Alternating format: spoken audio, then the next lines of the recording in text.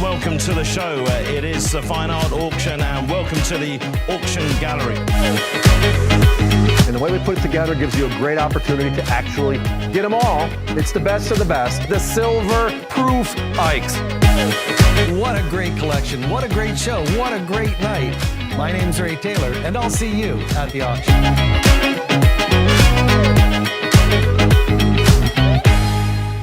Get ready for a groundbreaking collaboration. Victoria's Secret UK and world-renowned street artist Bambi come together for a one-of-a-kind auction. The wings from Bambi's design, an exclusive collaboration in the lead-up to the Victoria's Secret 2024 fashion show, now come to life in the original artwork. Available for auction, could be yours, and it's all for a great cause. 100% of the proceeds supporting Future Dreams breast cancer charity, funding vital research, support, and awareness. Don't miss your chance to own a piece of fashion and art history. Bid live at the Fine Art Auction. Bambi in collaboration with Victoria's Secret UK. One night only, November 17th, 8 p.m. Eastern Time. Exclusively at the Fine Art Auction. Art, fashion, philanthropy, all on the Fine Art Auction. We're happy that you are joining us, and we look forward to showing you the highest quality artwork in the television market today. Ladies and gentlemen, it's the Fine Art Auction. But first, the rules. All bidders must be registered, and if you're going to bid, make sure you know all the rules. First of all, there is a 10% buyer's premium added to each winning bid. Bidders will be responsible for shipping. All works are guaranteed to be as described, or you don't own it, and you may return it to us for a full and prompt refund. If for any other reason you decide to return your purchase, you may do so for up to 7 days after receipt. But in this case, the buyer's premium and shipping are non-refundable. It is mandatory that you obtain a RMA number for all returns. To obtain this number, simply call customer service during normal business hours. All artwork must be received back to us in exactly the same condition as when it was shipped. Please visit the shopabc.com website for a full list of terms and conditions that apply to all of our auctions. And now, from our studios in Atlanta, it's time once again for your host, Ray Taylor. It's the Fine Art Auction. Tonight, we've got works from the masters, the latest up-and-coming street art, and Ray's featured work. From Atlanta to Los Angeles to New York, it's the Fine Art Auction.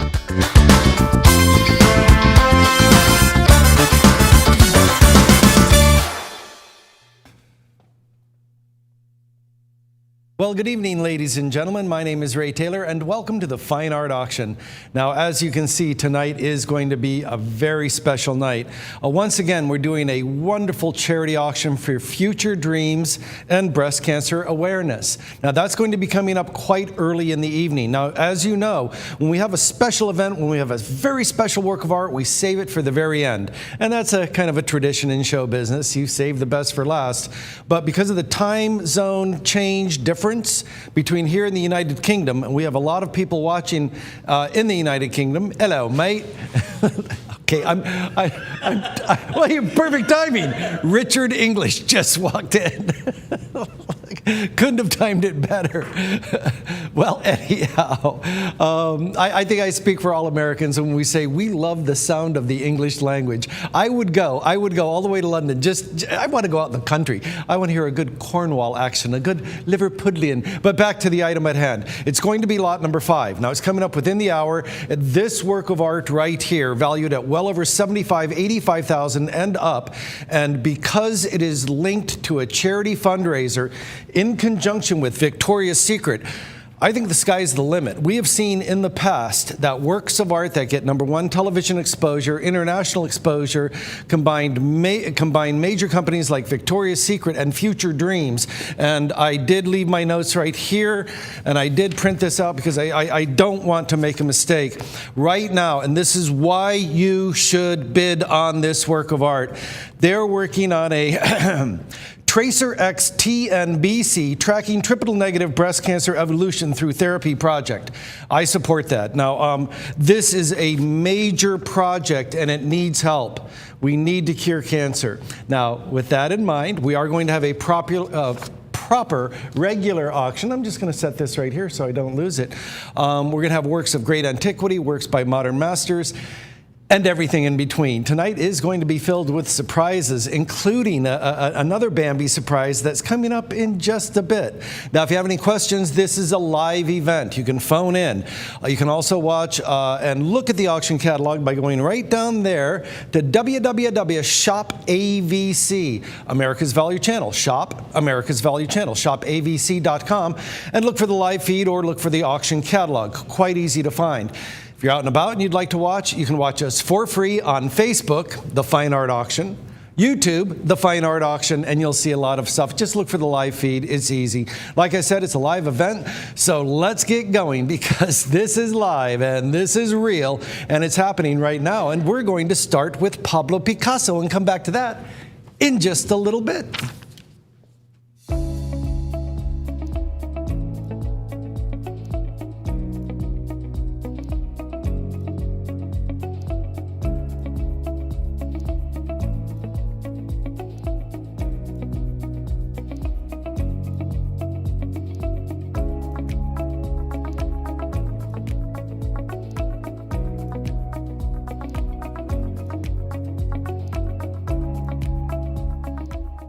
Pablo Picasso was the most dominant and influential artist of the 20th century, associated most of all with pioneering Cubism alongside George Braque.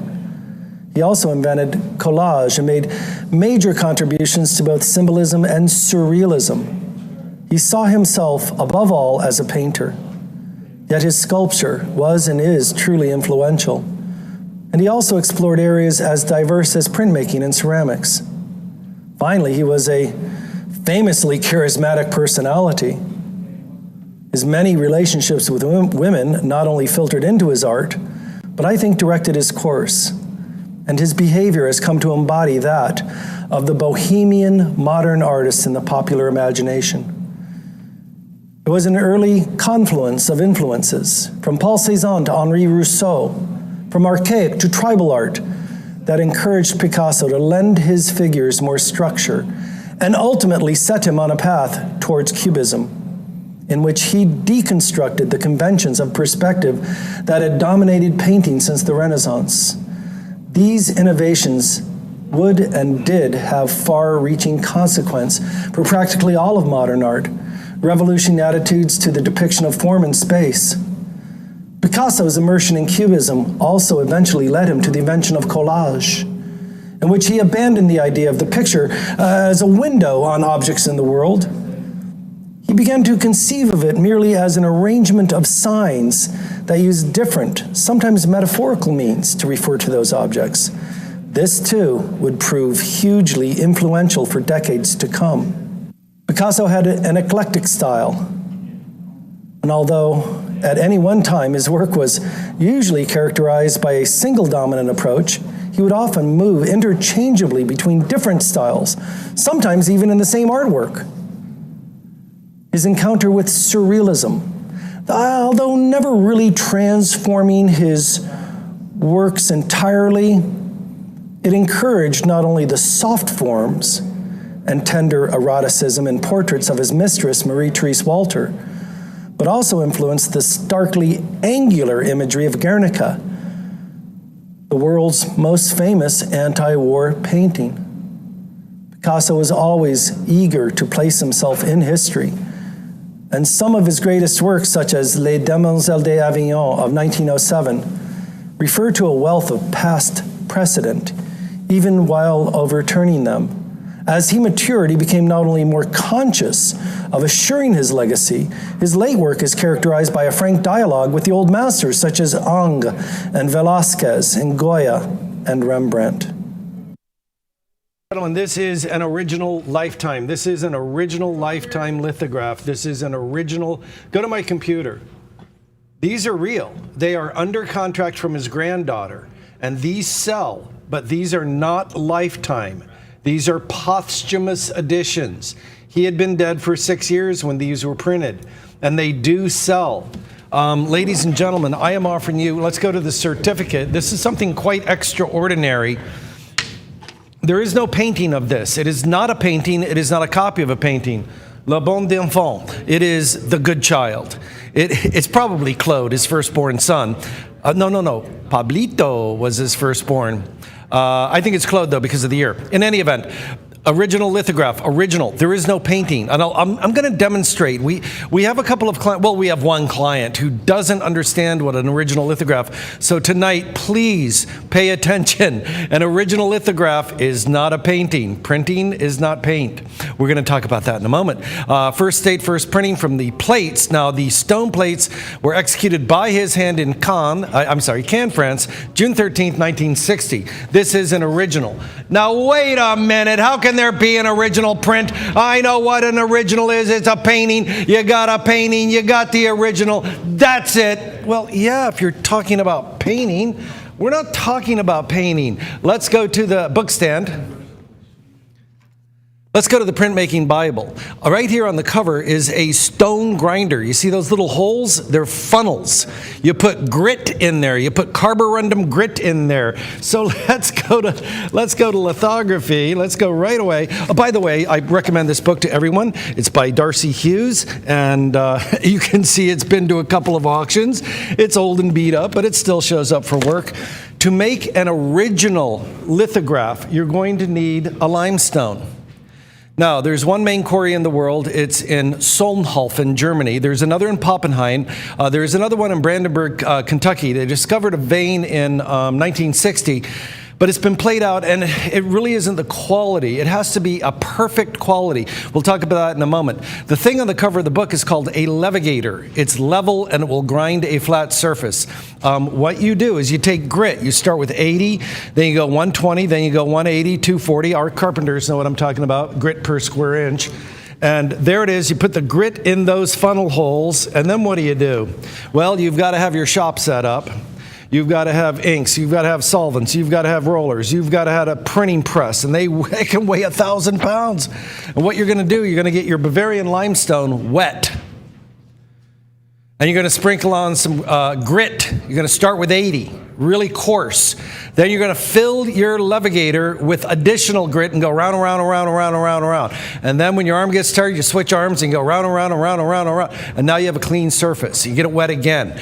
You get rid of all the trace. It looks like talc. Then, and only then, can you make your original drawing with a litho crayon. You can barely read it. Can we zoom in? You see how that says litho crayon, litho crayon. You make your drawing on the stone. Are you done? Oh, no, you're not done. I'm thinking about Robin Williams in golf. 18 holes. No, you do it 18 times. No, anyhow, you have a drawing. So what? You have a drawing. You're just beginning. You've got to set it into the stone with acid and gum arabic. I'm going to make this very brief. I'm short on time. You literally set it into stone, and then you wash it away and it disappears. That's called the ghost.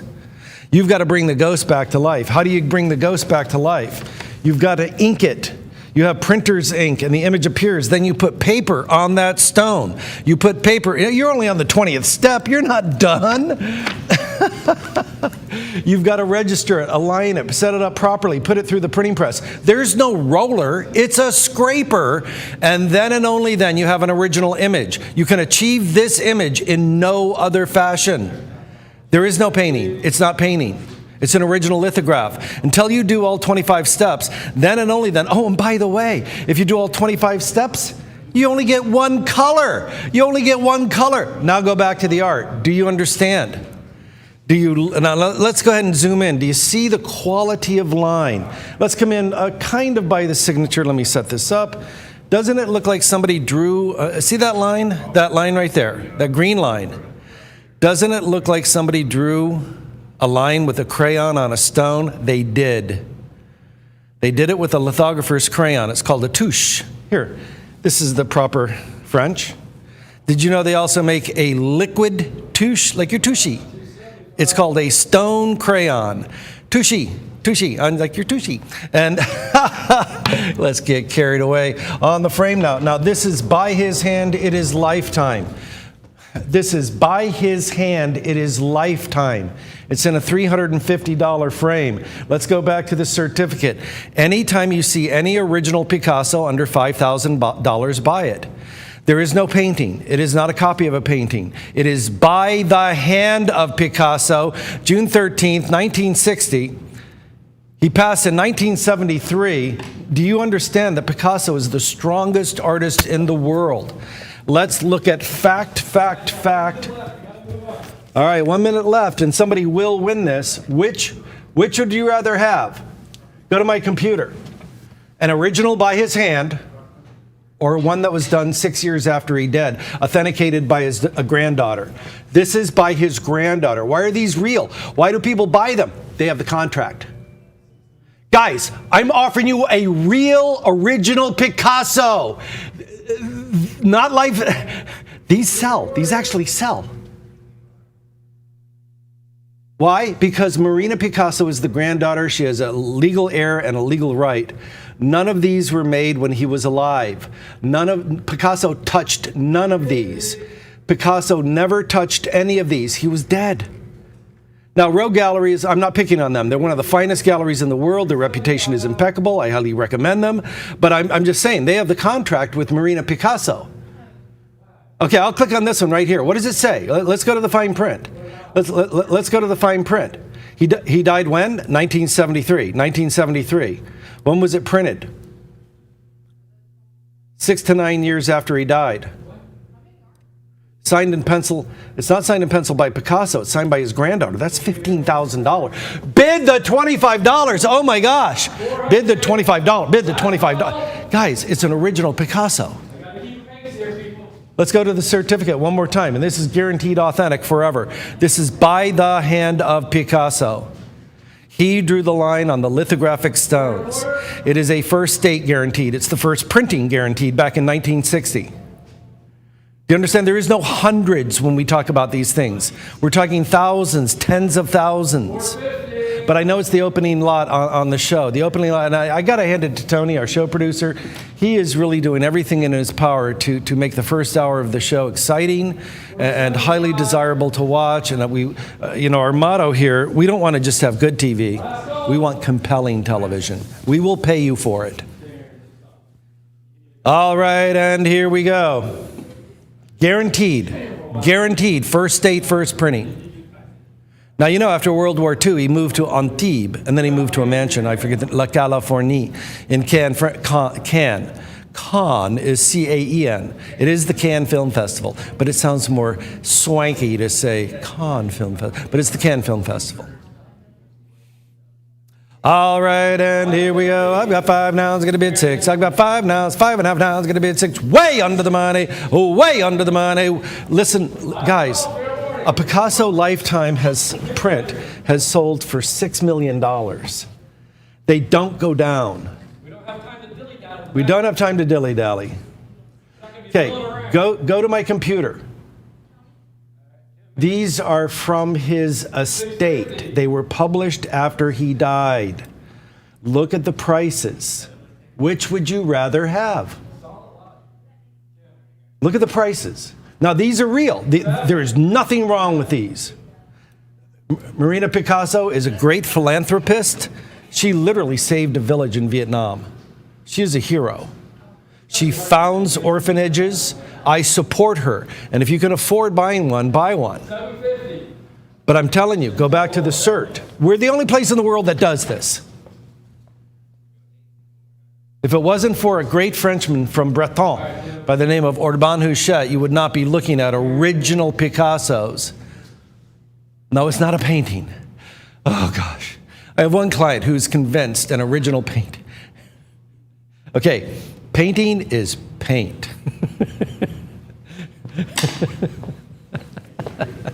There is no paint. Not a paint team. Hammers up and I'm all done, all in, and I sold. Get ready for a groundbreaking collaboration. Victoria's Secret UK and world-renowned street artist Bambi come together for a one-of-a-kind auction. The wings from Bambi's design, an exclusive collaboration in the lead-up to the Victoria's Secret 2024 fashion show, now come to life in the original artwork. Available for auction, could be yours, and it's all for a great cause. 100% of the proceeds supporting Future Dreams breast cancer charity, funding vital research, support, and awareness. Don't miss your chance to own a piece of fashion and art history. Bid live at the Fine Art Auction. Bambi in collaboration with Victoria's Secret UK. One night only, November 17th, 8 p.m. Eastern Time.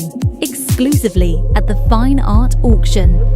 Art, fashion, philanthropy, all on the Fine Art Auction. Lucas Roy is just a decent human being and to me a real hero. Anybody that re-ups after 3 years in combat in Afghanistan, is a hero in my book. British Army. They're, our greatest ally. So anyhow, I have a letter from him, and I printed it out, and I will give it to the winning bidder. Hello, Ray. Nice to hear from you. I hope you are well. I can ramble on at times, but here is a brief understanding of some of my thoughts and intentions to help understand me. My personality has evolved from growing up on a council estate. Now, for those of you who don't know, a council estate is government-subsidized public housing. I have no GCSE. That's a high school diploma. I was raised by an alcoholic father. When I got to join the parachute regiment, I just thought of something. It's like my father. My grandfather was an alcoholic. Well, my father, the day, his birthday, he joined the Army. I understand it now. When I got to join the parachute regiment, it transformed me into a young man. I was enlightened, but also awoken to the bigger picture of the world. Once I was due to become a father, I left immediately. After serving 6 years, serving on 2 operational tours in Afghanistan. Operational means combat operation. With my friends still recently just helping with the extraction of both of our countries from there this week. The letter is dated September 3rd, 2021. Then contrastingly, I joined the ambulance service as a medic. I experienced the complete polarity of training to take a life of a stranger, to help save the life of a stranger. I developed a natural interest in sociology and human behavior, and human influence as well as popular culture. What makes us tick? I believe my time in the Army was a big influence on me today, as enjoyable as it was. Okay, that's dry British humor. I believe my time in the Army, carrying a rifle, was a big influence on me today, as enjoyable as it was. Again, dry British humor. It kept me very regimented and forced me to respect rank and routine, regardless of what I thought of some individual decision-making with my life at cost, but it slowly pushed me in the opposite direction, treating everyone equally, rebelling against following a mainstream narrative and doing what my boss said. With this evolving mindset, my art has been reflecting on not following the masses or sticking to an old traditional lifestyle. I encourage change. I definitely promote peace after my time in Afghanistan and witnessing the effects of war in less fortunate countries, I now welcome all races, religions, and refugees to England with open arms. If they are kind and caring and contribute to society, while we all respect each other's beliefs and views. I'm fortunate to be an artist. I promote visual influence. I don't have a boss. I feel free from regime. I'm not materialistic. I still buy it secondhand, and I shop at charity shops. I donate my time and money frequently. I value time as the world's best currency. With today's current climate regarding policies on dealing with pandemic, I will have enough fuel to comment on or lightheartedly unite the public by joking or mimicking our current situations and bringing a sense of joy or escapism through my visual voice. This, in turn, can give us visual historic reference if we are to document history and educate our future population. I love America. I learned that Abraham Lincoln came from poverty, but was self-taught, a self-made leader with a positive change in mind. His Emancipation Proclamation was the kind of change in society I like to see. It is definitely worth documenting. If my blending of history and art helps our current population appreciate how they can help change the future, then part of my job is done. Anything else you wish to know, Ray? Please don't hesitate to ask. I always learn so much when I listen and talk about these artists, and Lucas Roy is definitely one of the finest people I know. I would love to have him come to America and be on our show. That's going to be 29 by 36 on the button. 29 by 36 on the button. And let's go ahead and zoom in. This is the kind of art I love to see on this show. It is full of color, it is full of life, it is full of happiness. It's so much better in person, and it's so much better in person. The techniques, we've got scumbling technique, we've got sfumato, we've got scravito, and we've got layering upon layering upon layering. It is abstract. It encapsulates the normal progression of time in the world of art. Great art reflects who we are. Great art should be. See, I've had a client say to me, hey, Ray, one of the Andy Warhol soup cans just sold for $100 million. I can paint a soup can. I'll do it for $1 million. I'll do it for $100,000 and I'll paint a soup can. I told him, yeah, but you're 60 years too late. I had another client that said I could stand on a ladder and drip paint like... The problem is we can pay you $100,000, but nobody's going to buy it. Exactly. Because they're 70 years too late. Great art reflects the era in which we live. This reflects a natural transgression from medieval art to Renaissance art to neoclassicism to Impressionism, Fauvism, Surrealism, Cubism, and beyond. It led us to where we are now, urban art, street art. And Lucas Roy is one of the greatest champions of them all. And I'm going to demonstrate it. I had a great life lesson. When I was 10th grade in school, I knew I was going to be an art major. I knew it. That's another story. And I studied Picasso, Dali, and Miro. And my dream was, when I got out of college, I would go see the Picasso Museum in Barcelona. I did it. Let's go back to the art. And so I thought, well, now I'm in Barcelona. I want to go see, let's go to the close-ups again. It is so good. And the reflections in the vase, that glass vase, it really shows his skill as a painter. I took the bus. I wanted to go see the Medieval Museum of Armor at the museum on the top of Mount Juic. And the bus stopped about 3/4 of the way up in front of the Moreau Museum. And I got out, and I thought, oh, if I get off, I have to buy another ticket. Yeah, I was on a budget, but I got off. I said, when you're traveling, make a decision. When I walked into the Moreau Museum, I got about 50 feet into the first big room, and I go, I get it. He is one of the greatest geniuses of all time. Go to my computer. You can't just look at one painting. This is why I tell everybody at the end of every show, go to a museum. Try to paint that. That looks easy, right? No. That is, you'd have to do it 100 times to get it that good, to capture that feeling of relaxation. Many artists, including Picasso, Dali, did an homage to Shirley Temple, but that's another story. Picasso did an homage to Eugene Delacroix. This is an homage to Banksy. And tonight, in conjunction with Victoria's Secret, we have the female Banksy, Bambi. We're going to do a charity fundraiser in only 3 lots. Please stay tuned. But I want you to look at the depth and the breadth. Look at his collection. That is magnificent. He's a genius. And he's very, very young. Look at that. This is the same artist. So when I love that. I don't know why I love it. It's got Keith Haring. It's an homage to Keith Haring. They're so good. And a bit of whimsy, a bit of humor. That's Cinderella. She found her Nike sneaker. Nike Air Force. Oh, those are pricey. If somebody is British, I think that's a British politician. It looks like my friend John Graff, but I don't know who that is. I love this.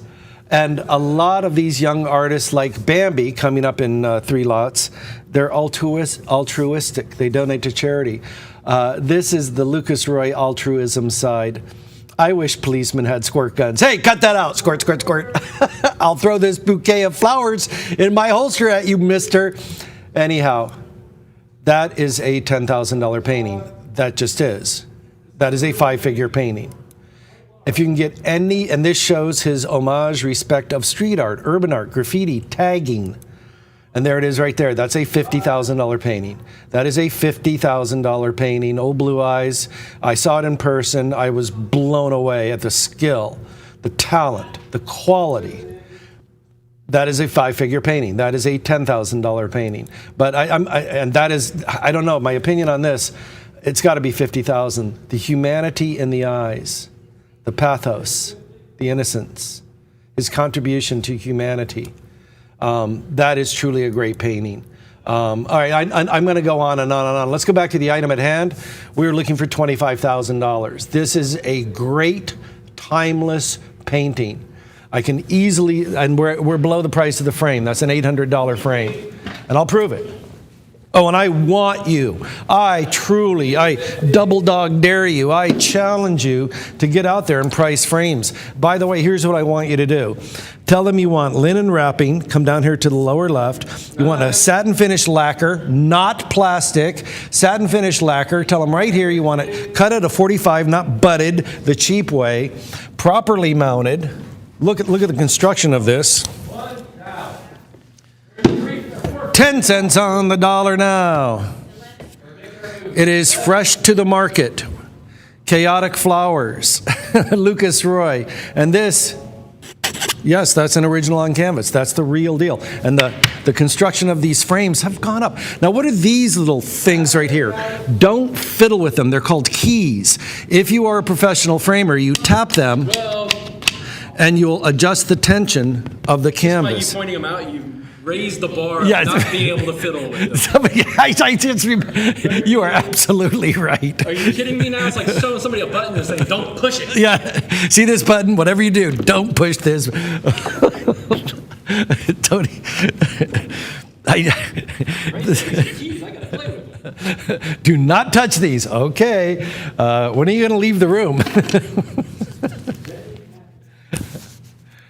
We are 8,700 under bid. Folks, if you've been to London, if you've been to New York, you know and I know this is easily a 5-figure painting. We're looking for 10,000 plus. It is certainly worthy of it. Even if I were to go a bit of a stretch, there might be a wee bit of an homage to Takashi Murakami in there. And I know Lucas Roy knows who that great artist is. That, to me, right there and there, looks like a Takashi Murakami flower, but that's for another day.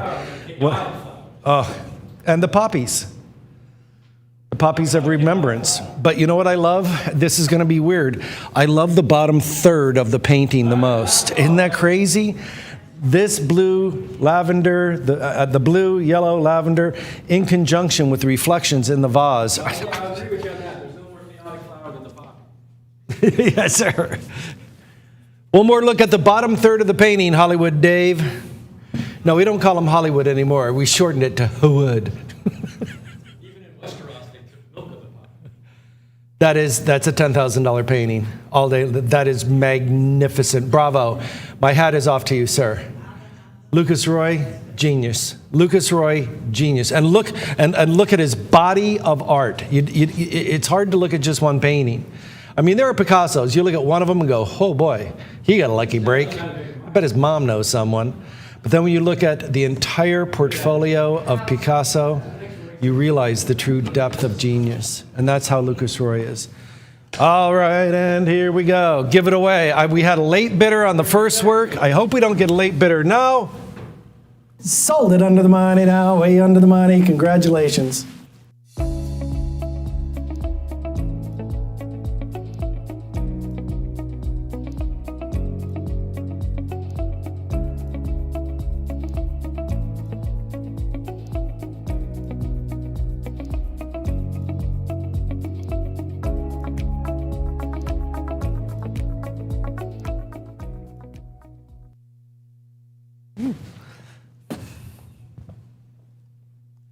Well, ladies and gentlemen, I think we all saw one of the most interesting fights we've seen in a long time with Jake Paul and Mike Tyson.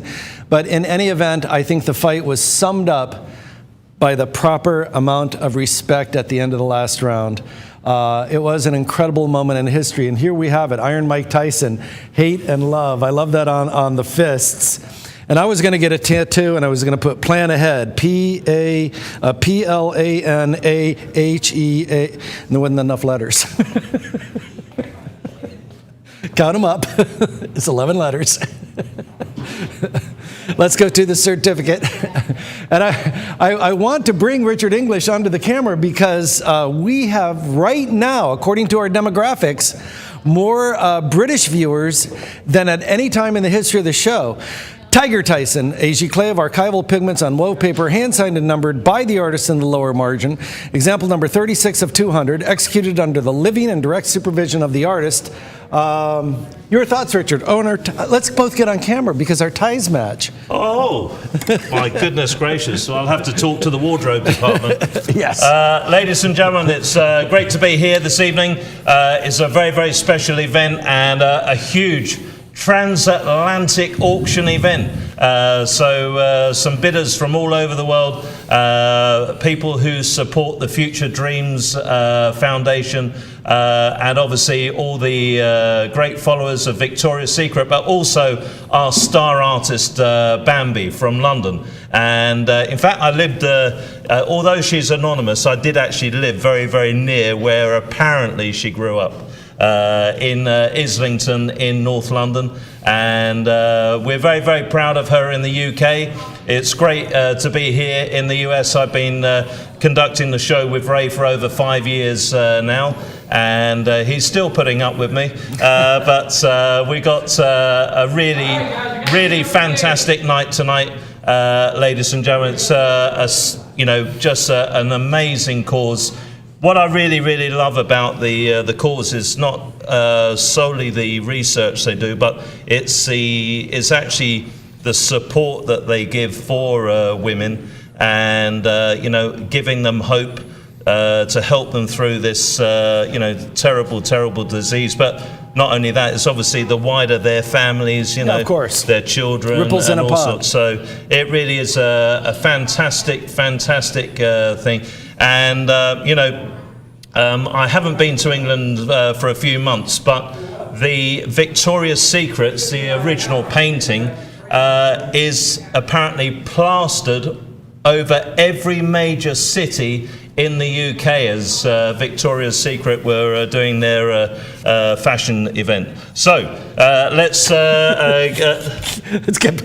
You're a little early. I know you're revved up. We have to sell this one first. Okay. Well, I've got to talk about Mike Tyson, ladies and gentlemen. This is a fantastic work. The auction is coming up very, very soon, in just over 20 minutes' time, for the wonderful Bambi. But, ladies and gentlemen, this is by another great artist from the UK, and this is a hand-signed limited edition. It is obviously of Mike Tyson in his heyday. When you think about it, I mean, I'm getting on a bit now. I'm 60 years of age, but when I was 20 years of age, and in fact I'm a little bit older than Mike Tyson, but when I think about it, 40 years ago, I'd left college, and there he was fighting for the World Championship. And here he is 40 years later, getting in the ring, doing months and months of preparation. Might not have been the greatest pugilistic event ever, but you've got to hand it to him. Quite something to take on a young man of that age. So, ladies and gentlemen, a great piece. I believe, Tony, how many are available now? I think it says 8. Eight available only on the Lucas Roy. And Lucas Roy, a fantastic British art star as well. We got 2 out, down to 6. Down to 6. 2 have gone. There are 6 available. It's a limited edition. We're about to sell out. Great sporting hero to many people, ladies and gentlemen. And here is Ray to give his thoughts on this before we move on. Let's go back to the art, because the artwork itself, and let's do a close-up on it. We're seeing once again the incredible skill of Lucas Roy as a great artist. And that, to me, is important. The execution, the planning, the design of it. He is a wonderful artist. But getting back to Mike Tyson, I don't think Mike Tyson should be defined by the Jake Paul fight. Go to YouTube and type in knockouts. Type in knockouts by Mike Tyson, and it is painful to watch. Have you, Richard English, have you ever been to a true prize fight, a real fight? Ray, didn't you know? No. I was a professional boxing ring announcer for Sky Television for quite a few years. Well, hush I my did mouth. British, European, Commonwealth, and I even did my first show was actually in Cairo in Egypt, 17,000 people at the Cairo International Arena. And I'd never done it before, but I had to get my license 2 weeks before. The world champion was called Chris Eubank, middleweight champion of the world. And he asked me, because I did a big charity auction in London, he asked me to be his MC. I had never done it before. 2 weeks later, I'm in Cairo, 17,000 people live all over Europe. And to say I was nervous was an understatement. So to answer the question, I have been to one. Yes. Well, I went to Las Vegas to see a prize fight. We got eighth row tickets. And in the first round, the punches, the leather gloves hitting their faces, it sounded like somebody taking a baseball bat and hitting a saddle. I was terrified. I was like, they're going to die. All right, guys, here we go. We're down to 4 available. I've got 4 left. I'm going to give you 1 more minute. Then we got the Peter Paul Rubens, and then we have the big Bambi event. We have a hard start at 8 o'clock. So, guys, at this last minute, get in on this while you can. There's only 4 available. And Richard English, you're a man of many surprises. You need to brag more, like me. Americans brag. You're too reserved. You're too British. I did not know you were a prize fight ring announcer for how many years? I did it for a few years, and I did amateur events. I used to do, for fun charity auctions to help causes like we're doing tonight. It's actually my favourite type of auction. I love doing fundraiser auctions to help other people, and that's not to sound like a goody-goody. I just enjoy it. I enjoy it too. I enjoy it too. You have to, your short time on this planet, and I think about the great verse from the Bible, Matthew 25, verse 40. The king said, "What you do for the least of my brothers and sisters, you do for me." So you have to help. You have to do charity work. And I will quote, not from the Bible, but from Liam Neeson. I have a very particular set of skills. Skills that make me dangerous in front of a crowd. Yes. All right, here we go. 2 right, 2 left. We're going to move on, guys. There are 2 available. 2 available.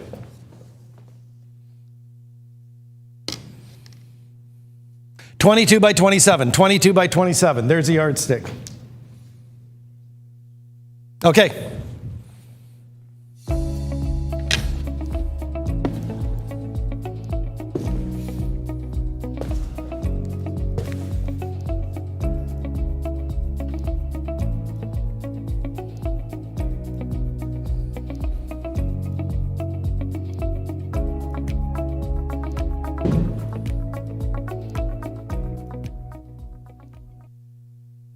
I said in the very beginning of this show, we're going to have works of great antiquity and works by modern masters. Well, now it is time for a work of great antiquity. And ladies and gentlemen, this is a very important show. As you know, we are bringing up the work of art in conjunction with the female Banksy and a charity fundraising event for breast cancer awareness and future dreams in conjunction with Victoria's Secret. And something, I'm proud to do it. So the reason I mention that right now is that we have to have something that is extraordinary to lead up into it. Sir Peter Paul Rubens was Dutch. He was born in June of 1577. He passed in May of 1640. He was a Flemish artist, but he was also a diplomat, and I think he was a spy. Anyhow. He is considered the single most influential artist of the Flemish Baroque tradition. What have I been saying for 18 years on this show? Anytime I say medieval or Baroque, perk up, perk up, perk up. I love this quote, and I'll use it every time. Sir Rubens' highly charged compositions reference erudite aspects of classical and Christian history. His unique and immensely popular Baroque style emphasized movement, color, and sensuality, which followed the immediate and dramatic artistic style promoted in the Counter-Reformation. Every once in a while we get a little bit deep there. A little bit. Now, he did altarpieces, he did portraits, of course, landscapes like this. I think this is one of his most beautiful.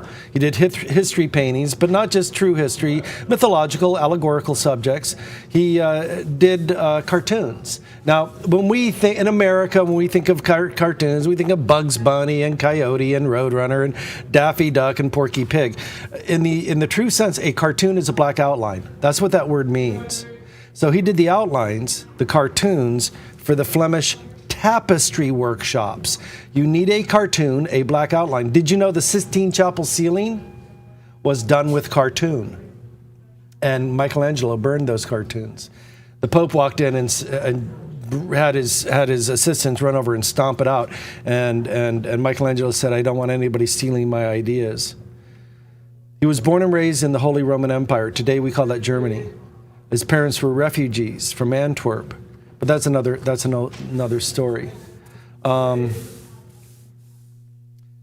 most important thing is that Rubens was a classically educated humanist scholar, and he was a diplomat.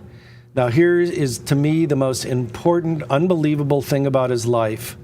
He attained not one but 2 knighthoods. He was knighted by Philip IV of Spain and Charles I of England. Spain and England weren't really getting along at that time. And so he had inner access to the royal courts of both Spain and England, and he was Flemish. See, it was like he was Switzerland. He was neutral. The catalog of his works lists 1,403 paintings. Now, the most desirable works are his history paintings, religious paintings, mythological paintings, and landscapes. And now he did hundreds of portraits, but I think without a doubt he is one of the most important artists in history. Now we're looking for $12,000 to $15,000. This is a lifetime edition, guys. This is not something to fool around with. We are using this as the lead into one of the most important works of art we've ever had in the 18-year history in our show. Now, what is reflected here? In the year 1600, 40 years before this was made, Peter Paul Rubens traveled to Italy with his pupil, Deodat del Monte. First, they stopped in Venice, because that's North Italy, and they saw the paintings by Titian and Veronese and Tintoretto. And it was the composition of Tintoretto that had an immediate effect on Peter Paul Rubens. I think it really influenced his later, and what we see here, his mature style. These are the most desirable. Then he was invited by Duke Vincenzo I Gonzaga of Mantua. I have a painting of him I'd like to show you. Go to my computer. I got to get me an outfit like that. Hey, I'm going to wear that at the auction. That is pretty good. That is pretty darn good. Vincenzo. He looks like a Vincenzo. Let's go back to the art. Sorry. I do get carried away on this show just because I love the art so much. It was the Duke Vincenzo I Gonzaga of Mantua that introduced him to the royal family, and that allowed him to get into the inner royal court of Brussels. He would then go on to paint the portraits of the Duke's family. And with the money he made from that, he was allowed, Peter Paul Rubens traveled to Rome and Florence, by way of Florence. And that is where he studied and copied the works of the great Italian masters. He wrote to his family, "It is Michelangelo, Raphael, and Leonardo da Vinci that has changed my life." He said, "I've come under the spell of these recent, quote-unquote, paintings by Caravaggio." He actually made a copy of Caravaggio's Entombment of Christ. And he then, are you ready for this? Made a recommendation to his friend and his biggest patron, the Duke of Mantua, to buy The Death of the Virgin by Caravaggio. And you know what? Go to my computer. This is one of my favorite paintings in the world. It is The Death of the Virgin Mary. Peter Paul Rubens told the Duke of Mantua to buy it, and he did. That's by Caravaggio. When I think of the history behind this painting and the chiaroscuro that Caravaggio is so well known for, let's go back to the art. I'm having a lot of fun. I hope you are too. And folks, we have a hard start at 8 p.m. sharp. I would bid on this. Do you know what these sell for? Do you have any idea what these sell for? Guys, let's go to the certificate. This is one of the greatest treasures in the history of the show. Now, it's massive. I also want to explain to you why it's so big in a moment. It is a landscape with the ruins of an ancient temple. It is an engraving in black ink on laid paper after the original painting. Now, the word after here means the painting was done first, the printing was done after. Now, that's about as old as printmaking. The printer was Shelty Adams Bolswert, that sounds Dutch, in Antwerp, circa 1640. It is lifetime. It is an extremely rare lifetime Peter Paul Rubens. And the value on this is its physical size. That's going to be 34 by 27 on the frame. We're looking at about a $1,400 frame. The image size is going to be 17 by 12 approximately. Don't be fussy. Oh, everybody's so fussy. So why is that such a big deal? You know this is a copper plate engraving. In the 1600s, to make a copper plate, can we zoom in on that? You would need copper nugget. Copper nugget is dug up with pickaxe and shovel, typically in ravines. It is back. I bought this when I was working up in Alaska. I worked 3 summers in Alaska. This is a lifetime Rubens. No, we're looking for 15 to 30,000. I'll show you in a moment. This has to be smelted down. It contains trace elements of gold and silver, but it also contains a lot of lead and arsenic. It's dangerous to smelt these. Modern day copper is from ore that's processed in a rolling ball mill. It is not the smelting process of this. This would be a week's work, easily. Now, let's zoom in again and look at the quality of line. Quality of line.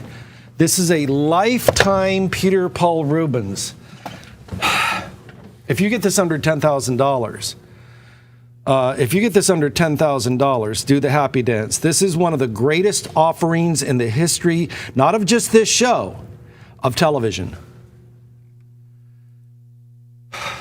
I am half the price of the frame. I am half the price. Bid on this. Bid on this. Bid on this. This is an extremely valuable, and look at condition. Condition. It is museum grade. It belongs in a museum. I would love to donate it to a museum. Guys, don't let this get away. I mean, you're half the price of the frame. You are literally half the price of the frame. Okay, I want you to look at this. Go to my computer. I think I'm being very conservative in my price. This one is 11 by 7 inches. It's much smaller. They thought it would go for 7,500 euros. It went for 20,000 euros, which is $27,000. That was 14 years ago in Berlin. It is half the size. It is half the size. It is half the size. Why is it so valuable? It's lifetime. I'm looking for 15,000 minimum. That's 11 by 7 inches. That was 14 years ago, almost to the day, about a week away. Guys, bid on this. It's a lifetime Peter Paul Rubens. Let's go back to the art. I'm half the price of the frame. I'm literally half the price of the frame. Guys, bid on this. Bid on this. Take it home. Even if you have to pay the shipping to England. You know and I know. You're not going to find this in Shoreditch. If you're in downtown at the galleries in, Pall Mall or Marlborough or Piccadilly Circus, you're going to be spending 25,000 euros. Why? Scarcity. Scarcity, supply and demand.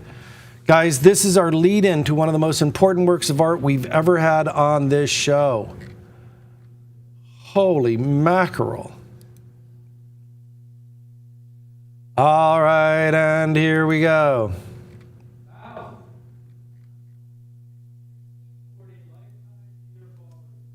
Lifetime first edition.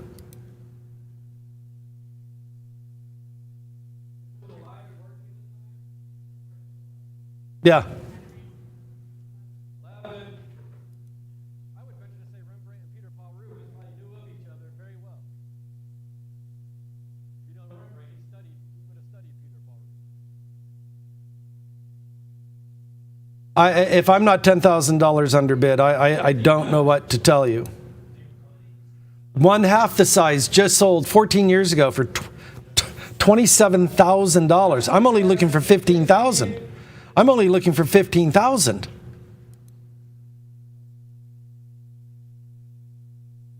All right, and here we go. All right, and here we go.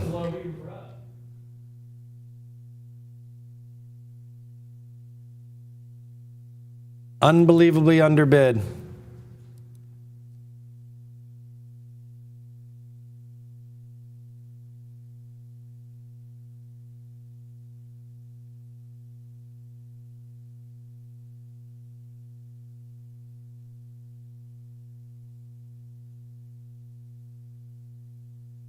You know, that last one I showed you, here's a modern reproduction. Go to my computer. This is posthumous. This is not lifetime. This is a modern reproduction. That sold for $9,300. I'm offering you a real one. I'm offering you a real one. Let's go back to the art.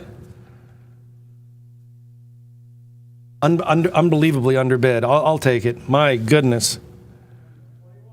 No, this is underbid. Pull it from the auction. We just had a disastrous. This is a disaster. Guys, bid on this. Bid on this. Number one, you'll never, if you do find one, it'll be posthumous. There is a difference. All right, now I'm starting to sound nutty.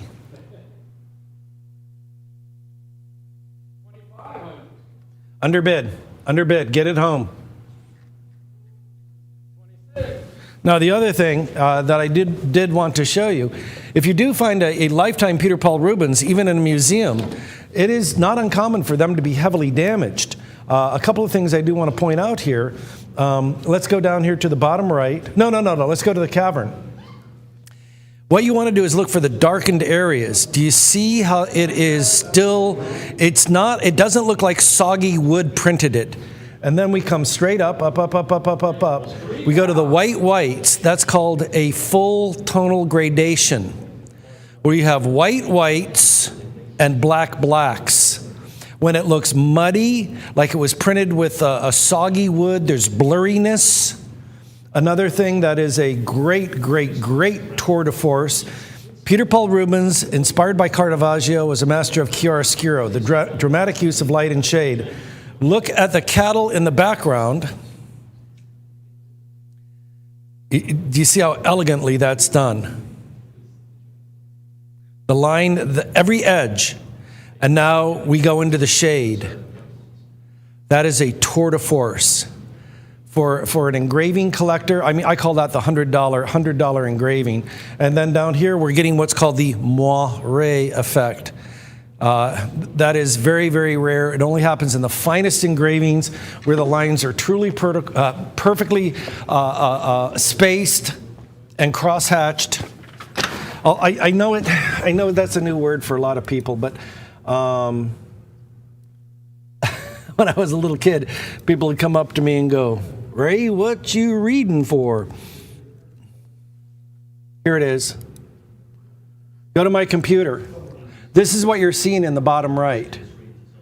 And even right there, the fine lines that make up the sky in this image create moire patterns. It's only on the finest engravings. You only see this. I'll give you another example. That's on a TV. It does happen in nature. That is moire. But it's only on the rarest engravings. It's only on the highest quality engravings. There, that's what I was looking for. And that. We have literally 1 minute for a final bid on one of the greatest values of this show. Let's go back to the art. You'll find the moire pattern. Oh, this is a disaster. Back to you, Tony. I meant to say Richard. Tony, Richard, one of these guys. Bid us out, Richard. I can see how you can get us confused. Yes, I know. We look very much alike. $3,000, and we sound almost identical. When Tony and Richard stand by each Louisiana. other, it looks like the number 10. $3,000 is bid, and it's from Louisiana. And ladies and gentlemen, it's about to sell at $3,000. Come on, have a look at this work, ladies and gentlemen, from 1640. 1640, you are looking at a 385-year-old Flemish master engraving. Look at the piece, ladies and gentlemen. $3,000 we're selling now at $3,000. $3,000. Is there anyone else? At three, get a bit of three, at 3,000 only. At 3,000 it is about to go. At 3,000 going once. 3,000 twice, gavels high. So, Louisiana. Congratulations. Now, ladies and gentlemen, the moment we've all been waiting for, a spectacular transatlantic auction. For all our regular viewers across the United States, we do have a very, very big moment now where your British cousins, in other words, people like me, are tuning in, and many people from around the world are tuning in. So welcome to the show. This is the Fine Art Auction. The show has been going for over 18 years here in the United States. We also are in Australia and other territories, ladies and gentlemen. But we are very, very proud to hold this event in collaboration with Victoria's Secret and the wonderful artist Bambi, and it is for the benefit of breast cancer research with Future Dreams Foundation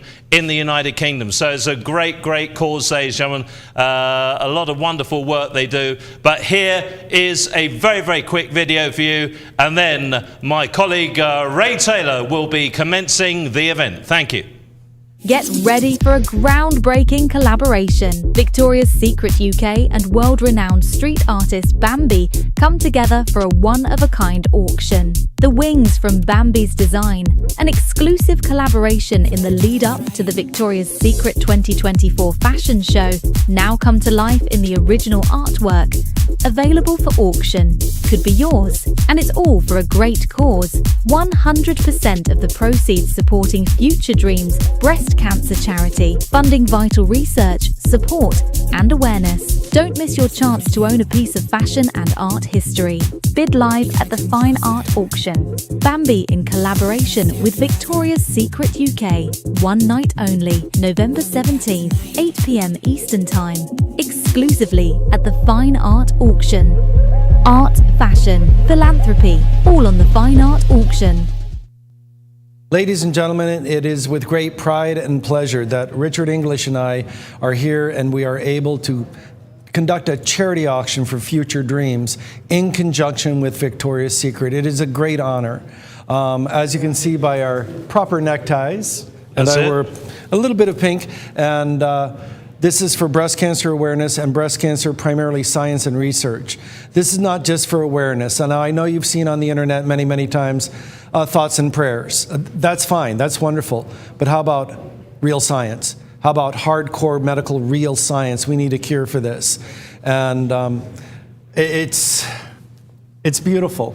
And I think that in historical sense, if you look at what is happening around the world, this will become a keynote piece. This will become a keystone piece. This will become an anchor point for many, many years to come. We are making history now. Now, we have a proper British gentleman here, and I love the fact that his name is Richard English. I think you should call me Johnny America from now on. Anyhow, Richard, I know you know about the story about the graffiti behind this that is happening in London. Please share. Well, it actually, ladies and gentlemen, for those of you tuning in from the UK, our US viewers will be very familiar, but actually graffiti street art really came to prominence here in the USA, in Philadelphia, then in New York with artists like Basquiat, but then it did go across the Atlantic, and it ended up that London has become the epicenter of the street art movement. And obviously we've got some very famous artists that not only come from the UK but travel to go and live in London in particular, but it's all over the place, to be honest with you. They go there to immerse themselves in the city and actually to develop their style. A lot of them started off as young, as we call them in England, young vandals, if you like, in the nicest possible way, going around doing their tags, etc. And Bambi was no exception as a young artist. She's still young, but she's become really a very, very prominent artist in London, particularly in the northern part of it and the West End, but in particular around Camden and Islington, which are very, very famous artistic districts. But Shoreditch is the epicenter of London for street art. And ladies and gentlemen, everyone knows Bambi. She attended St. Martin's School in London. In fact, Bambi, if you're watching the show, we really, really love your artwork. I'm not just saying that, we really love it. I love your piece of Amy Winehouse with the wings again. She was an amazing entertainer. And that mural is in London, and it's now protected, as it should be, for people from all around the world to come and see Bambi's artwork and this amazing mural of Amy Winehouse. So Bambi, if you're watching the show, I think you are, congratulations and thank you so much for all you do. And I'm a big fan of La La Land and the Pope with a bear in a boat. We've said it many times that, you know, this new generation of artists and musicians around the world are altruistic, and I'm so proud of them for giving back. Now, we have no bid. I want you to know this is a live auction. We're looking for, I think, $100,000. I think fair retail, we should be above $60,000, and I have no bid. And as you know, in the 18-year history of the show, we don't open the bidding. The bidding is up to you. Let me get a measure. You know what? I feel bad. I should be measuring this in meters, but I'm going to start with the actual dimensions. That's going to be 31 inches, about less than a meter, 31 by 22 American inches, 31 by 22. Now, I'll need a much larger device for the frame. This is about a $4,000 frame. Sorry, that's going to be approximately 46 by 38, 46 by 38. We're looking at a massive frame on this. It's quite heavy. But to me, the real value is right here. Now, also, I want to remind you, and it's quite obvious, this is historically important. It is on American television, and there's a great American baseball player by the name of Dizzy Dean. I'm going to give you a quote. A lot of people think that Babe Ruth did it. A lot of people think, anyhow, it doesn't matter. The quote is, "It ain't bragging if you done did it." This is the biggest art show in the world. This work of art right here will become valuable. It is valuable now. I have no bid. I will take $10. I have a $2,000 bid. 10 cents, that's not even 10 cents on the dollar. Let's go to the certificate and be very clear. But, you know, breast cancer awareness, it's a big deal, guys. Take this seriously. Bid the extra money on this. This is all, 100% of this is going to the charity, guys. This is all for the charity. Thank you, Bambi, for donating the painting. Thank you, Victoria's Secret, for sponsoring it. This all goes to the charity. And from somebody that lived through breast cancer, my mom had breast cancer when she was 46 years old. She's 80 years old now, so she obviously survived. Wonderful. Yeah, that was great. It was in the 90s, too, so we're not as advanced as we are now.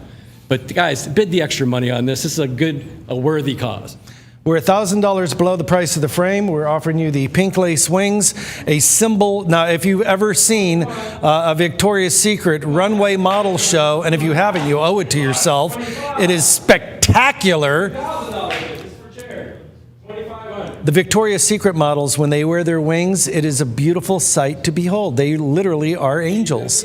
Hand-drawn, hand-stenciled, hand-sprayed. This original painting is rendered with marble dust on canvas, stencil signed lower right, hand-signed. Now, to get a hand-signed Bambi is worth a lot of money. I'm below 10 cents on the dollar. I'm below the price of the frame. It is unique, executed in 2024. It is extremely rare and important. And yes, turn on the DVR. Richard, why don't you take one and I'll take one.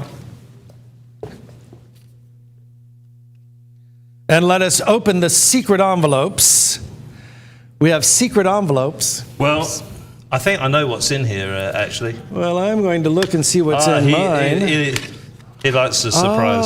There we go. Oh, what do we have here? Well, it's not for us, Ray. Well, you don't know that. $500 here and $500 there. $1,000 has been donated by Victoria's Secret to the winning bidder. It goes with the painting. So $1,000. A beautiful gift there. Don't forget, Christmas is coming up. I think we'll leave that one there, Ray. I'll look after these. You better. So, ladies and gentlemen, $1,000 from Victoria's Secret has been given as a gift to the highest bidder on the painting. And this is the official painting, ladies and gentlemen. All the literature, and if you go to cities around the UK, you will see the wings of Bambi on all the show posters advertising the fashion events. It is unbelievable. This is the most recognizable image in the United Kingdom at this moment. Here's Ray. You know, when you look at the history of Banksy, no one thought that the devolved Parliament would go above 8 million. It went for 12 million. And no one thought the rubbish, love is in the bin, girl with balloon, rubbish is in the bin. They never thought that would go for 12 million. It went for 25 million. I want you to think in terms of millions. Why? Because I'm going to read this from Future Dreams.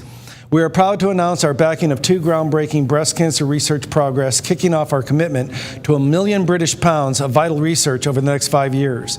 Over the years, we have donated in excess of 1.2 million British pounds in projects that focus with breast cancer now, focusing on secondary breast cancer as well. Now, I'm going to read, the reason I wrote it down is because it's Tracer X-TNBC, tracking triple negative breast cancer evolution through therapy. You say that 3 times and I'll buy you a soda pop. One of the research projects is with Professor Charles Swanton. That's a proper I love the English.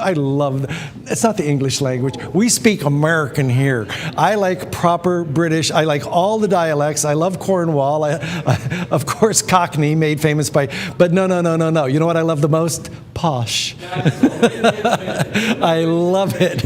And I'll watch a whole movie. Anyhow, the project, yes, this is 100%. I'm not making a dime. Richard isn't making a dime. This is 100% for charity. And we've done this before. Anyhow. Now, I think, this is my favorite part.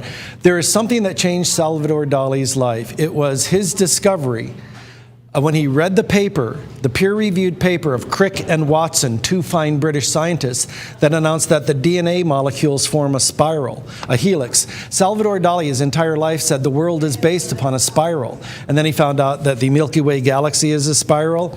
When Crick and Watson announced their results. So with that in mind, read about Salvador Dali, Crick and Watson, the spiral. The project is a collaboration between the Francis Crick Institute, UCL London, Unicancer of Paris, the Institute, the Madame Curie, Institut Curie Paris, and I can't read it. It's Lucie Villiers. I don't speak French, but my heart's in the right place. It will help transform the understanding of cancer evolution and help develop practical steps towards an era of precision medicine. And that's what we need. Now I give you one last quote. Future Dreams trustee and consultant medical oncologist, Dr. Farhat Raja, said, "It is incredibly important to be supporting this immensely important work that enhances our understanding of the evolution, which will eventually allow us to exploit the finding within the tumors for better treatments." The title of the website is Future Dreams, Future Dreams, Future Dreams. Ladies and gentlemen, at $100,000, would you bid? The sky's the limit. 55. The sky's the limit. I don't want you to be thinking in terms of tens of thousands. Think in terms of hundreds of thousands. Back to you, Richard, because I have some other data over here I want to share.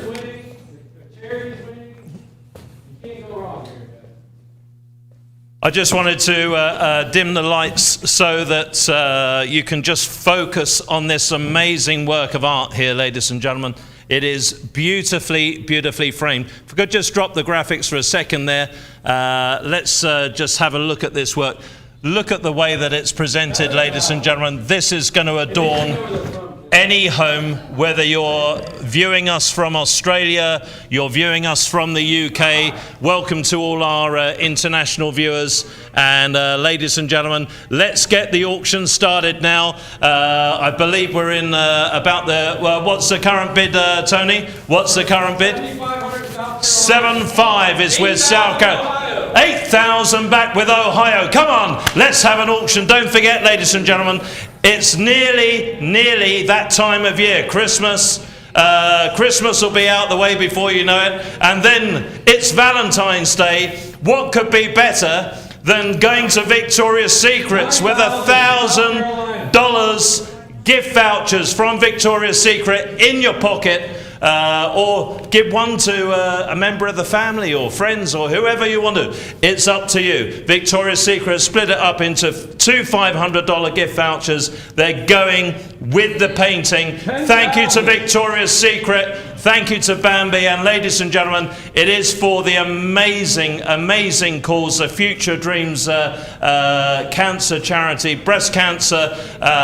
It is an amazing cause, ladies and gentlemen. We're very proud to be able to do this auction for you. 10,000. Who's in the lead now, please, Tony? Ohio. Ohio is in the lead at 10,000. 10,000. Over to Ray to say a few more things about our wonderful artist, Bambi. Here we go. Well, the auction's on. They tried to get me excited about this auction in conjunction with Victoria's Secret, and they told me that Victoria's Secret models would be here. So Tony set up a camera. Go to my computer, and this is my face when I found out there would be no Victoria's Secret models. No models? No, so we do not have models. Back to the art. You like gags? But no, I do want to speak, and let's go ahead and put the lights back up because I want to speak to you in a pure art history term.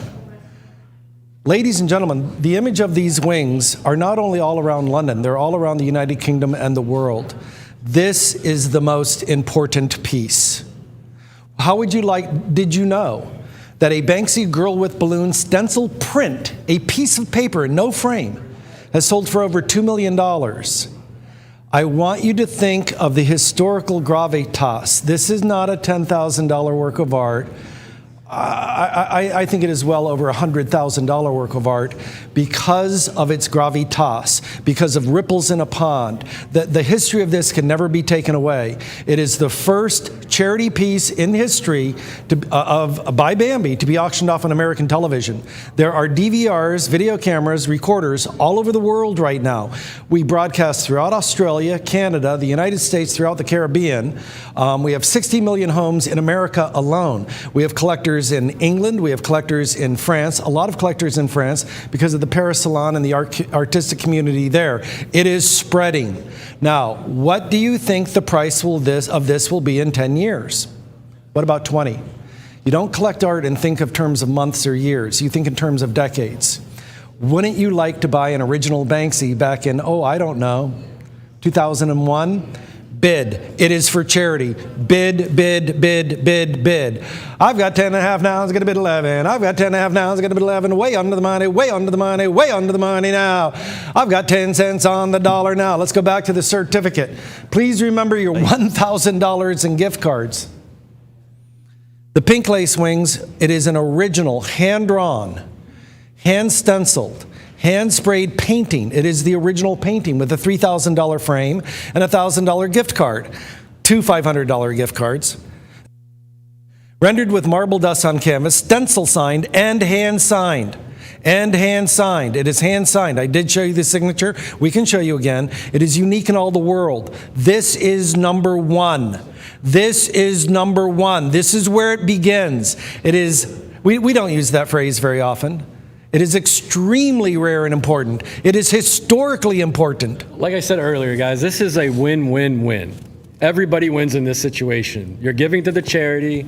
You're getting a high dollar value piece of art that's only going to go up in value in the future. She's on the rise. She's already a big deal, guys. You could look at a gallery, $50,000 on a painting like this would not be untoward. So you're giving to the charity. You're getting a very valuable piece of art, a great image, a signature piece from her. The Victoria's Secret add-in gift cards. Dig down deep here, guys. We should be bidding a lot higher on this. Do it for the charity. Do it for the future of this piece. Do it for everybody involved. But guys, bid on this. You know, I personally always collect art to make myself feel good. I like walking into my house. I've had my friends come over and go, "That's weird," and I go, "Yeah, I don't." And I think in my head, "Oh, I don't care if you like it. I like it." How wonderful would it be to walk into your home and see this? How wonderful would it be to walk into your home and see this? You know, and I think a lot about Simon Rowland. Now, I want to just talk very briefly about some of the people you could be helping. I'm going to talk about famous and some not so famous cancer survivors and some that did not survive breast cancer. Survivor, Christina Applegate. I think we all remember the American Child star, Shirley Temple. Pardon me, one of the greatest singers of all time did not survive, Diane Carroll. Great names like Betty Davis Eyes, Ruby Dee, Shannon Doherty, Edie Falco. I think you've heard of a TV show called The Sopranos. Jane Fonda. Greta Garbo, Paulette Goddard. What a great actress. Dame Sheila Hancock. I think a few people in Britain. She was diagnosed at the age of 55. Julie Harris. Jill Ireland. I think if you're British, you know she passed at the age of 54 from it. Kate Jackson. These are great names. Myrna Loy. Who just defined American Hollywood and television, had a double mastectomy. Rue McClanahan, Amanda Mealing, Shelley Morrison. I mean, these are some of the greatest names, and these are names you know. Lynn Redgrave. My goodness, we need something. And here's an unusual one. Richard Roundtree. Yes, men can catch it. Jacqueline Smith, Dame Maggie Smith.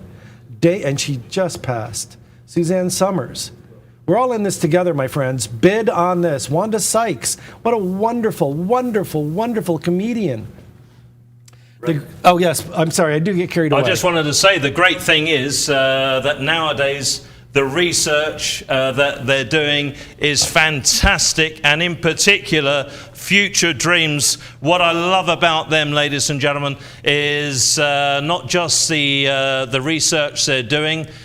We've done many charity auctions over the years, but what I love about Future Dreams is that they are actually there as a really support mechanism for anyone who unfortunately has to go through this. And I think mentally that is one of the biggest things, to have that support, because maybe not everyone has their significant other next to them.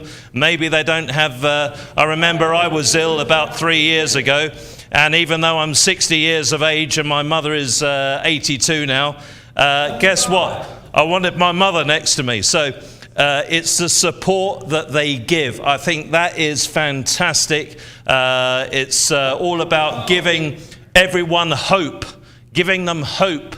And it's not only hope, because it's backed up scientifically with research. So when you're bidding on this work of art now, ladies and gentlemen, I want to tell you that if you get it under 50,000 here tonight, hold on to it. Hold on to it. That is my advice.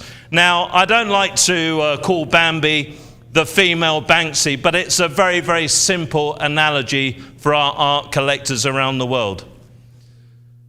We all know about Banksy. We know his anonymity and what he's done, and how he has really helped highlight street art. But ladies and gentlemen, Bambi is a superstar in her own right. For us to have this original painting here, the original official painting where she redesigned the famous wings for Victoria's Secret, they don't just choose anyone. They wanted a female artist, a superstar, and someone who will create great interest, obviously, in everything they do. And I would like to say thank you to Victoria's Secret for their great support of women, their philanthropy. They're not just a world famous company that sells beautiful lingerie, etc. They do so much for women. If you research it, their philanthropic ventures are just second to none. So thank you to Victoria's Secret. They are giving you an extra $1,000 with the top bidder who gets the painting, whoever is lucky enough to get it. As I say, if you get it under 50,000, just jump for joy, open the champagne, and think of all the good you're doing, because 100% of tonight's proceeds are going to the Future Dreams charity. Ladies and gentlemen, it's a fantastic cause. Ladies and gentlemen, get bidding. Let's have an auction. Let's go. Go to my computer. I don't think they know how big this image is. Go to my computer. This is real.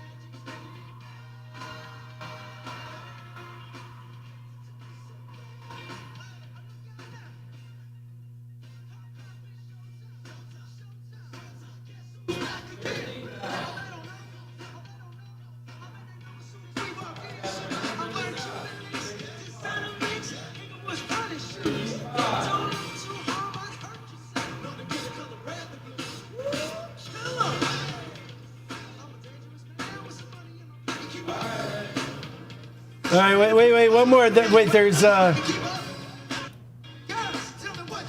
she's wearing the pink wings. Oh, I just passed it.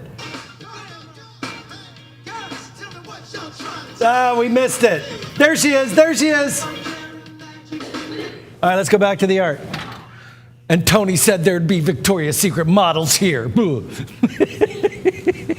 it. All right, guys, we got to bid it out. I think our high bidder is in South Carolina. This is unbelievably a disaster. Bid on this. You're not bidding on art. You're bidding on art history. Do you understand? You're bidding on art history. 10 cents on the dollar. Here we go. We're going to bid this one out. And I do want to go back to the certificate one more time. We're going to bid it out. Don't be a late bidder. It is the original. You are making history. Hand drawn, hand stenciled, hand spray painted. But the big one for me is not only is it stencil signed, which is her tradition, it's hand signed. And we're in at $15,000. $15,000 from South Carolina now. At $15,000, I'll take another bid off you. Give me your best and final bid. New York, you're out. South Carolina's in the lead. New York is out. Where's all the UK bidders? Come on, where's all my brothers from the UK and sisters? Come on, it's for an amazing cause. You're getting $1,000 of gift vouchers with this fantastic piece. Ladies and gentlemen, it's a historical work of art. You've seen it plastered all over the United Kingdom. It's going under the hammer now. Ladies and gentlemen, $15,000 on line 5. With South Carolina, is there another bid anywhere? Give me your best and final bid. We're about to sell it. Going. We're bringing it under the hammer then. Going once. I'll do the sound effects. Both hammers in the shot. I'll do the sound effects, okay. Going twice. Turn of the vital time. Gone. Not my hammer. Sold!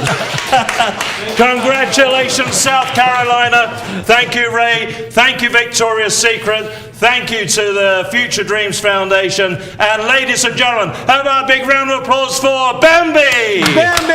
Thank you.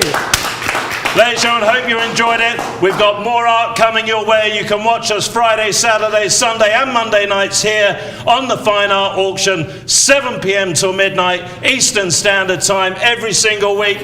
Thank you to everyone for your support. Well done to South Carolina. And don't forget, 1,000 coming your way from Victoria's Secrets. Ray, over to you.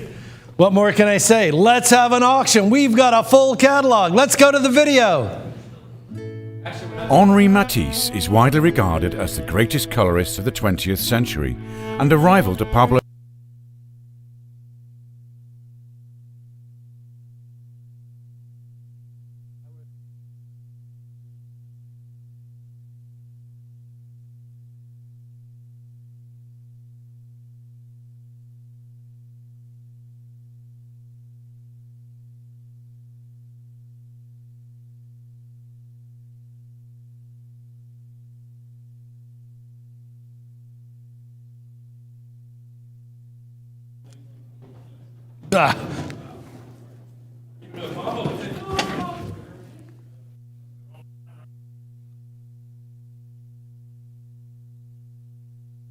Well, how do we top it? Ladies and gentlemen, this is a historically important, very historically important evening, and I'd like to congratulate your bidder. I think you have done well. I think you may have hit the biggest art collecting homework of the decade.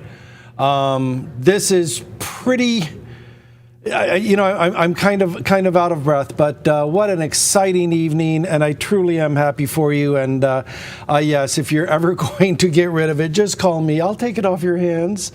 But let's get back to the auction. How do we top it? We have to come up with something rather impressive. Rekka 1. Is a street artist from Melbourne, Australia, mate. Good eye, mate.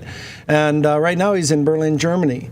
He started as a graffiti artist in the 1990s, and then he moved to street art. And like so many other artists, like Mr. Brainwash and Ben Ein and Black Laurat out of France, Taki 138 out of Manhattan. I saw an original Taki, but anyhow. His work is in the permanent collection of the National Gallery of Australia, and I think I'm going to sneeze. You ever get that little tickle? Perfect. He is literally exhibited worldwide. He is part of the Dulwich Outdoor Gallery and the Dulwich Picture Gallery in Southeast London. And ladies and gentlemen, you'll never find a price at a gallery about what we're going to do right now. He was a featured artist 5 years ago at the Venice Biennale, the Doge and the Gondolier. Ladies and gentlemen, this is big. And I mean big, big, big, big, big. We are going to do all three for one money. This is history. Again, we're doing history tonight. Now, I know he's been spending a lot of time in Malta as well, and I've always wanted to go to Malta. The Knights of Malta, the history, as you know, I love museums, I love history. I salute you, sir. But he says, my beginnings, my origins began in the alleyways and the train lines of Melbourne's inner suburbs and inner city. That is where he spent over a decade refining his now global emblems. His aesthetic is globally known. He has come to represent the apogee of street art. He represents the beginning of a new style of street art that is very clean, unique, and not necessarily on the street, much to his mother's joy. He's in the biggest galleries in the world now. Now, these are pricey. And they combine a little bit of surrealism. They've got these abstracted lines in them. They've got these very imaginative elements of his mind, his strong line, dynamic movement, bold contour. I love them. I think they are wonderful. His works can be seen literally in more than 4 continents. Yeah, I think of, guys, I will say this, of all of the street artists that we represent or we have relationships with, Recca 1 is the one that has the most international large installation pieces across the globe. Every continent you could think of, he has an installation. I mean, I'm not talking about a small little painting. I'm talking about life-size, building-size installations. He is the most widespread artist that we have in our family of artists, guys. Take this very seriously. We haven't had one in a long time because we couldn't get him into the show, but now that we have these are incredible. I would love to own this. Would be on my wall I would love to own this. This is a fantastic acrylic sculpture. Now, when Tony says that his large-scale murals are on 4 continents, they're everywhere. Go to my computer. I'm going to give you a small sampling very quickly. These are literally around the world. These are on 4 continents. They're instantly recognized. There he is in the center. I wish I could enlarge it more, but I can't. If you ever want to come to Atlanta, James Recca, please come. Please come. And if you do come, bring my favorite Australian, Valtteri Bottas. I love that guy. You have to see his commercial on Australian TV for Formula One. This is, again, a small sampling. We are offering you a truly globally important artist. And we would. I want to brag on Tony. Tony has a degree in fine art, and he has a degree in cinematography. He really knows what he's doing. So to put up an artist of great value, such as Bambi, you have to follow it up with something spectacular. And ladies and gentlemen, you're getting 3 for, that's 500 each. We're looking at a $25,000 art collection you're getting for nothing. We're looking at close to 1,000 in framing. This is only a partial list, and then we'll get back to the art. These are literally all over the world. That's Whitby Street, right there. Go see it. My dream is to go to London and have a proper fish and chips. And a pint, mate.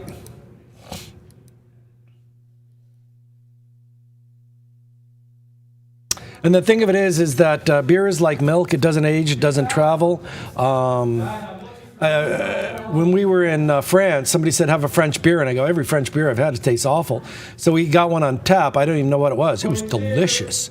So, yes, I would go. I want Dover Soul. All right, let's go back to the art. No, Tony, say that on my microphone. I'm very serious. You know what you're talking about. Well, you just saw a little sample of all the installations he has. Like I said, guys, this is the one artist that we have relationships with. He has the most major installations across the globe. I'm looking for at least 20 to 25,000 on the acrylic sculpture, and then about another 2,500 each on the hand-signed prints. So the presentation should be at a 25,000, and I'm at 2,200.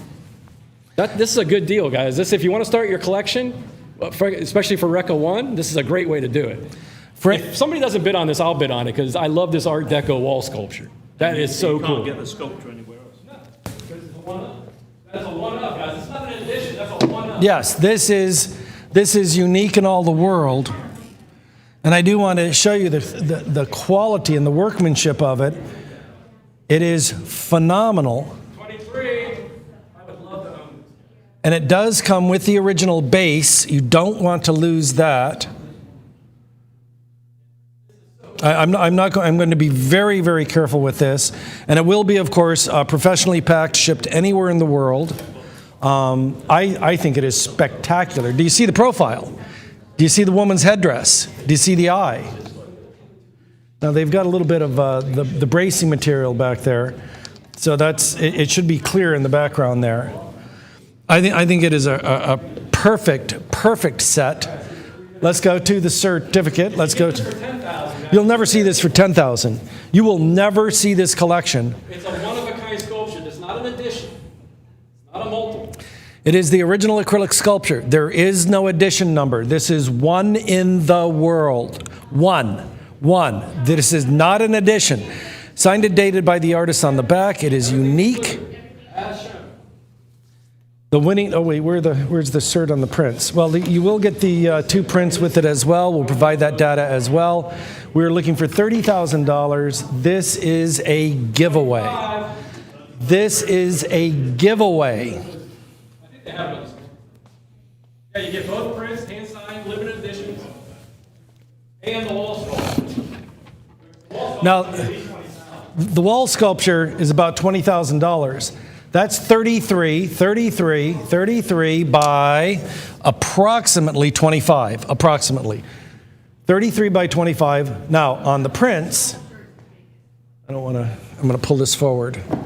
Yeah, the other two are limited edition hand signed prints. 22 by 27, 22 by 27, 22 by 27. 23 by 28. This one's slightly larger. The combination is perfect. That is hand signed. That is hand signed. Limited edition prints of 200 in the edition. We are looking for $30,000. I've got a little bit underbidding. I'll tell you who would have approved of this one, Ray, is the great artist Erte. That beautiful Art Deco ladies, profile here of the sculpture. That beautiful female profile of the Art Deco lady. That is quintessential 1920s, isn't it? With a modern twist, ladies and gentlemen. So in case you hadn't, obviously, hopefully you've noticed it, but obviously this is the face here, the nose, the eyes, and here is the traditional headdress. The traditional headdress of the 1920s, what they would call the flapper style. And my grandmother, she had a beautiful, beautiful dress that she had made when she was about 18 years of age. And when she was 80 years of age, she wore the dress at her 80th birthday party. And it still looked beautiful, over 60 years later. So, ladies and gentlemen, Ray's just done that as a temporary backdrop so you could see the proper profile of the 1920s Art Deco female form here. It is absolutely spectacular. Ray, that's great. Let me take that for you. Yeah, it's. I wanted to find white, but on the spur of the moment, because I just looked at it, we are getting a little bit of the image of the artwork behind it and the white wall behind it. But maybe if we pull it forward and isolate it, I think you can get an idea of how truly beautiful.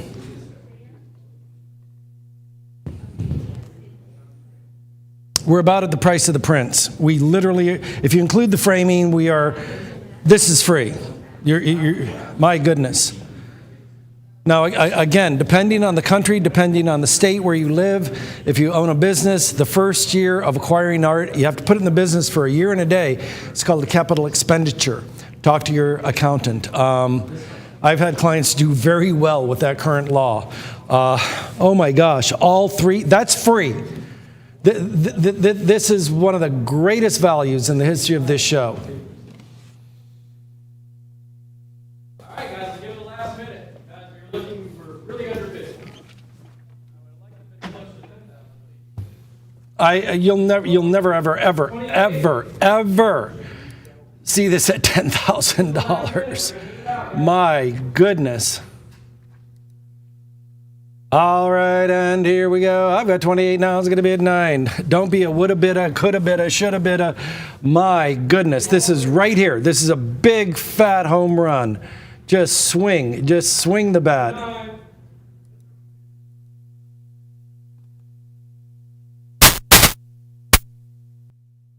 In the very beginning, I said this would be an extraordinary show, and it truly is.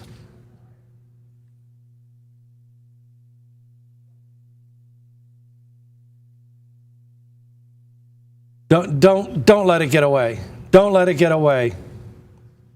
And you know, and I know you know, if you were to walk into a gallery in any major city, Atlanta, Tampa, Miami, Dallas, Los Angeles, Rodeo Drive, could you imagine offering? That would be $29,000 on Rodeo Drive. There will never be another show like this. There are just so many amazing things that came into place. A perfect storm. We have British artists that want to crack wide open the American market, the greatest art market in the world. We have young artists that are coming up. We have one of the greatest estate collections, 80,000 pieces from Orban Huchet. And we've already sold 50,000 of those pieces. We're getting close to the end. Might even be higher. Whoever got that Peter Paul Rubens, that was once in a lifetime. And that's the way I feel about this. This is once in a lifetime. 37. You know and I know. You couldn't walk in and get a sculpture like that at any major gallery anywhere. No, they wouldn't even. No, you couldn't get this for 10,000. It wouldn't happen. You're getting 3 major works of art. And you know what I'm going to do? I've never done this before, but I do like a nice clear background. Just for a minute, I'm going to see if I can take. No, I can't take this down. It's got a clip and a. Yeah.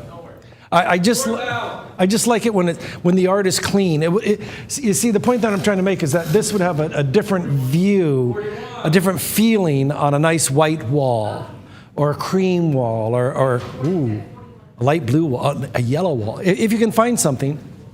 45. Underbid. Who's going to bid? Who's going to go? Who's going to bid? Now, I did hold up a piece of cardboard. That was spur of the moment.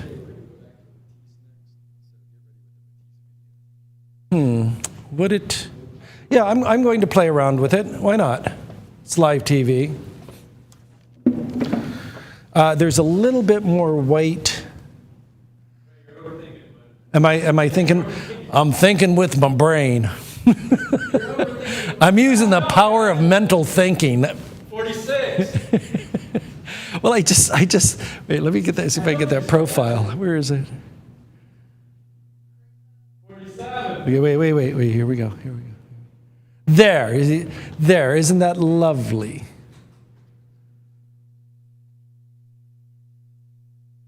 Here comes our hero, Richard English. What a man.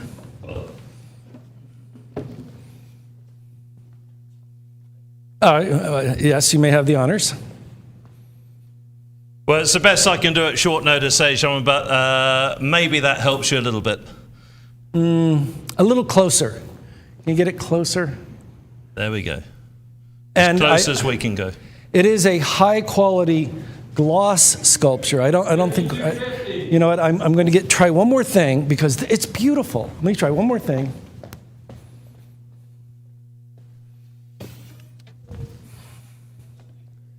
Because of the studio lights. Oh yeah, that helps a lot. Oh yeah, that's a big improvement, Ray. Turn the light off. Forget it. All right, and here we go. Hammers up. Don't be a late bidder. This isn't. Yes, didn't I do it? Sold it under the money now. Way under the money. Congratulations.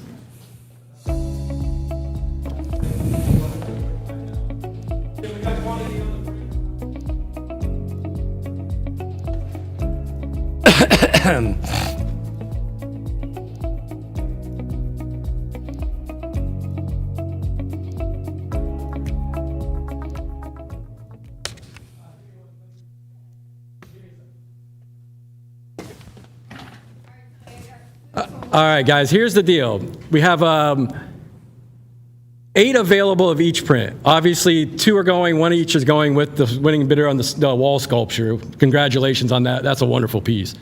We don't get too many things like that. I'm going to do a quick buy it now. I'm going to offer you the ability to buy both, or you can buy them individually. The set price on both, I'm going to do it $500. You get them both for $250 each, or you can get either or for $300 each. So let's go ahead and give it a 3-minute clock. I only have seven available that I can do sets on. 7 available. 500 for both, 300 each. Does that make sense? Yes. Now, what we want to do is be very clear on the titles.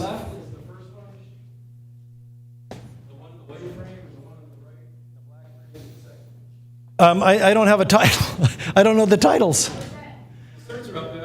Oh, I didn't see them. The titles are on the screen. Fountain of Youth and Patience. So Fountain of Youth is on the left. I believe so, yes. Fountain of Youth on the left in the white frame. And this is Patience. We need to be quite certain. Correct. Fountain of Youth is on the left. Okay. In the white frame. Patience is under black. Okay, good. I am certain. All right. Okay, let's go to the certificate. Tony's always right. It's annoying. Fountain of Youth is on the left in the white frame. Fountain of Youth on the left, white frame.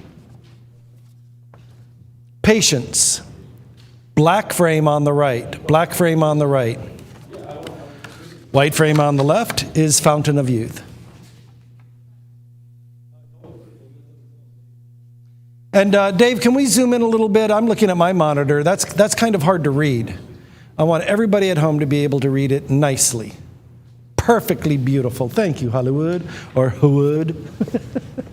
It didn't catch on.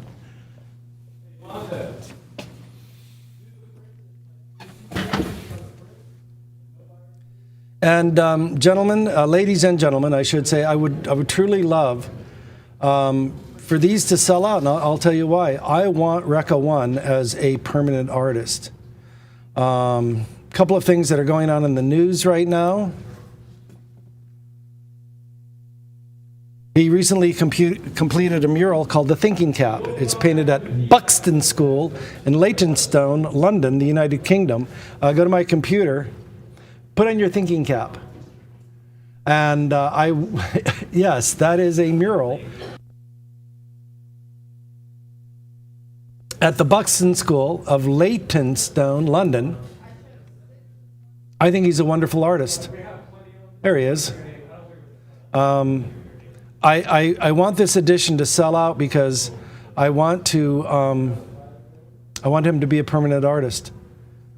Now on view in Rome. Guys, there are so many wonderful things that happen on this show. Last August, Lady of the Lake. Yeah. I've said it before, and I'll say it again on this show. I don't know what it is, but he's got it. You can tell. Let's go back to the art. 500 for the pair. The left one, Fountain of Youth, white frame, 300, or Patience, right frame. And again, when we offer these, we do it at such an affordable price to make the art process so very democratic and fair and equal to all. I've had so many clients, Ray, without your show, I would have never been able to buy fine art.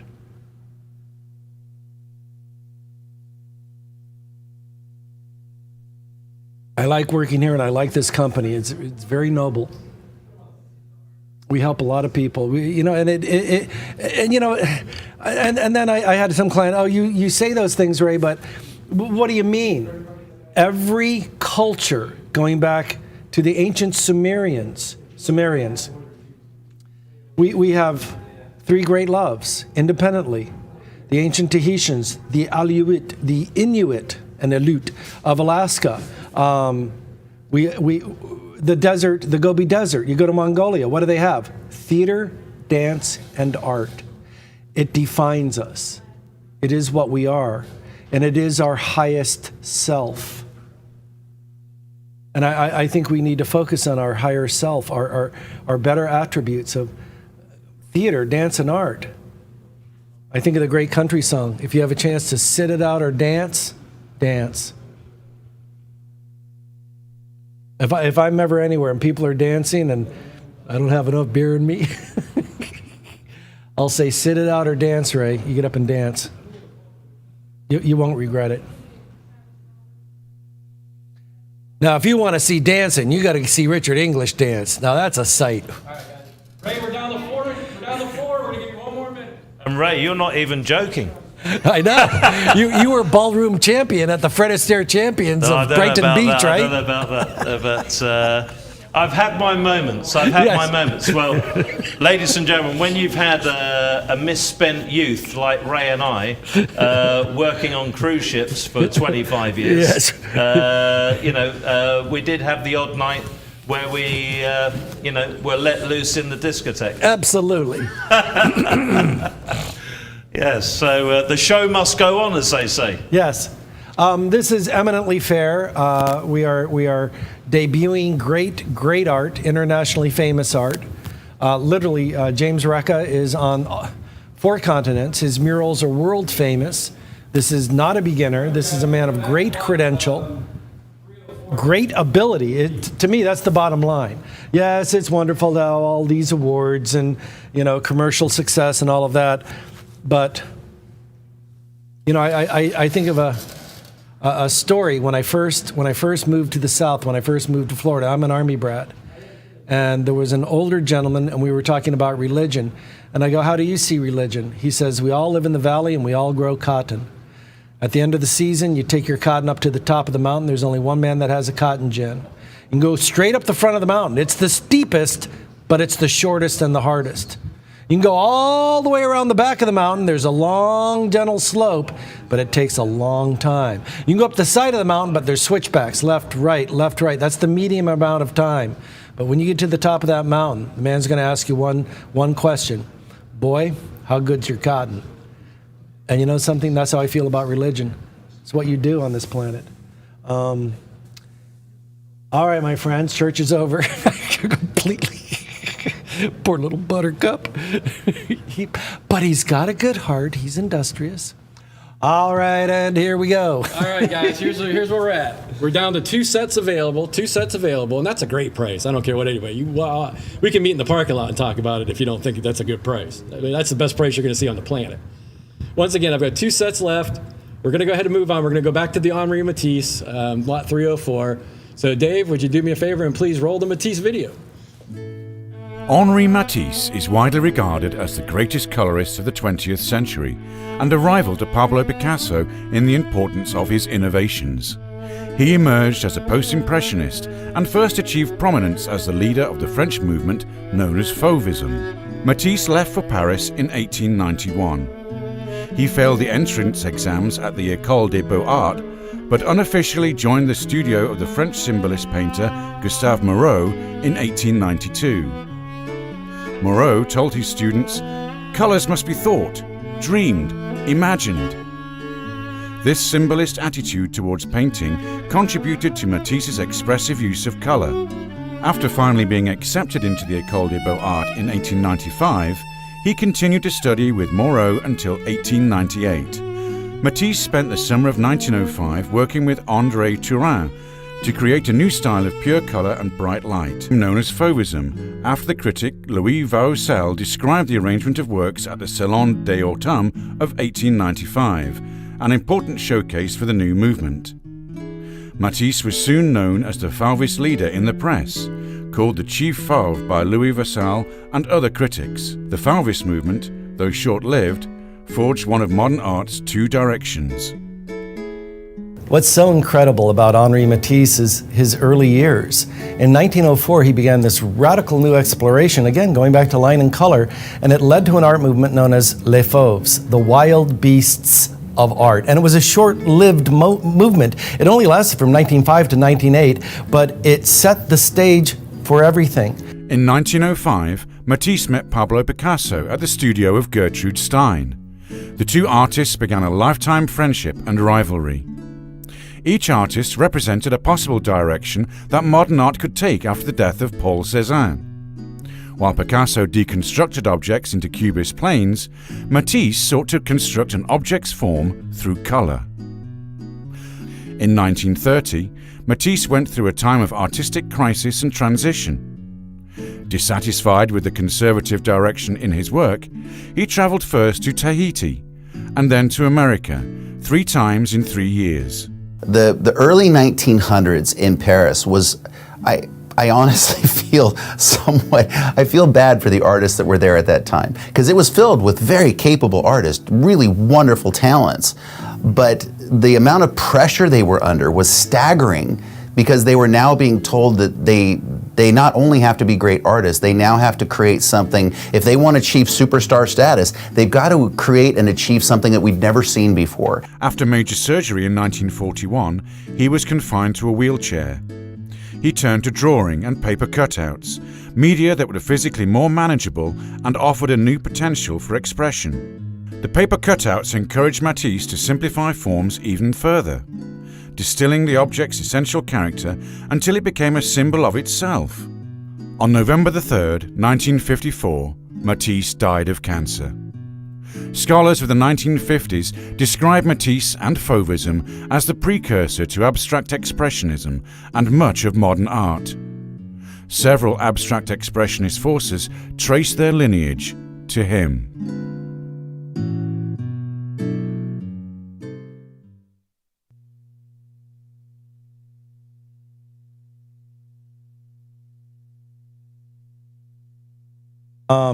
This is one of the most famous images in the history of Henri Matisse's oeuvre, his lifetime catalog of work. This is the sword swallower. He saw a circus when he was a little boy. I want you to come in here, right in the bottom right. I will get the magnifying glass. Ladies and gentlemen, this is a great opportunity, and I do not say that term lightly. It has been...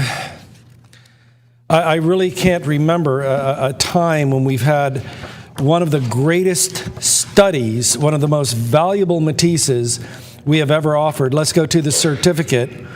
If you know your Henri Matisse, I think you're getting pretty excited right now. Seated Woman, Dupuis Catalog Reference 2.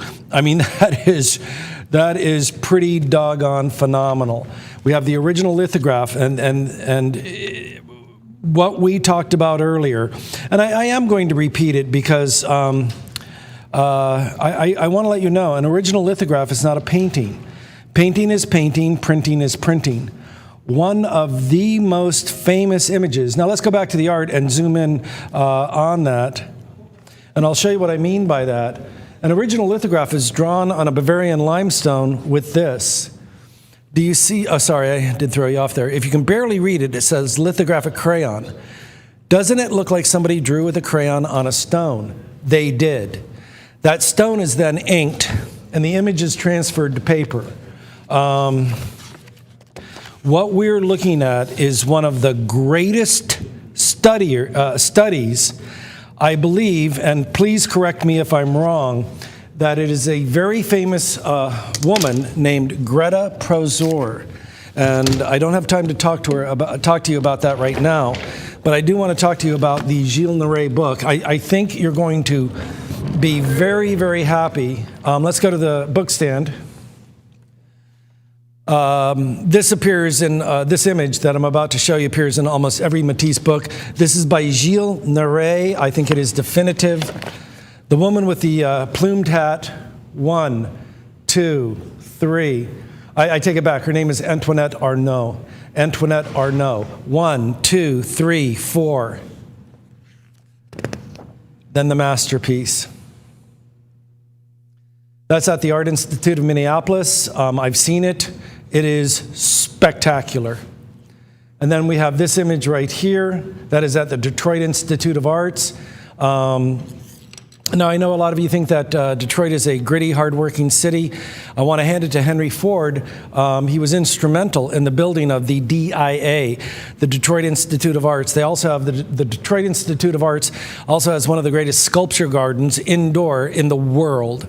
I could literally spend an entire day just in the sculpture garden looking at sculpture and not looking at art. This is, without a doubt, one of Matisse's greatest accomplishments. And ladies and gentlemen, here we are with the original lithograph. The original paintings at the Art Institute of Minneapolis. Let's go back to the certificate.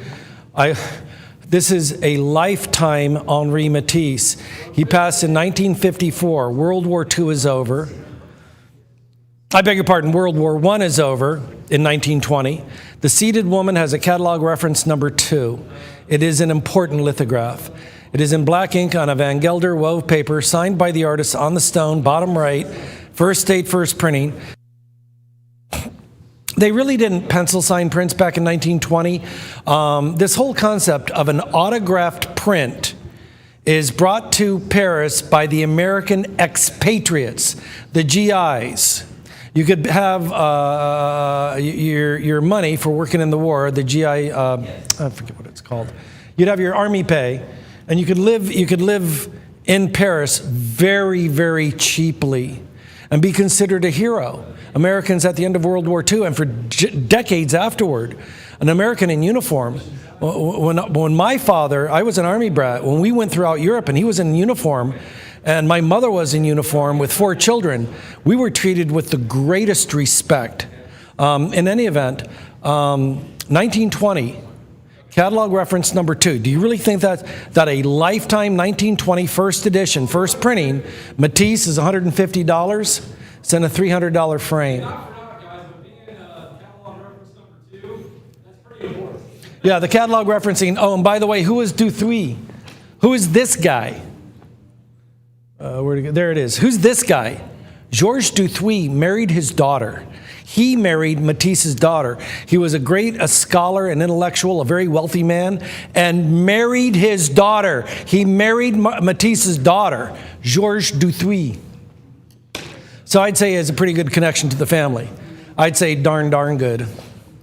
Bid on this. It's a Lifetime Matisse. First edition. Lifetime Matisse, first edition. Guys, all we do on the show is give away free money. Okay, I want you to walk to any gallery in Paris, and no, anywhere in the world. Yes, I'm looking for a Matisse that's 104 years old.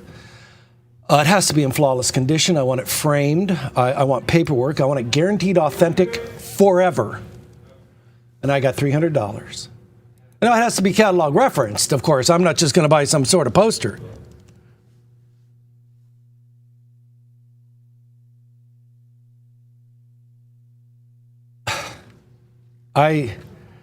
This show, I don't know. I have so many mixed emotions.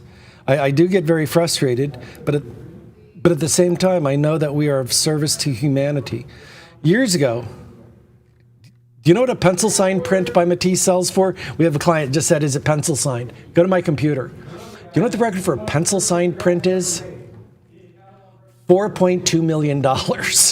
Yeah, we want to, these are prints. These are not paintings. These are prints. $4 million. Yeah, you want an autograph? Okay. Let's go back to the art.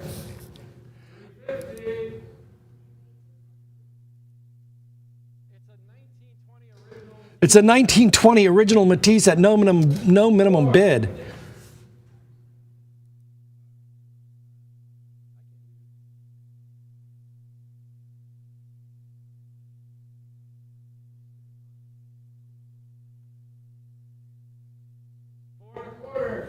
This is, something, you're so lucky on this show.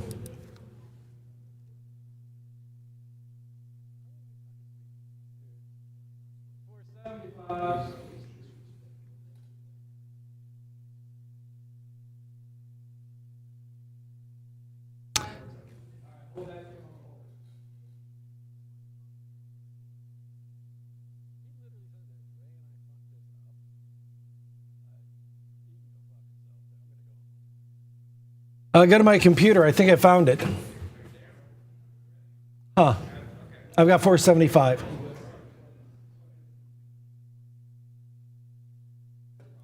Now this one's from 1938. This one is 18 years earlier. Don't you think 1920? Now this one, Seated Woman, is wartime, but it's 22 years later. This is 22 years later. Bid the $25. It's in a $475 frame. This is over 2 decades later. All right, let's go back. This one's only 4 by 5 inches. All right, let's go back to the art. Guys, this show is truly phenomenal. Let's see. I want to see something. Let's go to the bottom right.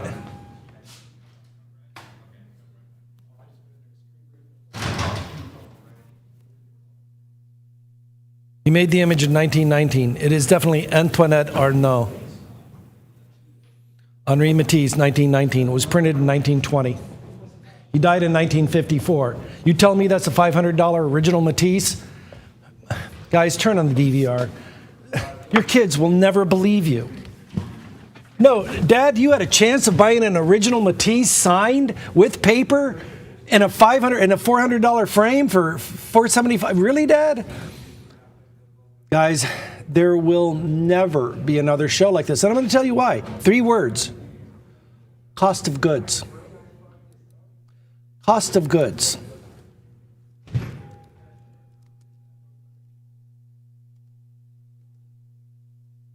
And it is one of his greatest masterpieces. Good on you, mate. Think about it for a moment.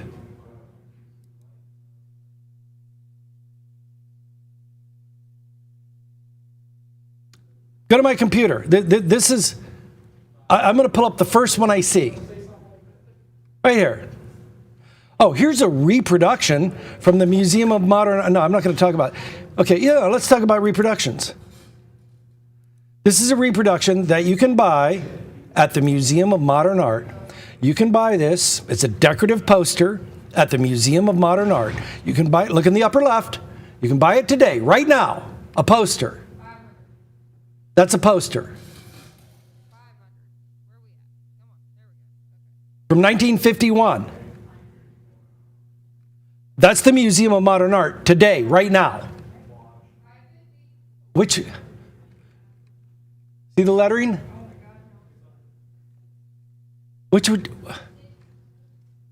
go back to the art.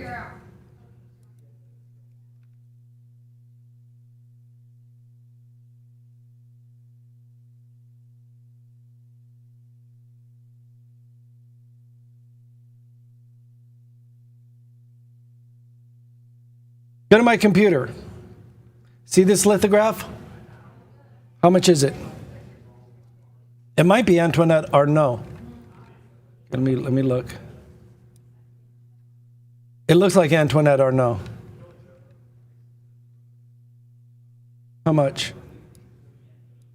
It's Lifetime. It's 1925. Oh, okay. All right, okay. All right, okay. Yeah, okay. There will never be another show like that. If you own this, would you sell it for $550? Seriously, if you owned this one right here, would you sell it for $1,000? I wouldn't. I wouldn't sell it for $5,000.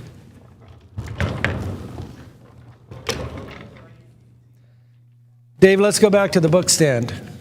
I'm looking at one of the definitive catalogs about Henri Matisse by Gilles Naret. That is Antoinette Arnaud. 1, 2, 3, 4, 5. It ended up with that definitive masterpiece. That's in the Detroit Institute of Arts. That's in the Minneapolis Institute of Arts. And that's the same girl wearing the same hat. I wouldn't sell this for $6,000. A 1920 original Matisse for hundreds, not thousands. Let's go to the certificate. Is it real? Seated woman, Femme Matisse. Seated woman, Duthie catalog. George Duthie married his daughter. This is catalog reference number 2. Original lithograph by the hand of Henri Matisse in black ink on Van Gelder wallpaper. World War I is just over. Signed by the artist in the stone. Tradition at the time of 1920. First date, first printing, and I can't get a $50 bid. Last call.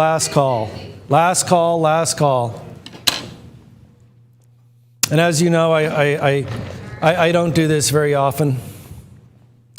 Hollywood, put me on camera. Bid on this. We're doing $50 bids on a Matisse original. You'll never see this again in your life.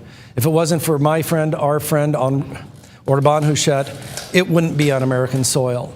This is once in a lifetime. Bid the $50. All right, here we go. Remember, you could have had a first date, first printing, Henri Matisse, original lithograph in a $400 frame, under $5,000. Bid the $50. Going once, going twice. Don't be a late bidder. I throw the hammer.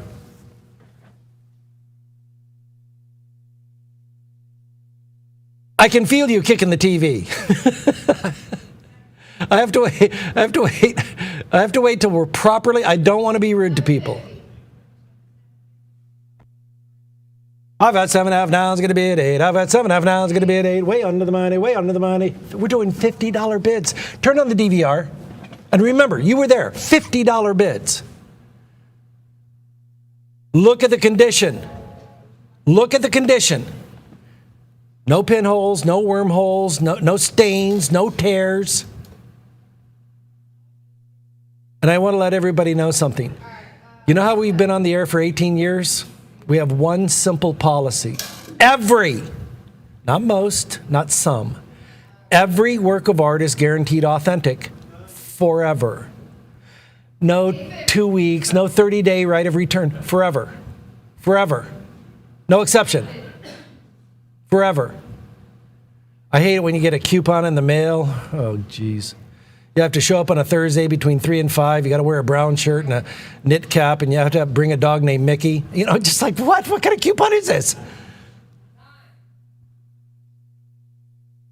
10 cents on the dollar now, 10 cents on the dollar now, 10 cents on the dollar now.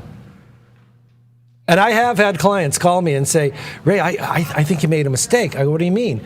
You sent me the one they showed on TV. You sent the one in the frame. I go, yes, you get the frame. He's like, what? And this is not a joke. He said, how do you stay in business? I said, volume.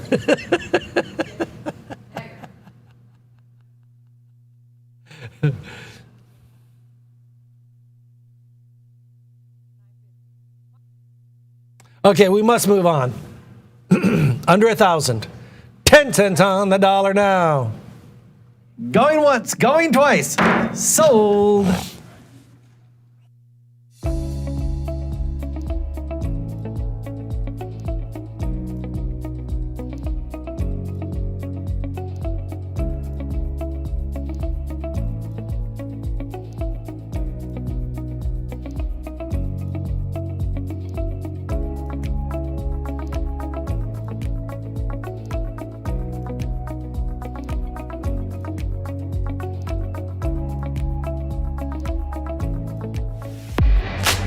Every line, every curve, every color, every breath held and every breath released. Art is created. Every moment spent in Berlin creating this style. Every moment spent in Shanghai mastering this style. Every moment of doubt, every moment of joy. Hours painting, years of creating. Harmony, peace, tranquility. With every collaboration, with every exhibition, his name grows. Sold. Sold! California! Sold it under the mat. Sold. Sold at $41,000. Sold! Sold at 63. With every hammer drop and every piece sold, now is the time All in and I. for cash. Sold. Without a doubt, the hottest artist in the world right now is Simon Rollin. His real name is Simon Rollin, but his art name is Kef. Kef actually means scar. And, you know, he began as a street artist, and a street artist would have like Banksy isn't his real name. Nobody knows his friends know his real name. Kef, you know, if you think about it, if you're doing outdoor graffiti art, if you're doing this type of outdoor art, Kef Scar, I mean, that's a good piratey, good name for this type of art. So it stuck. So anyhow, born in Übach-Pallenberg, Germany, 1989. He moved to London in 2013 after giving up a career as an engineer. Oh, go figure, a German engineer? Really? Yeah. Yes. He's currently based in Berlin, but he's not in Berlin right now. He's in Italy. He's working with a ceramics firm to do a whole line of pottery. The large plates, which are called chargers and vases, there's going to be both originals and limited editions. Renoir used to work for Limoges Pottery. Those are quite valuable.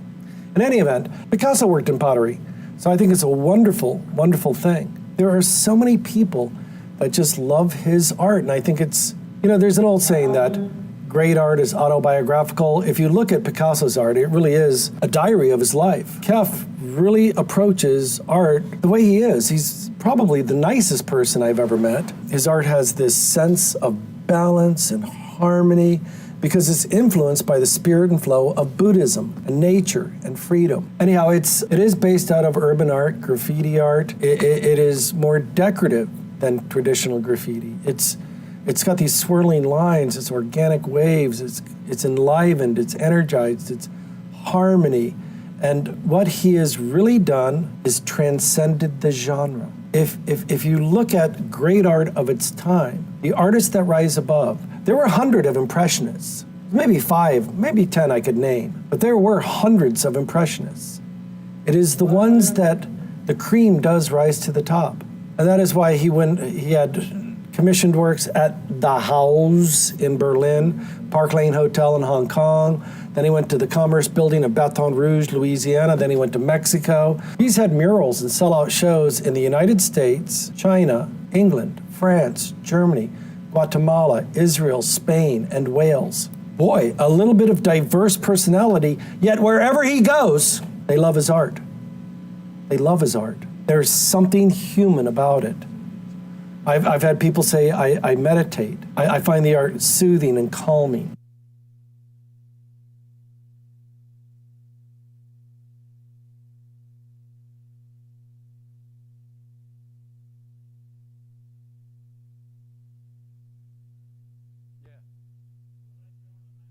Piece. This is the holographic jewels, the wonderful work by Kef. The great news for all of us, ladies and gentlemen, is he is going to be here live in the studio.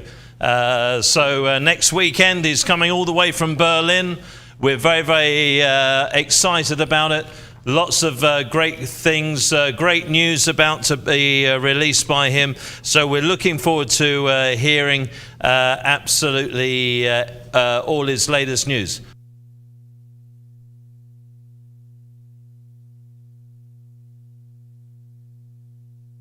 Just checking something. Yes, it is actually, Tony. We are bidding, ladies and gentlemen, on the artist proof #1. I'm giving you the opportunity to own the #1 in the world. So we're bidding, Ray, on artist proof #1 of only 10 examples in the world. They're all uniquely hand-finished, but there's only ever one opportunity to own the #1. Here it is. I'm going to play with the piece a little bit with the lighting, just to show you, if we could zoom in a little bit on the work of art here, ladies and gentlemen, and you can see just the magnificent the design that he's done on this. I absolutely love it. Very, very detailed design, and then you have all the beautiful holographic jewels as well. So it is the artist proof. It is #1 that you're bidding on, and ladies and gentlemen, let's get bidding on this fantastic piece. So over to Ray with the wonderful, wonderful Kef. Well, I usually point it out, but I think I should point it out again, is that one of the great things about this is the custom framing. We're looking at all day long $1,000 worth of custom framing. And I know, I know a lot of you thinking, this is all handmade and it has to be properly constructed. You can see the framing is thick. That's a satin finish. No, wait, yeah. That is a satin finish white lacquer. That's not plastic. And then when you come in to what's called a float mount or a gallery mount, that is precision carpentry. That is precision carpentry. I know it looks a little dim. We have the lights dimmed to show the holographic jewels. And no, it's not glitter. If you rub your finger on it, you'd get glitter. Nothing on my hand. It is far more beautiful in person. The other thing that I like, and I've said this many, many times, I love it when an artist succeeds, because when they succeed, the art gets better. And it is I mean, we're looking at $1,000 to $1,200 in framing. I don't know if they measured it. That's approximately 29 by 37, 29 by 37, 29 by 37. It might be 38. Let me check it. I'll get to something a little bit more. Yeah. It's the regular screen print with the holographic glitter. 475.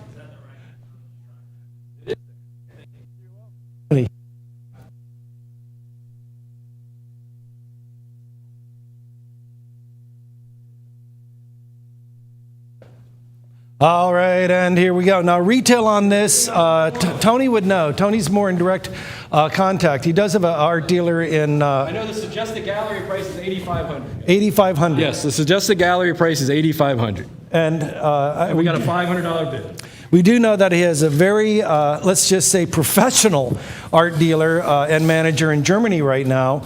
And I know his name. I've never met him, but at $8,500. And that's what you need to stay in operational business with a retail gallery in Berlin. I mean, you think about it. The rent in Berlin is kind of like the rent in San Francisco.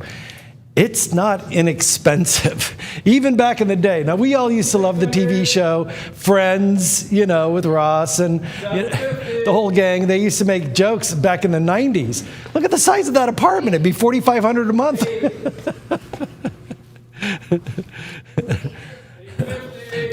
You can find you're lucky to find a one-bedroom apartment in Manhattan for $3,000 a month. All right, and here we go. All right, and free art. This is one of the best. This is one of the best times in history. This happens about once every 100 years, where we can enjoy a true buyer's market.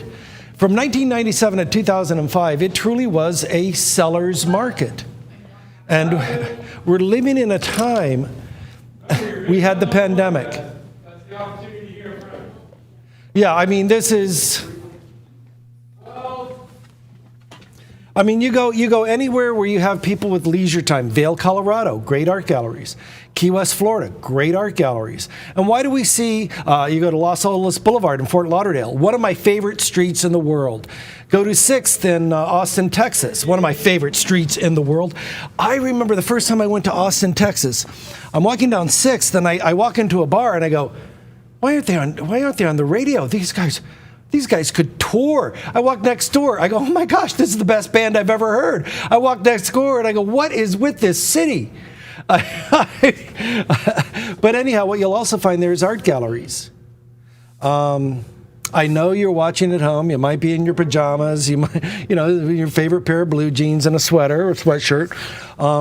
It's not like the gallery experience.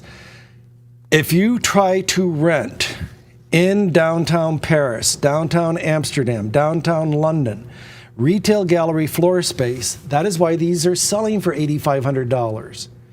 You're there with your sweetie, you need something beautiful, you want a beautiful memory, let's just say of Hawaii. You know where there's great art galleries? Alaska, because of the cruise ships. Oh, look at that, honey, a mountain view of Alaska with the northern lights. Let's buy it. How much is it? $8,500. Well, okay, let's get it. All right, here we go. That is low. I mean, that is... And I'm going to do it one more time, and then we must move on to the next work of art. I know Richard already did this. He's very, very thorough. One of the things I like about this show so much is quality. Can we zoom in on just the background? It's not glitter. I mean, when you touch it, and you can touch it, it feels like the finish on a professional race car. No, it's better in person. It's better in person.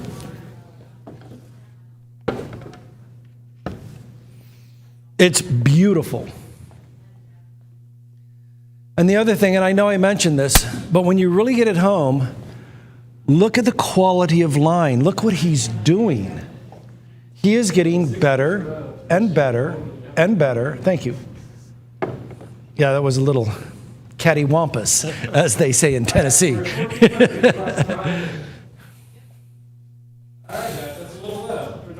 Let's go back to the cert. Remember, remember, remember, remember. I didn't say don't forget. What's the bottom line? Addition, artist proof number 1. Number 1. You watch the Ballad of Ricky Bobby. Second place is the first loser.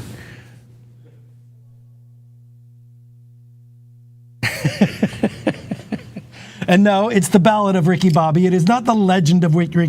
That always bugs me. Well, no, it's called the Legend of Ricky. No, it's the Ballad of Ricky Bobby. I wonder. Oh, my pointer's over there. 1.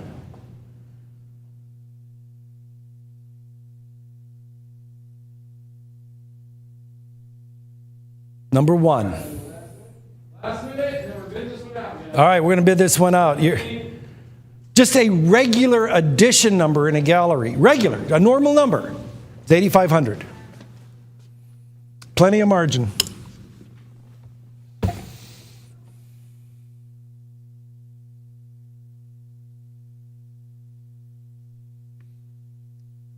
All right, 30 seconds left. Someone's about to hit a home run.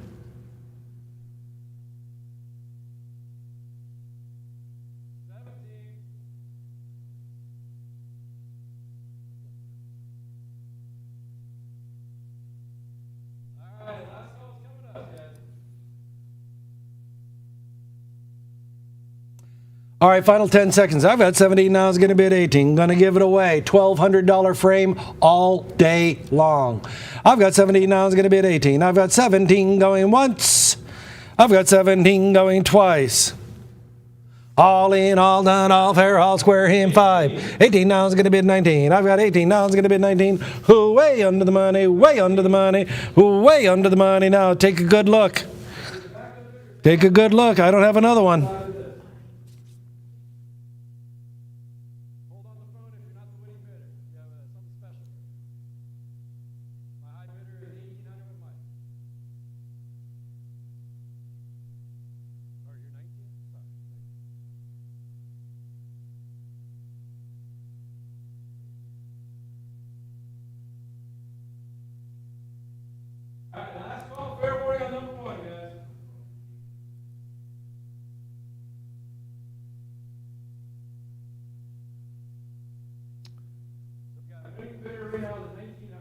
We're at 1,900, 3 people on the phone. What say you?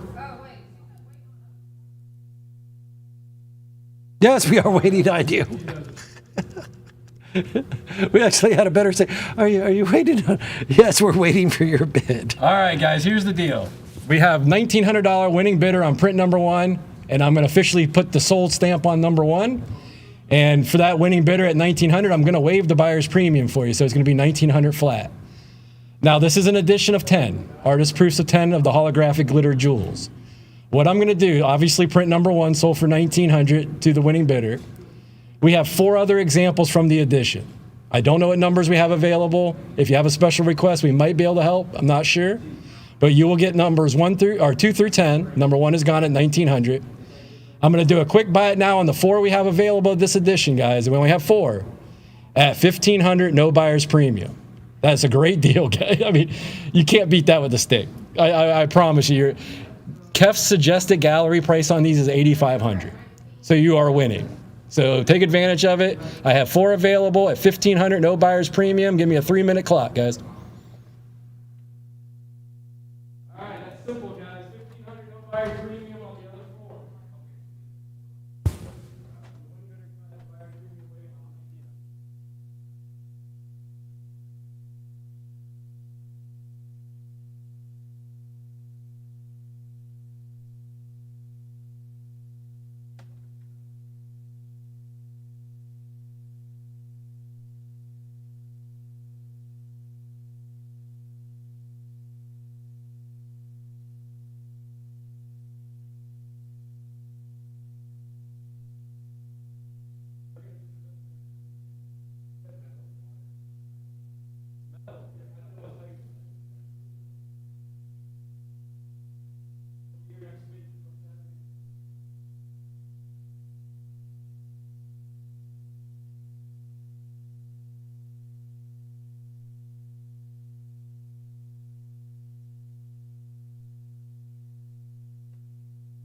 Okay, this is a buy it now, and that means 4 left. Artist proof.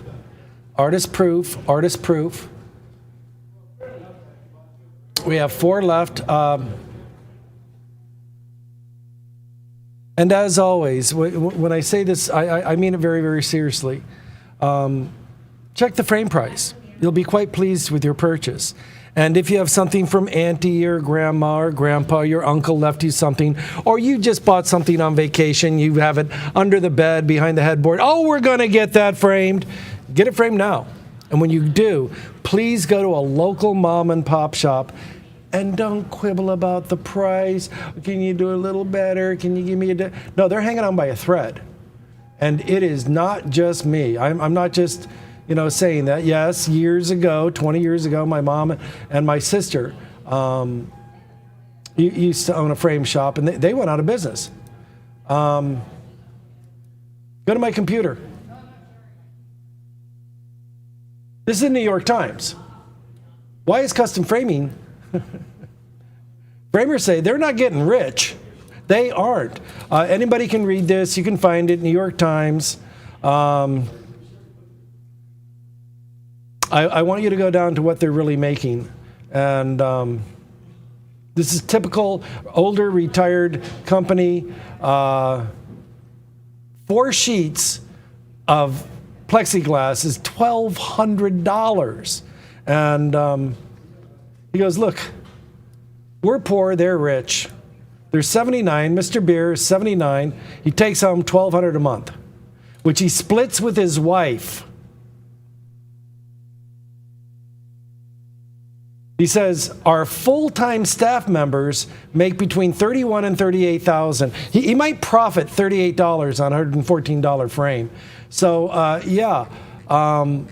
when I say check the frame prices, the prices of molding, material, the price of wood has gone up. My opinion, we're cutting down all the trees and not planting enough.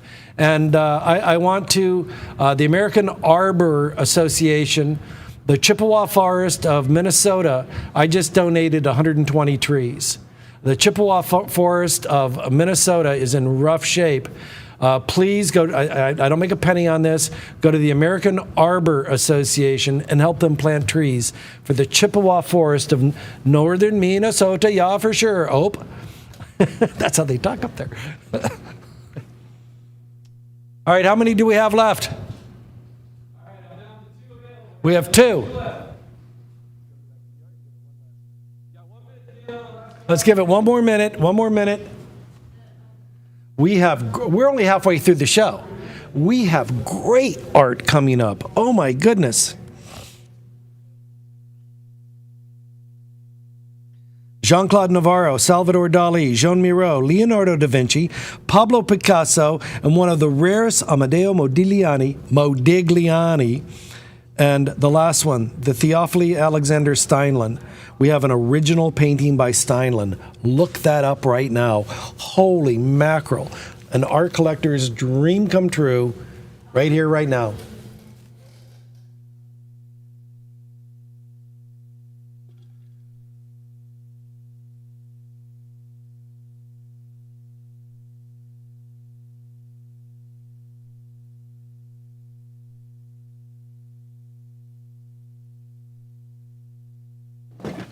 All right, my clock is up. What do you think, Tony? Let's move on to the Jean-Claude Navarro. Yeah, I think we should because we still do have the tooth cuffs left, guys. If you're still 2 left. Yeah, we'll keep that price for the rest of the night.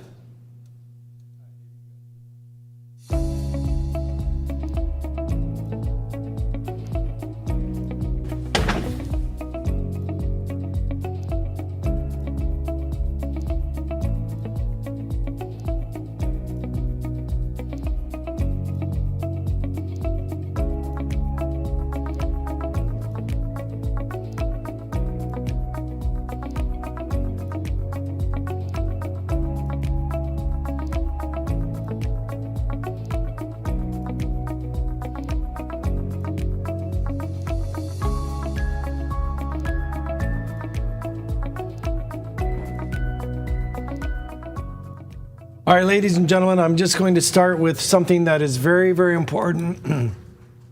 Let's go to my computer. ArtNet is very conservative.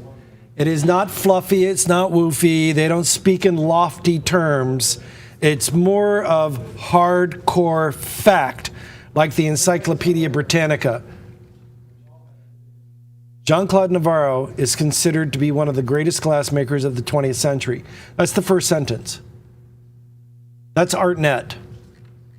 They usually don't gush like that. What does it clearly say? Considered one of the greatest glassmakers of the 20th century. This is like buying a French Chihuly.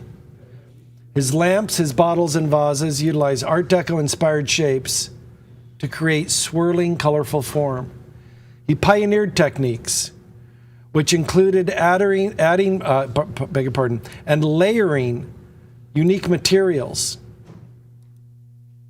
Metal oxides, precious stones, luminescent powders that glow in the dark.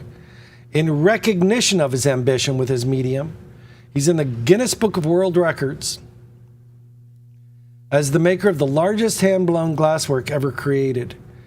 He died in Monte Carlo, in Monaco, at the age of 72. He just passed 10 years? It can't be 10 years. I was going to say 2 years ago. It is true, when you get older, time accelerates. I'm telling you, that was 2 years ago. How could that be 10 years? That wasn't 10 years ago. When you say 30 years ago, I think in 1980. Poor little buttercup. Right now, today, this is not a joke. Right now, here, today, right now, you can buy a similar vase, $8,000. I'm looking for $8,000. Same. Here's a little perfume flacon, $4,900. Now, I'm going to say this one is chipped. It is signed. It does have multiple chips. There's the signature there, 1985. Ladies and gentlemen, this is a great opportunity. We're looking for $8,000. We have comparables at $8,000. I have a $200 bid. Let's go to the certificate. Glass sculpture by Jean-Claude Navarro, considered one of the greatest sculptors, glassblowers to have ever lived. One thing, he had a little bit of a foible. He insisted on working alone. Glassblowers like Chihuly use an entire team, an entire staff.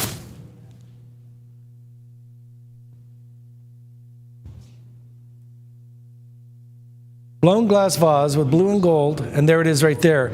He is the pioneer of using gold leaf in handmade glass. I'll talk about that in depth at ArtNet. Signed and dated by the artist under the base, a unique work executed in 1988. 1988. I can't believe he passed away 10 years ago. What a world. On the size now, let's go back to the art. So I'll put 6 1/4, 6 3/8, 6 3/8. By approximately 4, 4.5. 6 3/8 by 4.5. Here's the stopper here. These stoppers sell for about $3,000, $2,000 and $3,000. If you can find a real and true authenticated one.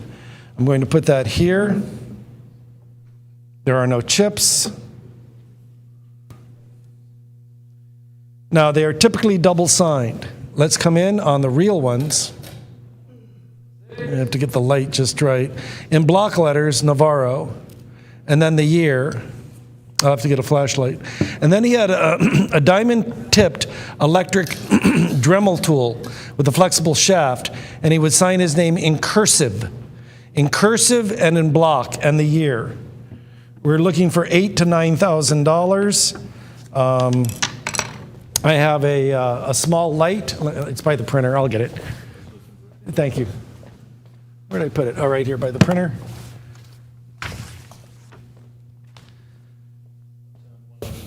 Okay, thank you. This is the original perfectly matched stopper. These can run you $2,000 and $3,000. But to have one that is matched and original to the piece, quite a treat. Now, We are getting this directly from his estate. I want to let you know, there's the gold. And I will show you on ArtNet how he became the pioneer of gold in glass. Now, in art, in glass blowing, you'll find that there is gold leaf over glass, not embedded in. Why? Because the melting temperature of gold is way lower than glass. It just burns up. It just goes away. The gold leaf is incorporated and it's very thick. You can see how thick the gold is in there.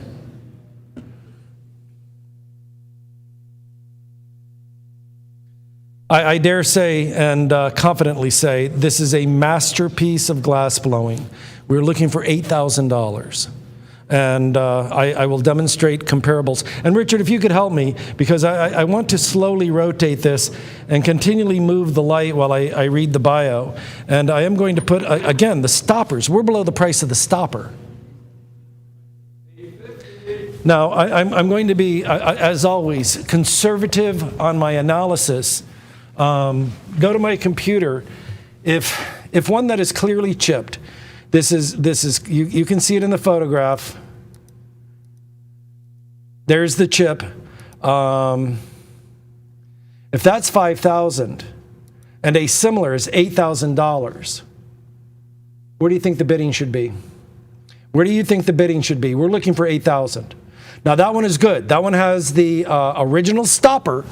And again, now you can see why the stoppers can be $2,000 and $3,000. But to have a matched original stopper, not a replacement, one that is matched directly from his family. This is coming directly from his family. Let's go back to the art. I quote. You know what? I'll print this out for you. No, wait, that's not the one. There it is. Wait. Okay. Go to my computer. I'm at Ask Art. Let's go back to the art. That's the important thing. When Jean-Claude was only 14 years old, he became an apprentice to a glassblower in France until he was 20. For the next 10 years, he would manage production and his own apprentices at the glass factory until 1973, when he finally set out on his own. He was inspired by the happenings in the United States regarding glass blowing. That is a very polite nod to Chihuly. He decided to experiment with the creative potential of glass. He was very successful throughout the 1890s and beyond. He is in the Guinness Book of World Records for the largest hand-blown glass work ever. He always attempts new techniques like hand painting between layers of blown glass, always working without an assistant. I'm looking for $8,000. If I own this, I wouldn't sell it for $7,000. Why? Cost of replacement. Go to the Côte d'Azur. Go to Monaco. Go to the town of the city of Monte Carlo. Try to pick one of these up for $2,000. It'll never happen. You'll never see one of these for $3,000. Guys, this is history. And again, I quote. Let's go to my computer. And anybody can look at this website, ArtNet. First thing they say. First thing, considered one of the greatest glassmakers of the 20th century. So now you're talking in prices of tens of thousands of dollars. A spot-on comparable, one that has a chip in it.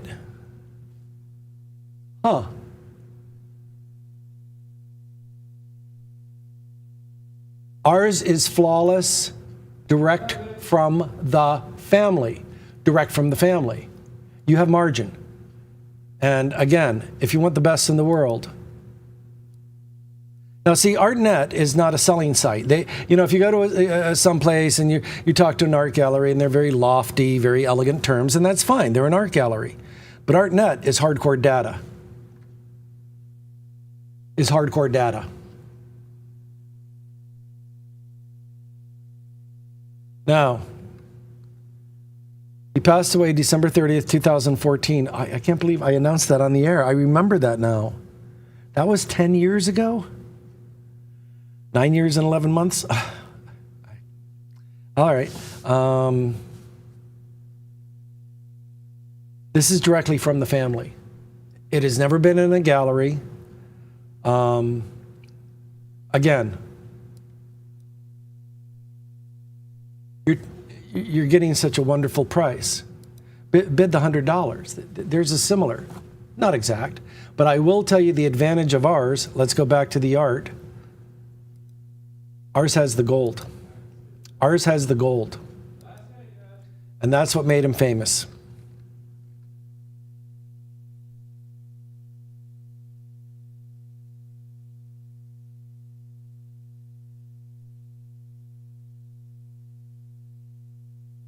Okay, here's a little one. Let's go to my computer. That's a pretty good comparable. I'd say you have margin. Let's go back to the art. And that one did not go back to the art.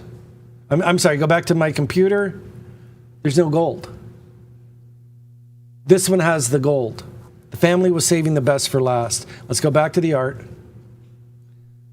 Bravo, my friend. Bravo.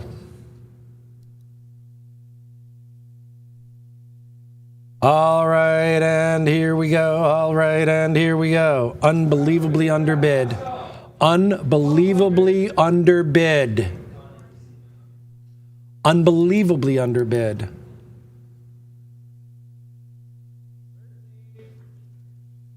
And bravo, my friend.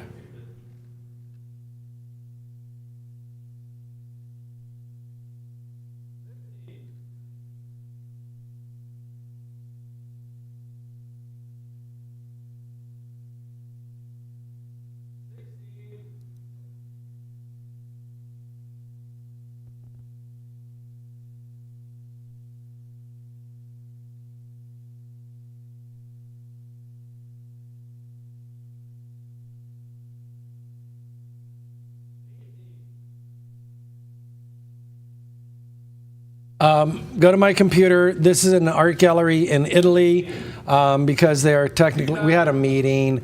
I'm not allowed to show competing art galleries, but go to my computer. This is translated from a gallery in Italy. They recognize him as one of the greatest glass blowers of our time. He is sought after by art connoisseurs worldwide. The acclaim and success, Navarro, didn't come easily. You know why? Because he would start by selling, and you've seen these if you've traveled, those little glass animals, like a little horse or a little puppy dog, you know, for a few francs, standing on the street corner. And now he's in museums, galleries. He's in museums. All right, let's go back to the art. Oh, by the way, in Italy, go to my computer. He was recognized as an ometri verriero, a master glassmaker at the unprecedented age of 20. At the unprecedented age, no one had ever, usually you're in your 40s, you're in your 50s. All right, let's go back to the art. This is a home run. Any further advance? Going once, going twice. Sold.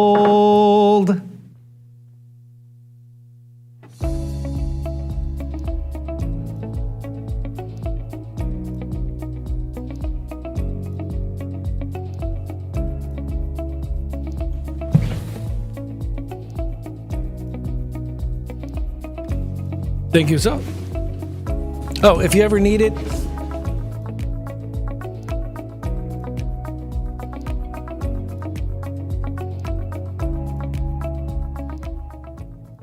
Salvador Domingo Felipe Jacinto Dali Dominiche, the Marquess of Dali of Poubal. A Marquess, in France we would say the Marquis. He was nobility.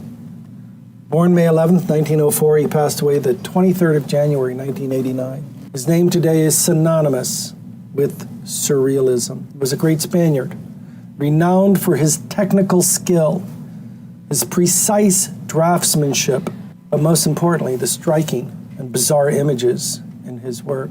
He was born in Figueres, which is Catalonia, Spain. He received a very formal education in fine arts in Madrid. As a young man, like many men of his time, he was influenced by Impressionism and studied deeply the Renaissance masters from a young age. But as a young man, and being aware of global situations and reads the paper, he became increasingly attracted to Cubism and all of the avant-garde art movements. So he moved much closer to Surrealism in the late 1920s. He actually joined the Surrealist group in 1929, and it is said that he became more surreal than all of the Surrealists. His best-known work, The Persistence of Memory, was completed in August of 1931. It is the single most famous Surrealist painting. It's at the Museum of Modern Art in New York City. When war loomed and reared its ugly head in 1939, even though he had a Spanish passport and was considered neutral, Spain was neutral during World War II, there was a bounty on his head for making Surrealist art. He was declared a degenerate artist, so he left for the United States in 1940. He became quite famous. He loved staying at the Hotel St. Regis. He was very brilliant. He was a genius. When he returned to Spain in 1948, did you know he lived in Monterey, California for a while in the 40s? Yeah, he did. He announced a return to the Catholic faith and developed what he called his own nuclear mysticism style. It was based on an interest in classicism, classical art, mysticism, and all the recent scientific developments. His artistic repertoire included painting, graphic arts, film, sculpture, design, photography. He would collaborate with many artists, including Alice Cooper. Matter of fact, he and Alice Cooper together made the world's first true holographic sculpture. It's at the Dali Museum in Florida. He wrote fiction, he wrote poetry, he wrote essays and criticisms. But I think his most important paper is his own diary, The Secret Life of Salvador Dali. His themes had no limit. His dreams, the subconscious, sexuality, religion, science, all of his close personal relationships. And that was to the dismay of those who held his work in high regard, and it irritated his critics that his very eccentric, his ostentatious public behavior often drew more attention than his artwork. Salvador Dali spoke often about what he considered his two greatest achievements in the world of printmaking. Number one, most importantly, is the sacred Bible. This is Ezekiel chapter 1 of the Bible. 23 by 28, about right over 35 and a half on the diagonal, 3 feet on the diagonal, ballpark me. Signed here, these are the famous plains of Amperdan in Catalonia, the Costa Brava, the northeast coast of Spain. These are the Pyrenees Mountains. I just love the data of it. And then we see the eagle, the eagle, the camel. I'll be talking about this in great depth. To me, it is one of the most beautiful he ever did. I love the power of it. I love the glory of it. I love the depth of it. I love the meaning of it. We're just so lucky to have such great museum pieces. And yes, it is a museum piece. Let's go to the certificate. Ecce quasi filius hominis nubius caeli. Did that sound Latin or Italian? I'm trying. He has a good heart. He's industrious, and he means... Okay, from the suite, the Sacred Bible, the Biblia Sacra. It is referenced in the Albert Field catalog and the Michler-Lopsinger catalog. These are running about $8,000 now. It is a mixed media color lithograph. What does that mean? The media of serigraphy. That is a serigraph or silkscreen print. Then a varnish coat, then metallic pigments. It's far more complex when you look at it in person. It is a true first date, first printing. Now be advised, there is a second edition that was published. They are 3/4 size. We don't offer them. And how do you tell if you have one? The paper is glossy. Now they're nice, but I'd rather have first date, first printing, 1964. These are the valuable ones. These are the ones that have been going up in value in the last 3 years like crazy. In spite of everything with the economy, Dali, Miro, Picasso, Renoir, all of the standards have been doing very, very well. To me, it's a little surprising. I'm going to redact. I have to jump around because there's so much. I'll go to my computer. One of my favorite websites is the Bible Gateway. It's why? Because you can go from different versions. You can go to the King James Version, you can go to the New Matthew Bible, you can go to the Catholic one, you can go to the Latin Vulgate, you can even go Spanish. And but I'm going to stick with the Darby translation. Okay. Ezekiel's inaugural vision. Let's go back to the art. In my 30th year, in the 4th month of the 5th day, while I was among the exiles on the Kibar River, the heavens opened, and I saw visions of God. And that's what this is. This is the vision of God in all his glory. I'm going to jump ahead. I'll skip a verse. One verse. The word of the Lord came to Ezekiel, the priest, the son of Buzi, by the Kibar River in the land of Babylonia.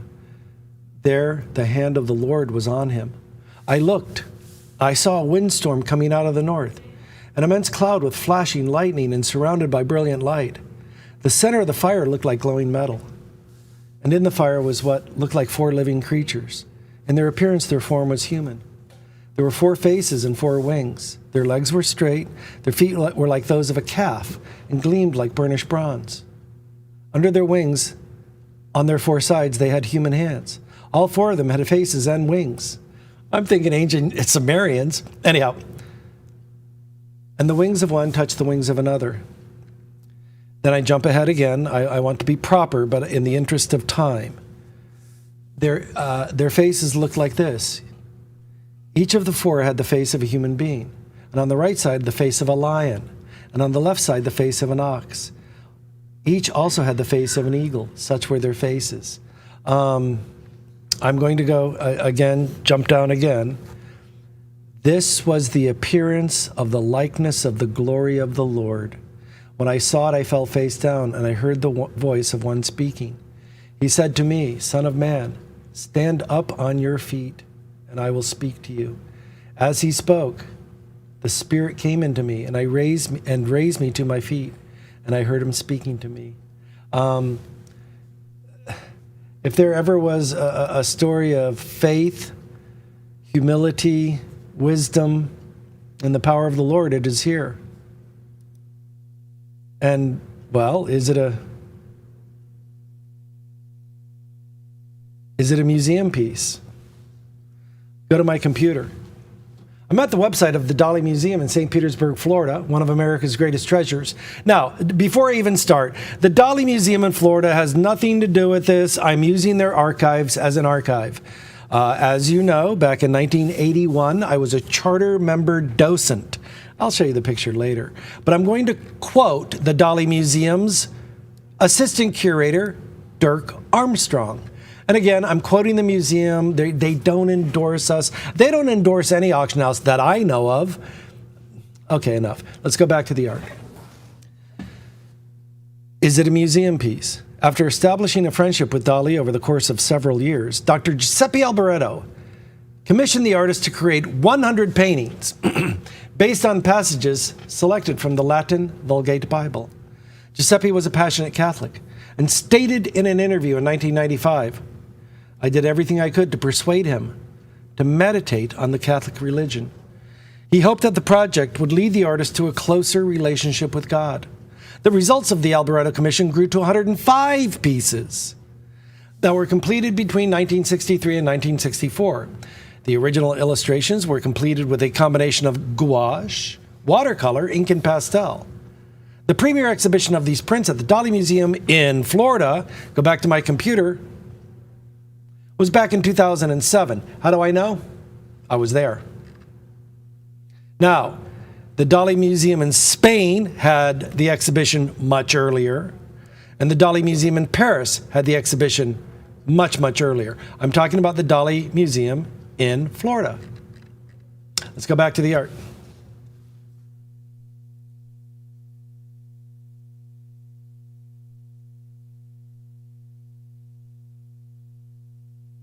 Go to my computer. One of the things I like about Salvador Dali is that he knew he was becoming famous. So he frequently would mug for the camera. He'd bug out his eyes. Oh, I'm the crazy artist. He was just a regular looking guy. Let's go back to the art. Sorry, I have to adjust this. I want to do it properly. Even, go back to my computer, even in his 40s. He dressed nice, but he looks tired. He's on a cruise coming to America. Let's go back to the art. He just escaped the Germans. And then one of my favorite pictures, let's go to my computer. On the left is Dr. Giuseppe Alboreto, Dali, and Dr. Mara Alboreto, his wife. And I think it goes this way. Yes. On the left, Dr. Mara Alboreto, Dali presenting Hosea, and on the right, Dr. Giuseppe Alboreto. So that is our provenance.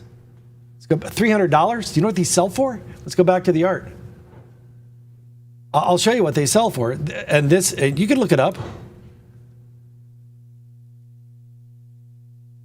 Let me find it. I have to be on the right page. One moment, please. Okay, go to my computer. Here is a Biblia Sacra heavily on sale. Now, this is perhaps, depending on your personal taste, maybe not for everybody because it is the death of Jesus. And they have it on sale. Last Friday night, it was $4,000. That is a darn good price. But it is the death of Jesus. It's very profound, very powerful. This one is a lot more fun. They've got a 40% off sale. Holy mackerel, that's a good price. That's a darn good price. All right, let's go back to the art. $3 1/4 in a $700 frame. $350. Let's go back to the certificate. You realize I'm offering you a true first state first printing. You know, there are Dali posters out there for $3,000. Posters. With the mixed media color lithography, lithograph with a serigraph, because Salvador Dali was very particular about the colors and varnish. These are cost of production, the cost of printing. Because first it went to a lithography atelier, then it went to a serigrapher, then it went to a varnish company, then the metallic these are all involved people. People are money. Time and labor is money. They're the most expensive Dali prints ever made. You'll never see it at this price again. Guys, buy it if you don't like it. Keep the frame. You got a half off on a frame. Send me the art.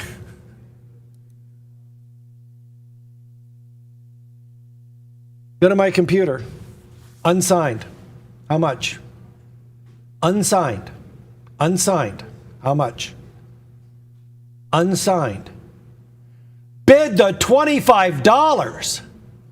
Holy, like my dad would say, does the roof have to fall on your head? Even obscure prints. Oh, no, that's the wrong one. Really obscure prints, like this one. $7,000 now. Bid the $50. Bid the $50. My goodness. Salvador Dali's Nude with Guitar. This is from 1970. Or it's from 1964. How much? And you're worried about bidding. You're not at the price of the frame. You're getting it for free. This is such an obscure piece. It's beautiful. I like it. I'm telling you, Dali, Picasso, Miro. Frame included. There you go. Definitely worth it now. How much? Okay. All right. Okay. Huh. Isn't that something? I'm below the price of the frame. Well, how much is this one? That's a great price. That's 40% off. And that is a real Biblia Sacra. That is framed. That's a darn good price. It's their last one. I guess they're closing them out. Bid the $25. Holy moly. All right, let's go back to the art.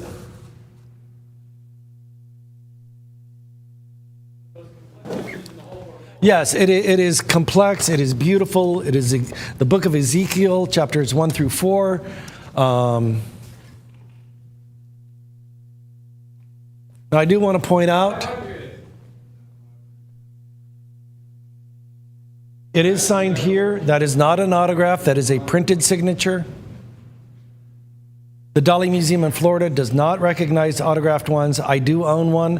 However, there are eyewitnesses that did see him sign them at the Hotel St. Regis. So pencil signed examples are extremely rare to the point they're not recognized by the Dali Museum. How do I know? When I was there in 2007, I took a photograph of the placard on the wall that said that. But there are verified bona fide examples. He did sign them in the lobby of the Hotel St. Regis. And our dealer showed up and said, "Would you sign these?" And he said, "Okay." Dali knew that the publicity, because there was a New York City reporter there, it would enhance his reputation in America. Guys, I'm $200 below the price of the frame. Last minute? I'm $200 below the price of the frame, and I want you to check. $550. I'm $150 below you're getting it for free. And I'm not just saying this. I want you to be aware, fully aware of the art market. Go to my computer. Offer them $800 for that. Call them up right now. Say, I'll give you $800. No, I'll give you $1,000. Wonder what they'd say. There will never be another art show like this, and I'll say it in 3 words. Cost of goods. Now that one's real. That one's good. That one is a real original Biblia Sacra. That's a good price. Let's go back to the art. I've got 6 now, it's going to be at 7. I'm below the price of the frame. I'm going to pay you to buy it. This is a loss leader. This is a loss leader. This is a loss leader. I've got 6 now, it's going to be at 7. $50 bid could win it. $50 bid could win it. $50 bid could win it. I've got 6.5 now, it's going to be at 7. Going to pay you to buy it. I've got 6.5 now, it's going to be at 7. I've got 6.5 now, it's going to be at 7. Way under the money, way under the money, way under the money now. All in, all done, all fair, all square in 5, 4, 3, 2, 1. Are we done? Are we done? Any further advance?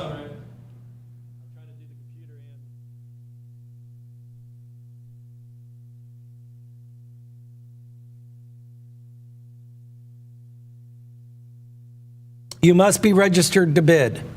Registration is free. All of your bidding, buying, shipping, all of your data is 100% confidential.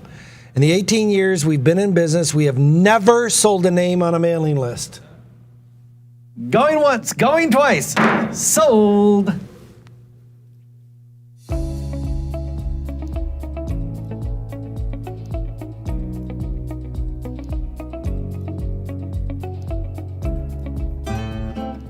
Early in his career, Jean Miro primarily painted still lifes, landscapes, and genre scenes. Miro was to art what jazz was to music. When he came along, you have to remember Miro, like many of the artists that were great abstract artists, was classically trained. The artwork that he was doing in 1919 and 1921 was beautiful, very, very sharp, crisp imagery. In 1924, when he started creating works in association with the Surrealist movement, he was one of the first artists in history to create artwork where we had absolutely no idea what we were looking at. Influences ranging from the folk art and Romanesque church frescoes of his native Catalan region in Spain to 17th century Dutch realism were eventually superseded by more contemporary ones. Miro's signature biomorphic forms, his geometric shapes, and semi-abstracted objects are expressed in multiple media, from ceramics and engravings to large bronze installations.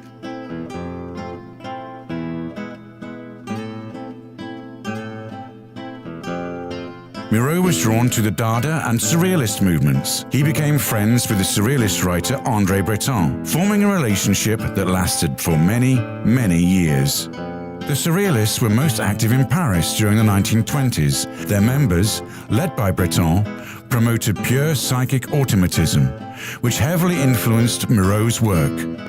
there's no context. It's just pure genius that came out of him and went on the paper. And it was so advanced because the very first show he had was at the Dalmau Gallery in downtown Barcelona, and it was in 1918.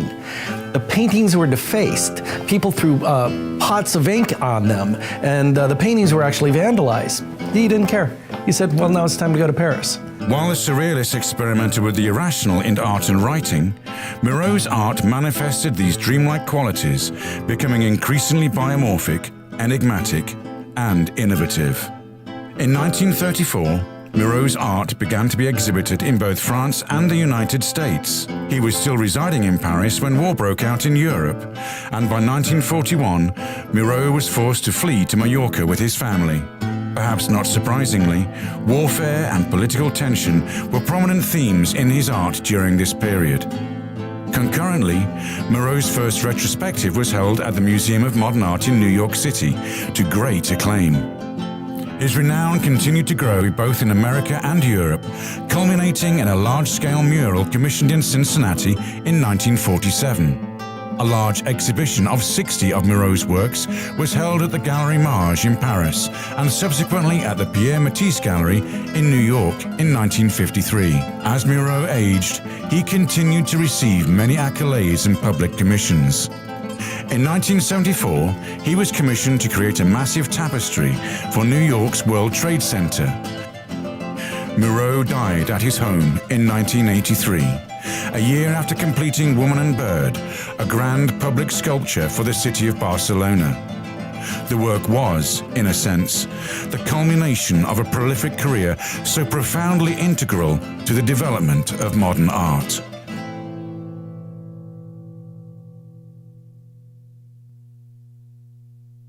Jean Miraut was born in Barcelona on April 20th, 1983. There is a museum dedicated to him alone in the city of his birth, Barcelona. He passed away in Palma de Mallorca, and there is a city, I beg your pardon, in 1983 in Palma de Mallorca, there is a museum in the city in which he passed. They are bookends on his life. At first, he studied at the Barcelona Academy of Fine Arts, and then the Academy Gali. Now, in the first quarter of the 20th century, Barcelona was a cosmopolitan, intellectual city with a craving for the new in art and music and literature, and it is today. It's a wonderful city, and I highly recommend it. You have the Miraut Museum, you have the Picasso Museum, you have the Familia Sagrada, and you have the great Los Rambles, and a beach. You know, there used to be an industrial, gritty, urban harbor, and nope, they moved all the ships and the piers and they trucked in about a mile of sand. And it is a beautiful downtown. It's like having a beach in Manhattan. And it's a beautiful white sand beach. And there's trendy shops and bars and you can rent little, anyhow. But he knew that while Barcelona was a great city, it was not the place where great art was being made. That city was Paris. So at the age of 26, he moved, he was done with university and he moved to Paris. Lucky for him, Picasso had already been there 20 years, older than him, but they both spoke the same regional Spanish dialect known as Catalonian. Right away, he was accepted, his art was accepted. He made friends with Alexander Calder. Ernest Hemingway bought a painting at top dollar. He met Max Ernst, Paul Klee. The legendary art movement of the Surrealists accepted him. André Breton and Paul Éluard accepted him as a Surrealist. He was looking stronger every year. But when he arrived, like most university kids, he lived in total poverty. But every time he went out, he wore a suit and a monocle and white spats, very proper. He kept his brushes clean. He waxed and polished the floor of his studio, arranged his canvases in neat order. If you look at every photograph of his studio, Picasso's studio was always like a ramshackle mess, never with Miraut. And he went about his career with the same orderly determination. He wrote to Picasso in 1929, "I am looking for a studio, a dealer, and a wife." And within the year, he had all three. He married the daughter of family friends. Her name was Pilar Juncosa.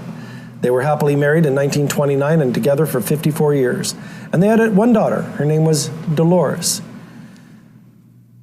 At that time, he certainly was and still is the most distinguished painter of Catalonia. I think Salvador Dali was at that time a bit known for his surreal antics, but he was intensely proud, and he did become a global name.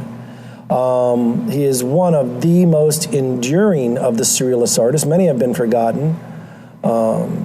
He had made ceramics and bronzes and printmaking, book illustration, posters, costume designs. You know, he was 79 years old when he began his series of monumental bronzes. And then when he was 80 years old, he began a new world of art. He joined forces with a young Spaniard named Josef Royo, and they began making tapestries. And Miro transformed the Royo tapestries from very admirable folk art into masterpieces. And he died on Christmas Day, 1983, Palma de Mallorca, and there is now a museum there. There is now a museum there. Well, we are lucky to have this, and if you look at the price of any pencil-signed Miro, there are many editions that are not pencil-signed. This has the actual autograph. Let's go to the bottom right. As you can see, we have this in about a $1,200 frame. On the frame now, that's going to be 30 by 24, 30 by 24. And these ornate frames, now this is not plastic. That is wood. That is equal to any museum construction with plexi, double gold filet. Condition of the document is absolutely flawless. Ladies and gentlemen, this is, you know, you save the very best for the last. One of the things I love about Miro so much is that he changed the way that I look at art forever. But before I get into that, let's go to the certificate to let you know how lucky you are. $1,200? You couldn't find this for $12,000. Abstract composition is the original etching, copper plate etching, printed in colors on a wove paper. It is hand-signed. Wait till I show you the prices of hand-signed Miro prints. They have gone up globally. Signed lowered right, there are only 20 in the world. There are only 20 in the world, extremely rare and important. And you know we don't put that on our data sheets very often. I truly don't think you'd find a comparable at $10,000. And I'm going to prove it. Pencil signed Miro has just gone, not up, exponential. Let's go to my computer. This really changed the way that I looked at art forever. I went to the Miro Museum, and I was ambivalent about Miro. And then I walked into the first great room. And I'll show you a photograph of the room that literally changed my life. Not changed my life, changed the way I look at art. One more image. They are celebrating their 50-year anniversary. There is the 50-year anniversary. And now I'm going to adjust my computer. One moment. I walked into this room. It is the painting on the left. I walked into that room and I went, only the greatest genius in the world. I mean, just one of the greatest minds in the world. We go to collection, we look at major works, we scroll down. I think it's on page 3, pretty sure it's page 3. We go to page 3, and there it is right there. The gold and the blue. That is one of the finest anythings there is on the planet. There's one dot of green, one dot of red, one dot of blue. It is, I stared and I stared and I stared at that painting, and I go, we're in the presence of a genius. And it's not just me.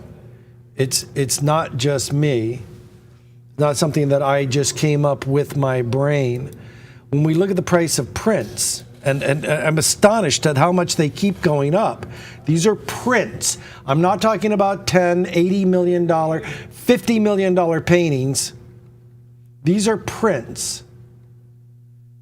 $144,000. The one on the right, the lizard with the feathers of gold. I don't like it. Look at that lizard. I don't care. Oh, here, let me enlarge him. See, You know, I went to the Paris salon. I walked around. I go, I'm surprised at how much I don't like. It's loading very slowly. So the hammer fell at $124,000, 1971. Hang on, it's loading. It's slow. With the buyer's premium, $147,000. I don't want him looking at me when I wake up in the morning. I don't care if he is a lizard with a feathers of gold.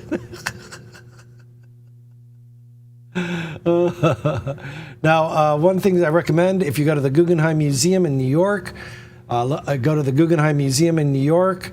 They have some of the most beautiful mirrors. Those are his fingerprints. And there it is right there. I'm going to reduce it. Sorry. Oops, too much. Look at the collection. I love the one on the right. Figure, dog, and birds.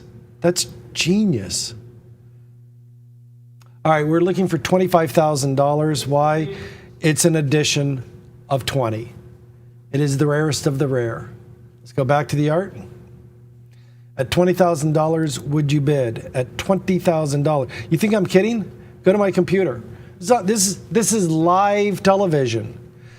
This one is $110,000. This one is $82,000. This one, signed and numbered, $50,000. Etching, $25,000. This etching, $20,000. $20,000. $20,000. $19,995. Eye of the Falcon. Ours is better than that. Unframed, $18,000. $16,500. You understand what's happening with the Miro market today? It's exploding. Bid on this. Let's go back to the art.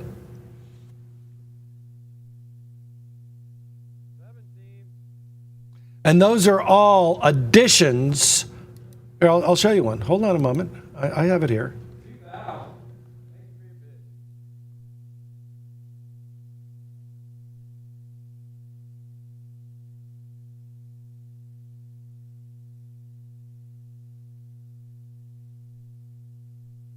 Okay, edition of 220, go to my computer. How much? How much? Oh, edition of 220. 220 in the edition. Framed etching, 1967. Oh, how much? Oh, but frame is included. How much? Oh, okay. All right, okay. Let's have a look at the image. Where'd it go? I lost it. There.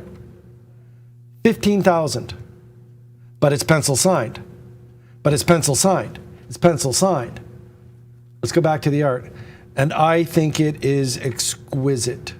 I think it is beautiful. I would love to own that. I truly, truly, truly would love to own that. You know, I've said it before and I'm going to keep saying it. There will never be another art show like this. And I'm going to tell you why in 3 words. Cost of goods. Come right in here.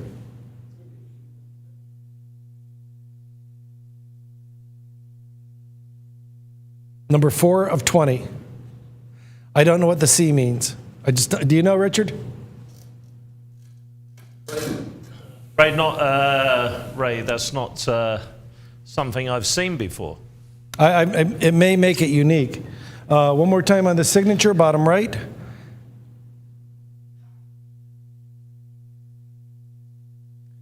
Hand-signed Miro, edition of 20, belongs in a museum.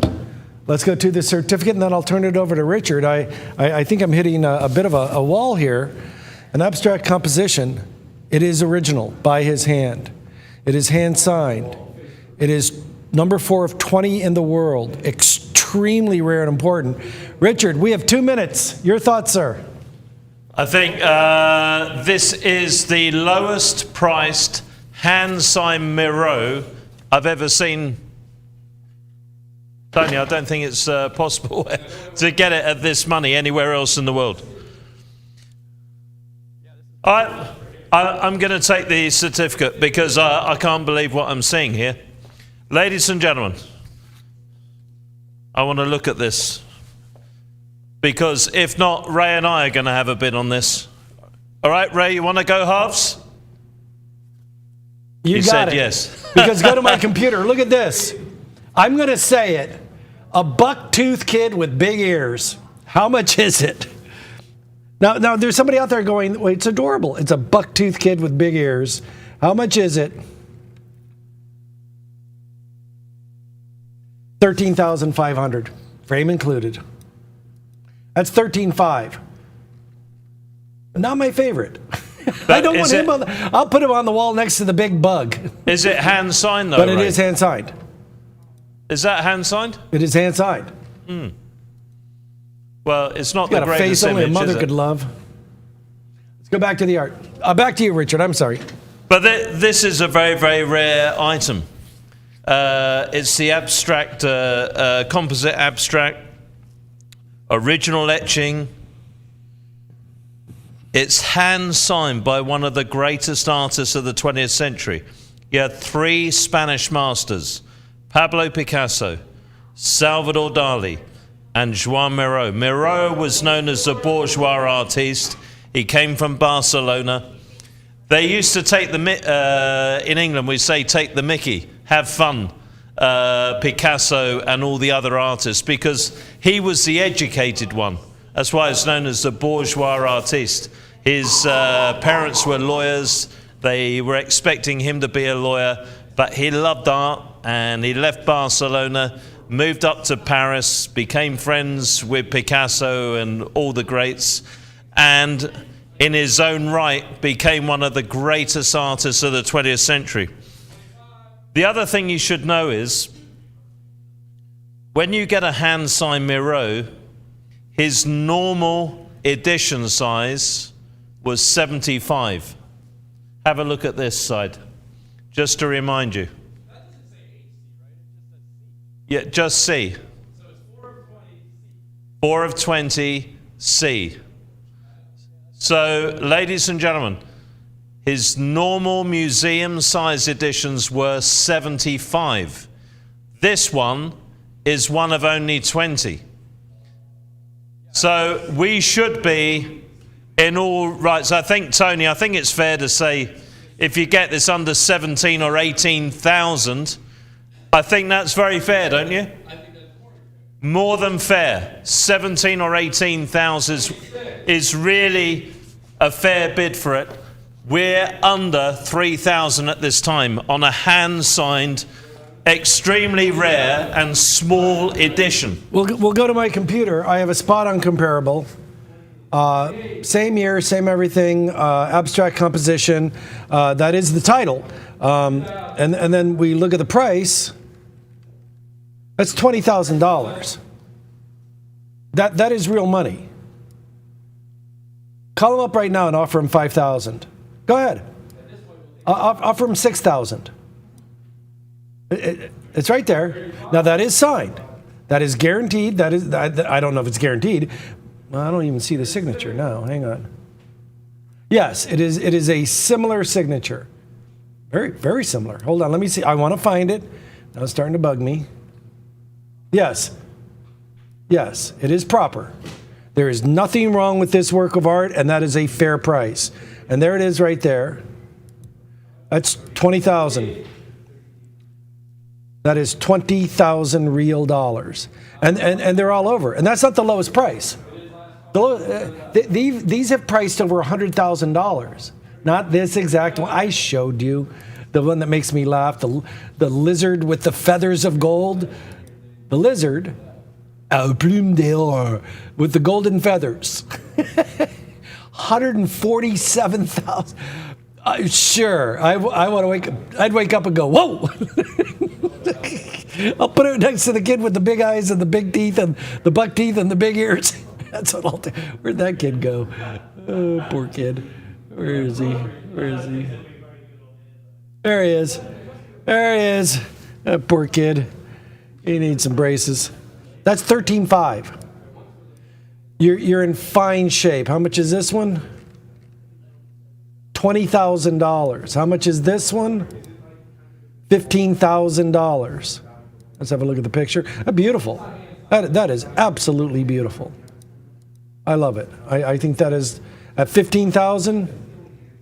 You have to remember, when you walk into his museum, And I truly hope you're able to go to the Miro Museum. It is one of the best places in the world. It's at the top of a great mountain called Montjuic.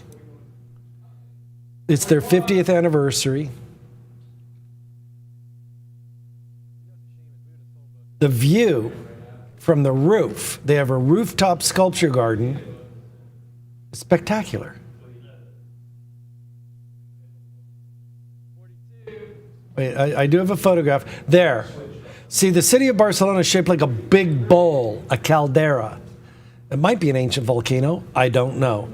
And then you walk along there. I stood there. Isn't that wonderful?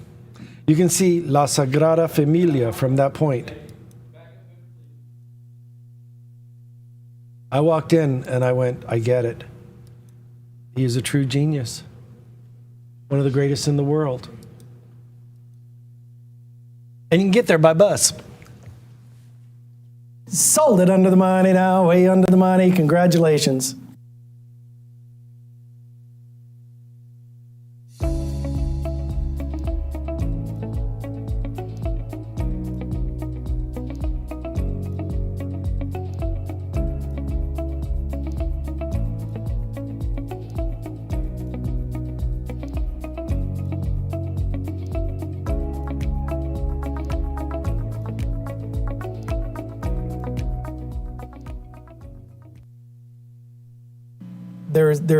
There are not enough superlatives to talk about Leonardo di Ser Piero da Vinci.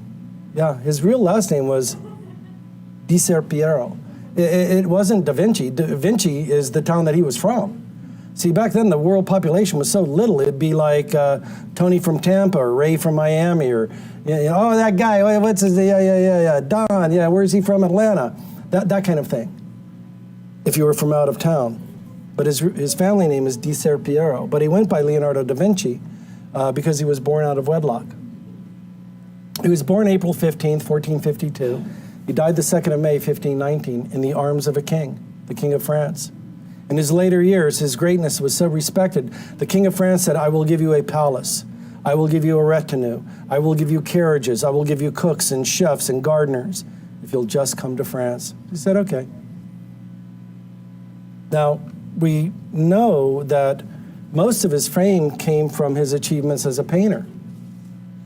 But I want to let you know he was a real scientist. He never said I was a genius. He said, I just simply have an insatiable and curious mind. He worked on anatomy. Now, when I was younger, I thought he did 3 cadaver studies. Oh no, the number is 63 plus. They're not real sure. They know 63 for sure. Back in a time where the desecration of a corpse was punishable by death. It's a very famous scene. You read about Leonardo da Vinci, what a life. The Pope actually turns his back and leaves the key to the morgue on the desk. And when he turns around, the key is gone. Leo doesn't say anything. The Pope doesn't say anything. He says, excuse me, Your Eminence. He loved studying the stars. He knew about another Italian by the name of Galileo. So he said, well, the best way to study the stars is to learn how to grind lenses. Most lenses back then were the size of a dime or a quarter.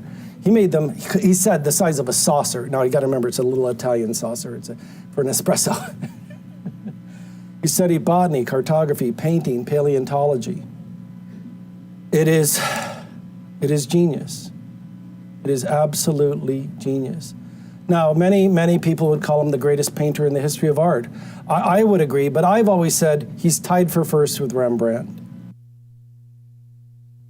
Go to my computer to really understand this work of art. And why are there letters on the sleeves? This is a weird odd duck. Oh, everything on this show is an odd duck. I'm drawing a blank. Someone gave me this book as a gift, and I'm drawing a blank, but I will call you this week and thank you again. I own this book. Now, this is from 1835. 1835, 1835. Please remember that, because the image we're often used from 1796. Oh, wait, I should, if I'm going to say something like this, I should back it up. Can you read it? What does it say right there in the bottom? Almost as big as I can try more. 1835, 1835, 1835. Okay, sorry about that. So then we just pick, you have to read the entire thing, and I'm reading the entire thing. I'll just pick something at random. Reverberations are produced by all bodies of a bright nature that have a smooth and tolerably hard surface, which, repelling the light it receives, makes it rebound like a football against the first object opposed to it. When you read it, it's so easy to read. It's so easy to read, but it'll make your brain spin. Okay, let's talk about reflections. Reflected lights which strike upon the midst of shadow will brighten up or lessen their obscurity in proportion to the length of those lights and their proximity to those shadows. Many painters neglect this observation, while others attend to and deduce their practice from it. This difference of opinion and practice divides the sentiments of artists, so that they blame each other for not thinking and acting as they themselves do. The best way is to steer a middle course, and not to admit of any reflected light, but when the cause of it is evident to every eye, and vice versa. If you introduce none at all, let it appear evident, so that there is no reasonable cause for it. I cannot keep up with this guy, but he's right about everything, and it's so fun to read. But then, okay, let's go to the back. We do want to go to illustration. I'm going to jump ahead, I think about to page 200. All right, I've gone too far. Let's go right here. Hold on, bear with me. There's a method to my madness. This is what I was talking about, the cadaver studies. If you drew that in the lifetime of Leonardo da Vinci, they would kill you. But in the interest of science, men in motion, and then for the study of reflected light. Now remember, I am showing you the 1835 version. I am showing you the 1835 version that is also censored. You know what I mean. And there it is. There it is. The letters on the sleeves talk about the reflection and refraction of light in what is called drapery. Now, which do you prefer? That outline, properly called in Italian, a cartoon, or go back to the art? Now, to read, let's zoom in, zoom in, zoom in, zoom in, all the way, all the way. To fully understand these letters, you'd have to look online. You can read it. It's called treatiseonpainting.org. Treatiseonpainting.org. Look at the cross-hatching in the background. This is what I call $100 bill engraving. Remember earlier in the show we were talking about the moire effect? There it is there. You only see it on the finest engravings in the world. I am looking for $50,000. Guys, this is a Leonardo da Vinci. This is not Ralph da Vinci. $275? Is anybody watching? Let's go to the certificate. Buongiorno, signora. Welcome to Rome. Yes, I'm looking for a study of two figures by Leonardo da Vinci. I want it to be an original etching. I want you to put it in a $700 frame. I want it to be extremely rare, conceived between the years 1485 to 1513, by Leonardo da Vinci from the French edition, published in Paris in 1796. I'll go $300. Right this way, sir. Step into the back room. I have dozens of them. You'll never see this at $20,000. Guys, it's almost 11 o'clock on a Sunday night. I'm not putting up $300 works of art. I've got $300 going once. I've got $300 going twice.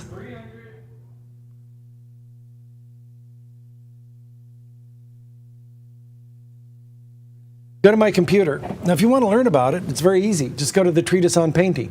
Treatise on Painting, Treatise on Painting, Wikipedia.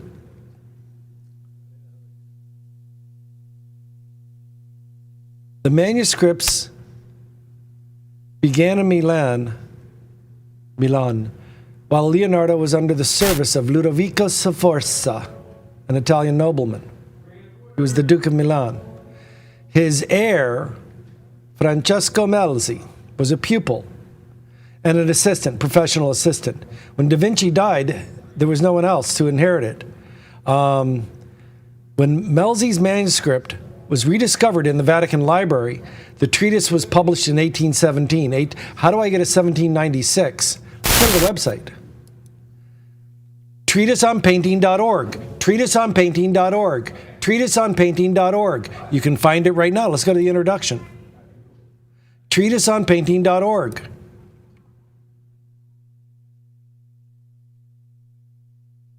Artists, scientists, and scholars, including Nicolas Poisson and Galileo, read it avidly.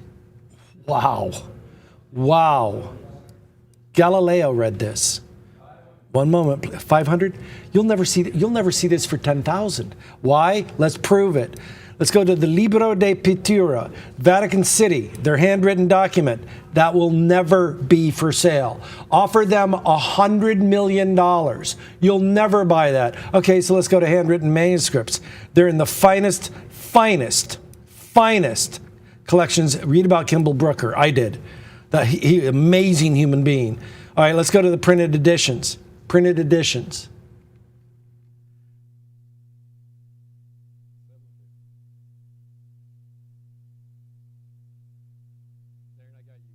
And there it is right there. Now, Peter V. Paris. That's where you acquired this from. Anything pre-1900 is thousands of dollars. Treatise.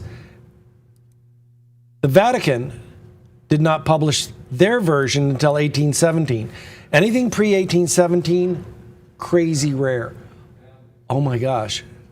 Do you have any idea how lucky you are to be watching the show right now? Anybody can find this. It's on Wikipedia. The main aim of the treatise is to argue that painting is a science. I love this line. Every time I look at a tree, I think of this. Not every time, but almost. All the branches of the tree at every stage of its height, when put together, are equal in thickness to the trunk below them. It's wonderful. Upon Leonardo, I'll make it larger.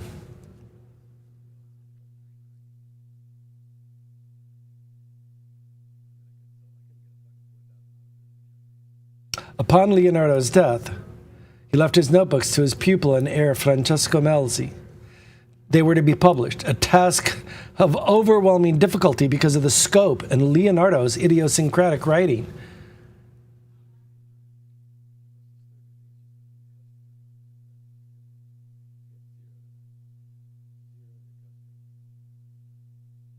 It was printed in an abridged form in French and Italian as Trattato della Pittura by Raphael Dufresne in 1651. It was rediscovered, sorry about that, in the Vatican Library and first published in the modern form of 1817. What year am I offering it? Go back to the cert. What year? 1796. Go to my computer. Here is the version in English from 1835. 1835.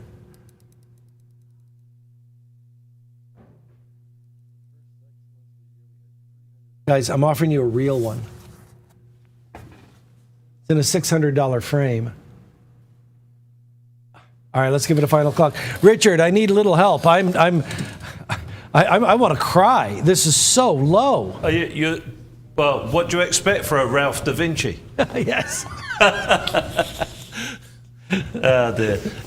Ladies and gentlemen, this is obviously, in fact, a very, very lovely Leonardo da Vinci.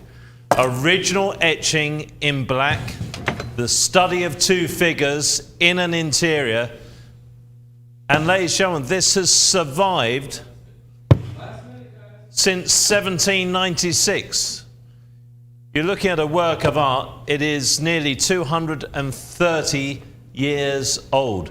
The condition, as Ray will always tell you, is of the utmost importance, and the condition looks to me Absolutely amazing for its age. We're under $1,000 and the clock is running out, so I have to move on. We're about to sell it. If you're not on the phone now, you're about to miss out on the lowest priced Da Vinci on this planet. I mean, you know, how can it possibly be this low? Anyway, it's about to go. Last call's been given to the phone team, and you're in the lead at 850. 850, come on, give me 9. 850, give us your best and final bid then. Anyone else going once, going twice? Well, ladies and gentlemen, that is amazing. Are we done, Tony? Wait, I have to interrupt. Richard, you're doing great. This, in the 18-year history of the show, this is the lowest price. Our record is $12,000. 900. Now we got a $50 bid. Back to you, Richard. I'm sorry. But this is still the lowest price. Yeah, well, you know, you've seen it all over 18 years. Tony's seen it all, and we never, ever, ever cease to be amazed. Honestly, I think I've seen enough. He said he's seen enough. Well, ladies and gentlemen. All right, 950, Cleo.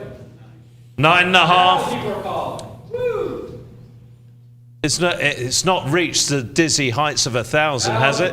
Our record is 12,000 for a similar. Spot on. Ladies and gentlemen, 12,000. Call the Guinness Book of Records and tell Sotheby's I can't make it next week. I'm far too busy selling $1,000 plus Da Vinci's. I can't make the Sotheby's auction next week. Ladies and gentlemen, it's going. It's got to go then. Take another one. Come on, give me your best and final bid. Is there anyone else now? Give me your best and final bid on the beautiful, beautiful Da Vinci. It is about to go at $17.96. Let's go in close on that beautiful image. $17.96. 230-year-old, gorgeous, gorgeous etching by the highest selling artist in the world for an individual work of art. The most valuable painting to ever sell is Leonardo da Vinci, Salvator Mundi, the savior of the world, at just about $500 million, $450 million. In the 90s. And if you had $1 billion, you couldn't buy it today. No, yeah. Well, at least we got the 1,300 now. Okay, we're going once, going twice. Third and the very, very final time. Sold and gone. Thank you. Well done.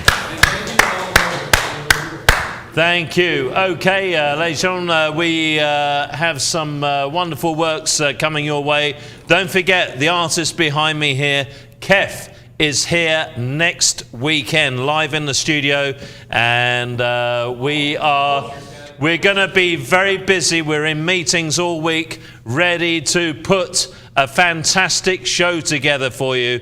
Can't wait. There's so much we're about to learn this week, Tony. I can't wait to see how people respond to this goal. I think they're wonderful. They are amazing. It's something completely new and different, guys. And really, really suits his work. Yeah. Oh Yeah. yeah. They came out very well. Anyway, ladies and gentlemen, we're about to move on. We've got a fantastic piece coming your way, and we have a very, very quick video. Here we go. Pablo Picasso was one of the greatest and most influential artists of the 20th century, as well as the co-creator of Cubism. Born in Malaga, Spain in 1881, Picasso was a painter, sculptor, printmaker, ceramic artist, stage designer, and was considered radical in his work. Pablo Picasso, the name is just so huge. It's just a global name. When he first arrived in Paris in 1899, did he even think that he would dominate the entire history of art, the world of art, for the next 100 years?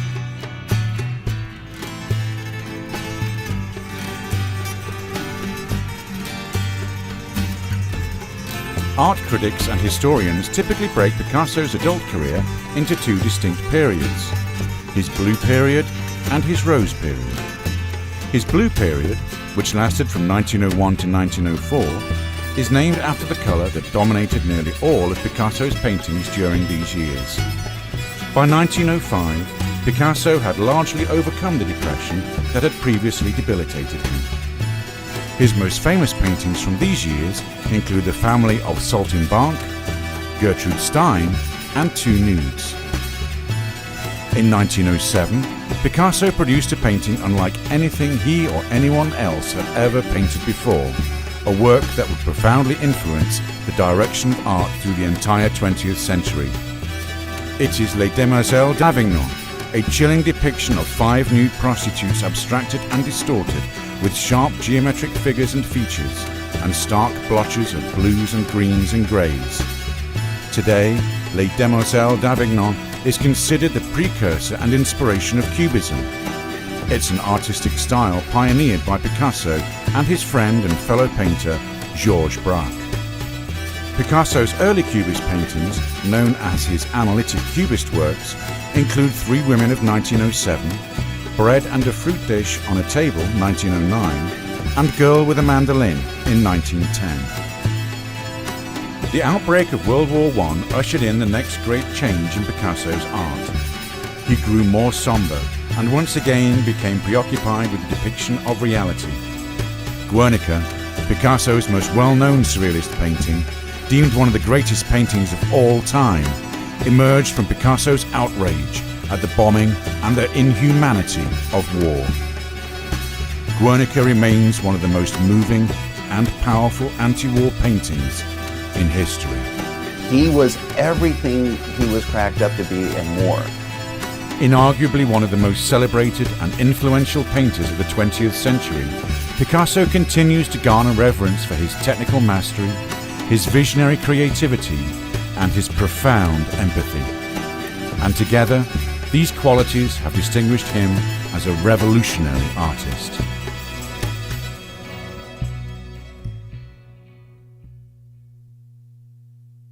One of the unusual things about Pablo Picasso is that he was a man of dichotomy, a man of paradox, a man who always publicly said, "I'm an atheist, I'm an agnostic," but he was deeply religious. A man of science who loved to study nuclear theory, the DNA molecules of Crick and Watson. He loved astronomy. He would always keep up on the latest news. He was very well read, but according to Jaime Sabartez, a friend of his since high school, said he was as superstitious as any Catalan peasant.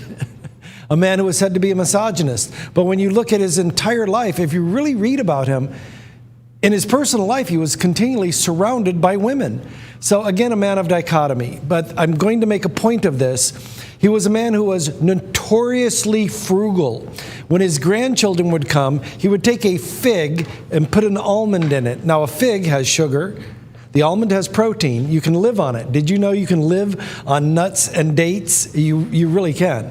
Our ancestors did it for a long time. They did it for a long time, and that is why that led to the development of fruitcake.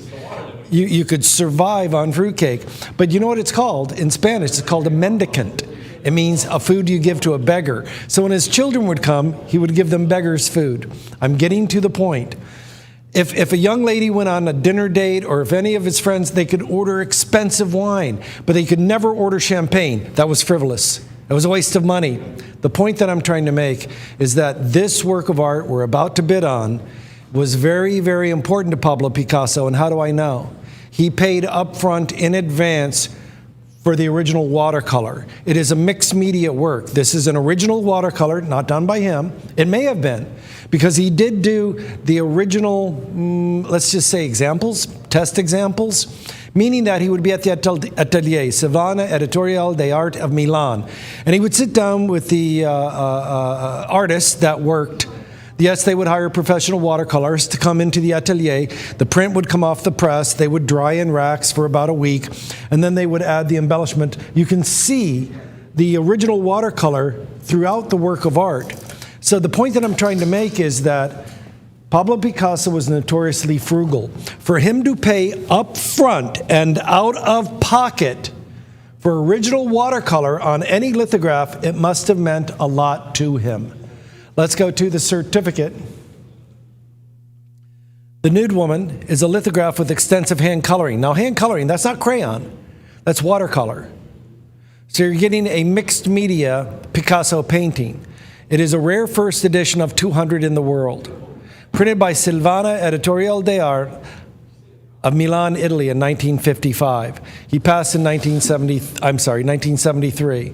This was done in 1955. We're looking for $15,000 to $20,000. It's 11 o'clock on Sunday night. We are bringing out the best of the best of the best.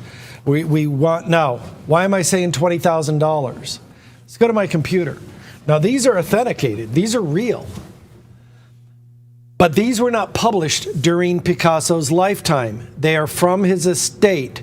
They were printed after he died. They were printed after he died. I've got a $400 bid. Do they sell? Yes, they sell. Why? Marina Picasso is the legal heir. She owns the legal rights. She owns the legal rights. Now, if you look at the catalog, there are 257 items, 257 items in the bottom left, 257. I'll pick on this one, Maria Therese Walter, right here. Estate lithograph collection. He died in 1970, sorry about that. He died when? 1973. When was it printed? Sometime between 1979 and 1982. Picasso never saw these. And how much are they? I'm offering you a lifetime watercolor. I'm offering you a lifetime watercolor painted over the lithograph. It's in an $800 frame. Which do you prefer? All of these are published after he died. But Marina Picasso has the contract. These are authenticated. These are good. And they sell. These were done after 1979. Let's go back to the certificate. 1955. Hand-colored, hand-painted. 1973 is when he passed. I've got a $400 bid. I'm less than half the price of the frame. I've got $400 going once. I've got $400 going twice. Any further advance?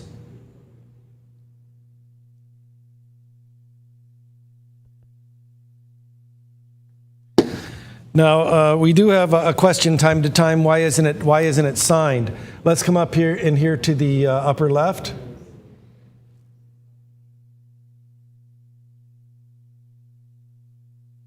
We see the 29th of December, 1939. So why wasn't it printed?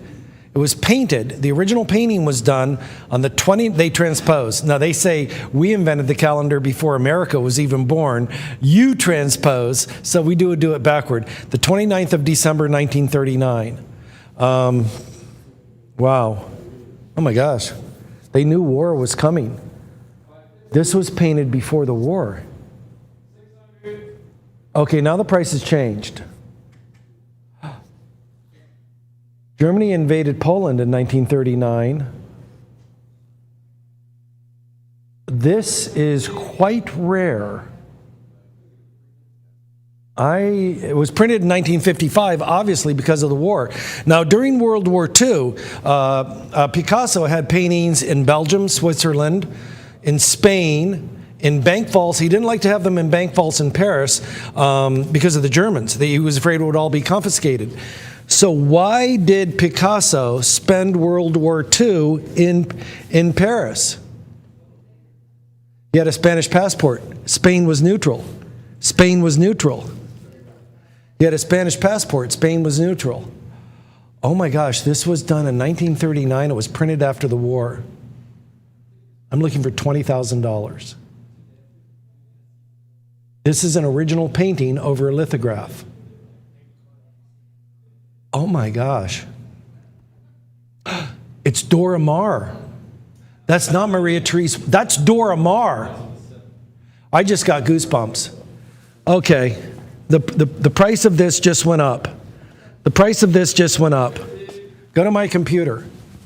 Yeah, go ahead. Buy one of these at $20,000. Picasso wasn't alive.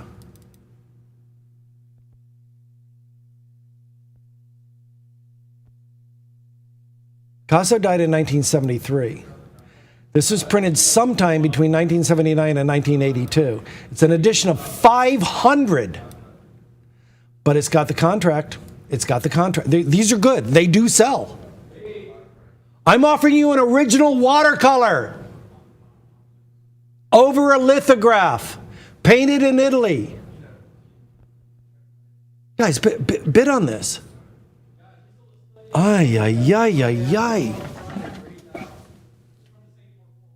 Let's go back. Let's go back to the art.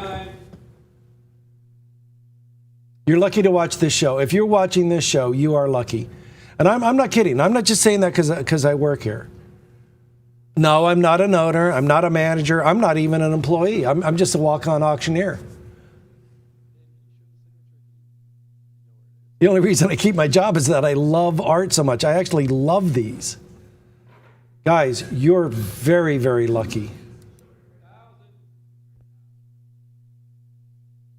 Oh, it is signed. Oh, you know why? Okay, the price just went up again.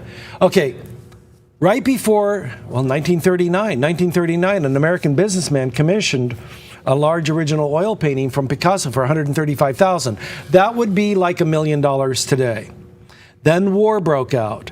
Now, that American businessman was not brave enough to cross the Atlantic to pick up his painting because of the wolf packs, the Nazi U-boats. When the war was over, he finally arrived in Paris. He saw the painting. He said, "Maestro, it's a masterpiece, but it's not signed." And Picasso, who was known for his penetrating gaze, looked him in the eye and said, "If you can't tell that's a Picasso, I quit." And from then on, he wouldn't sign them. That is why the signature is from 1939. Okay, it just went up. Oh, I want this. I think it is spectacular. Oh my goodness. Now, no rule is carved in stone. Yes, he did sign many, many prints after that, but as a rule, he would only date them. As a rule, he would only date them. And so we have both the date, 1939, in the upper left, but then we have the rare signature in the bottom right. Guys, I think it is Dora Maar. Henrietta Theodora Markovich.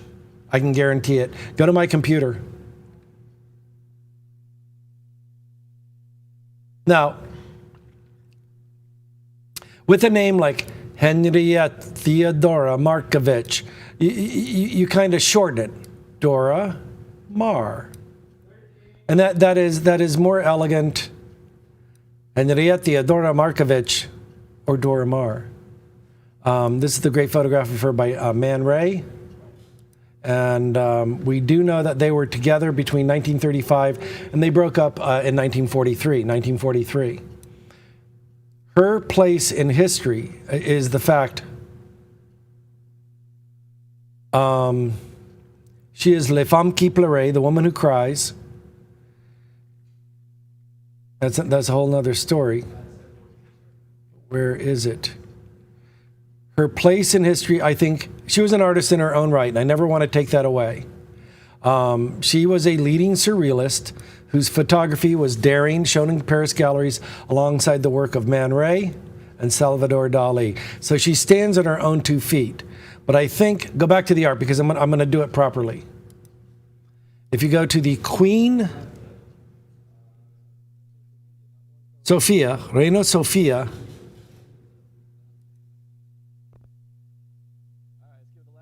Okay. Go to my computer. I am at the Museo Nacional Center of Art Center, the Queen Sofia, the home of the greatest anti-war painting of all time, Picasso's Guernica. Now, when you go down and study it, dang it, they changed their website.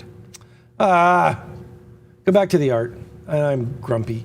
They have a lengthy dissertation on the photography. Dora Maar did the photo documentary of Guernica. And I think that is her, I think that's her greatest claim to fame. Found it. Go to my computer. The evolution of Guernica, the photo report for the evolution of Guernica. Here it is. And they do credit Henrietta Theodora Markovich.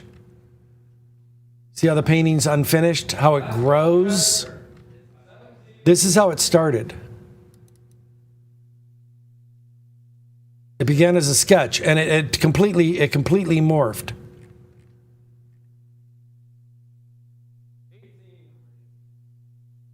No, you okay, so then I am not alone when I say that I believe her place in history. Henrietta Theodora Markovich, Dora Maar. I think her place in history is, well, a lot. That she did the photo documentary of Guernica. And she was a wonderful artist and photographer in her own right. That one is called The Blind Beggar, 1934.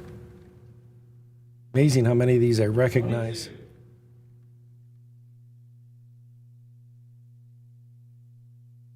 Anyway, I digress. Let's go back to the art. That's Dora Maar. We're 10 cents on the dollar. We're 10 cents on the dollar. We're 10 cents on the dollar. This is a dream come true for an art collector. Sold it under the money now, way under the money. Congratulations.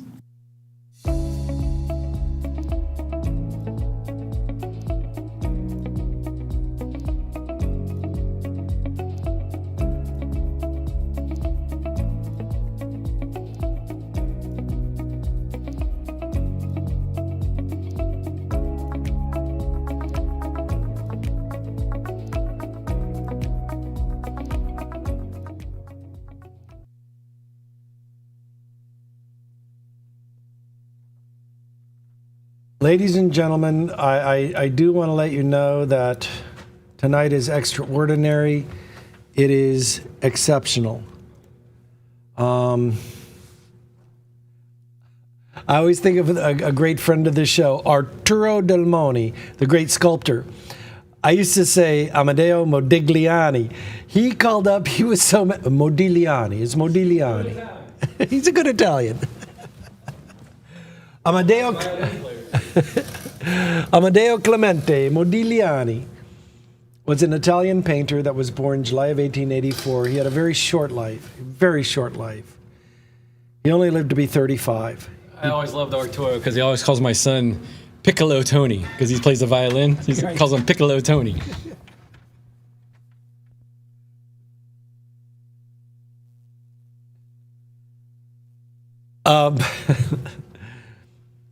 He's an Italian painter and sculptor of the École de Paris, who worked mainly in France.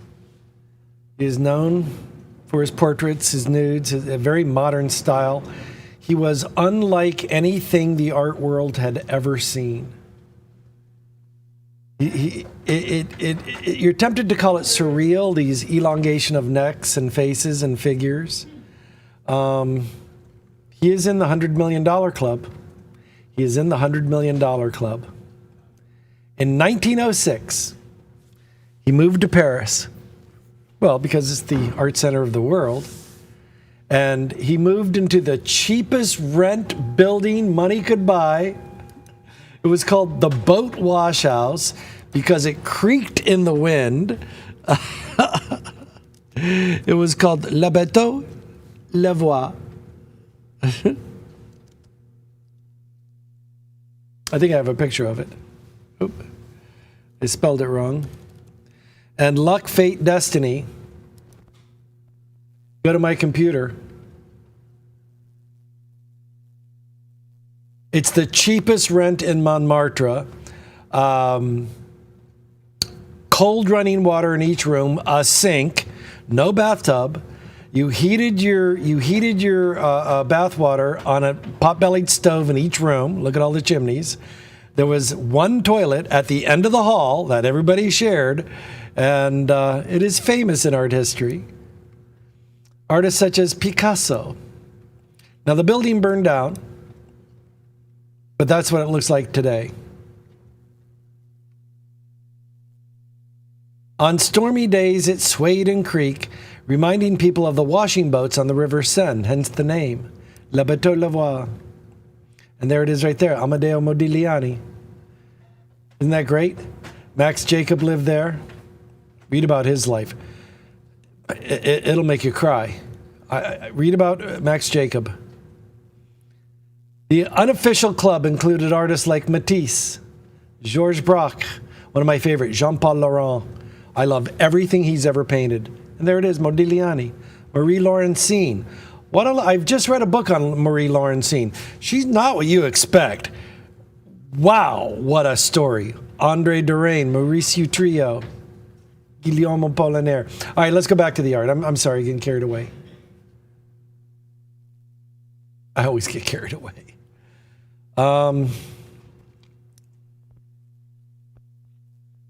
What's interesting is that from 1909 to 1914, he focused mostly on sculpture. He did portraits and full figures. He died of tubercular meningitis at the age of 35 in Paris, which is kind of rare.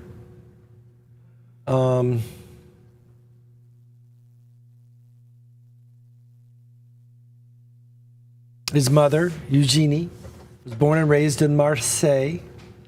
Very intellectual, very scholarly family. They'd lived Sephardic ancestry for generations along the Mediterranean coastline.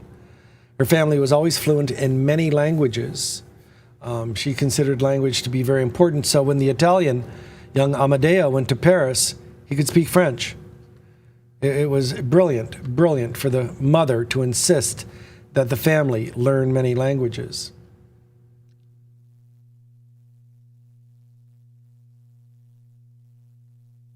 $150. What a wonderful time in history to be an art collector. Richard, I'm getting a little bit of a sore throat. Rile them up. Okay, ladies and gentlemen, well, a clock has been given. You've got 3 minutes now, and we are bidding this piece out, the portrait de Madame Czechowska, and it's from 1950 by Modigliani, and what a great piece. Ladies and gentlemen, beautifully framed, beautifully presented from 1950, and look at the bid. 150. I mean, that is pretty crazy. But anyway, it is the fine art auction. That's what it's all about, ladies and gentlemen. Everything sells to the highest bidder. We don't bid for you. We can't bid for you. So if you want to take part, all you got to do is call that number, 866-518-5933. And we've got all other numbers up this evening from the UK and internationally from Australia, etc., because of the great success of the Bambi auction earlier. So once again, thank you very much for all your support, and congratulations to our bidder from South Carolina. Let's give them a big round of applause. Well done, South Carolina, and well done, Bambi, for all your support of breast cancer. Guys, if you've never seen the movie Modigliani, it is an excellent movie. Really? Well, it goes into all in depth about how him and Picasso were rivals, and the guy that plays Picasso, it's spot on. Right. It's Andy Garcia plays Modigliani. Andy Garcia. Oh, wow. And it's got He's my a favorite great scene actor. in the whole movie is when they're in the cafe and they're getting ready and they're signing up for the Paris Salon. They put a piece of paper on the wall, and all Diego Rivera, Moise Keisling, all these guys are all in the cafe, and they're all going up and signing their name. I'll take you on, Picasso, and they're all. And then Modigliani starts dancing on the table. He's all drunk. It's a great movie. And that image, his dancing is perfect to the painting. What about the scene when they go to see Renoir? Remember when him and Picasso ride out to the country to see Renoir? And Right. Renoir's like at the end of his life. It is such a great scene when they're talking and getting advice from Renoir. Isn't it amazing? I mean, we offer their artwork, and we forget that, you know, these guys hung out with each other. Oh, and then they partied together. If I could go back, I would go back to 1918 Paris. Yeah. And hang out just in the cafes. You would have been surrounded by, Andre Durain, all these, it would have been just fabulous. And I would have been having them all draw me pictures and stuff. Go back knowing what you know now. I want to meet Flamenc. Oh, they were all there. Yeah. It would have been incredible. Chagall would have been around. It would have just been mind-blowing. But Flamenc was quite a sportsman as well, wasn't he? Yes, he was. He was a wrestler. And a swimmer. And Swimming a was very rare back then. And cyclist. Yes. Yeah. A professional cyclist. Yeah, exactly. Yeah, the Tour de France, obviously. Obviously. Very, very big there. Not easy to do with a string of onions around your neck. That's right. You never see French people with the beret and they have a string of onions riding their bicycle. I vaguely remember. Tell me the story. Why? With blue and white striped shirts. I have no idea. I think that's how they used to sell onions years ago in France. I do remember. The man would ride round the town with a string of onions round his neck. So I just had this little vision. Let me interrupt, France. Richard. This work of art has been in the news. I have some big news. Let's go to my computer. Okay. The Conservation Center. This is. They found it. Now, this work of art was just discovered. This is the portrait of Lunia Czechowska from 1916. Modigliani was in Paris at the time he met Lunia, a Polish woman, and through his painter and dealer, Leopold Zaborowski, he made 7 paintings, and we found it. There it is. There it is. Now, the drawing was recently discovered and needed a full restoration. Look how rough it is. Wait till you see what they did with it when it's finished. It's in, if you have a document and it's paper, even though it's torn, the Conservation Center, call me up and I'll give you their address. Their Modigliani Foundation, the Metropolitan Museum, but we found it. Ladies and gentlemen, you'll never get this image again. It is my belief it is the only extant example in America. You'll never find it. You'll just never find this again. Let's go back to the art. At $350, I'm below the price of the frame. This is anything by Modigliani is quite rare, highly sought after. This is giveaway. All right, it is last call, guys.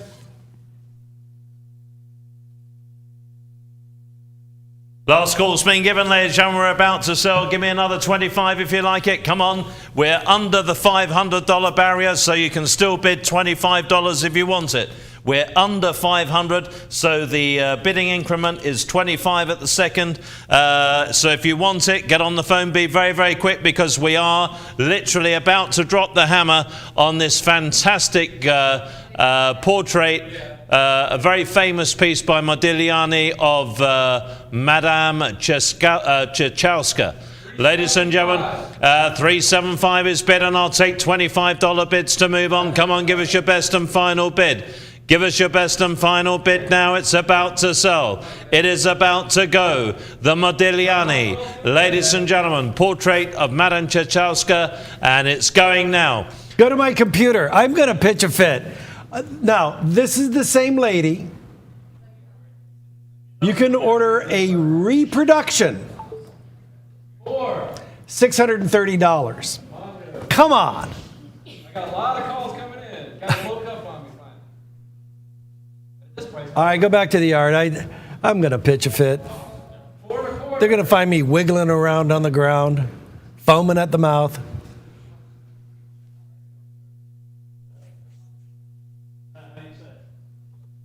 Tony will come over and give me whiskey. That's how they did it back in the cowboy times. All right, you win. I'm just having Polish lessons in the background here. Czechowska. That's apparently how you say it. So, ladies and gentlemen, thank you very much for letting me know. Not too good on the Polish. I presume it was Polish. But, ladies and gentlemen, I will tell you this. I was lucky enough to meet a very famous Polish man. President Lech Walesa. A lovely, lovely man. I met him 2 times, and I got a painting done of him. It's hanging in the Vatican Museum. It actually is of Pope John Paul II and President Lech Walesa. So that's my connection with Poland. Still waters run deep. Tonight I find out you're a prize fight announcer, and now I find out you met Walesa. You're My blowing lords, my mind. ladies and gentlemen, a very good evening and a warm welcome to you all from London, England, and its most famous boxing venue, the Royal Albert Hall. Presenting and introducing to you, in the red corner, weighing in at 196 pounds, dripping wet, is Ray Taylor, middleweight champion of Atlanta. Yes, Here we I am. I've been still waters run deep with this guy. He never brags. It's British understatement. Pip, pip.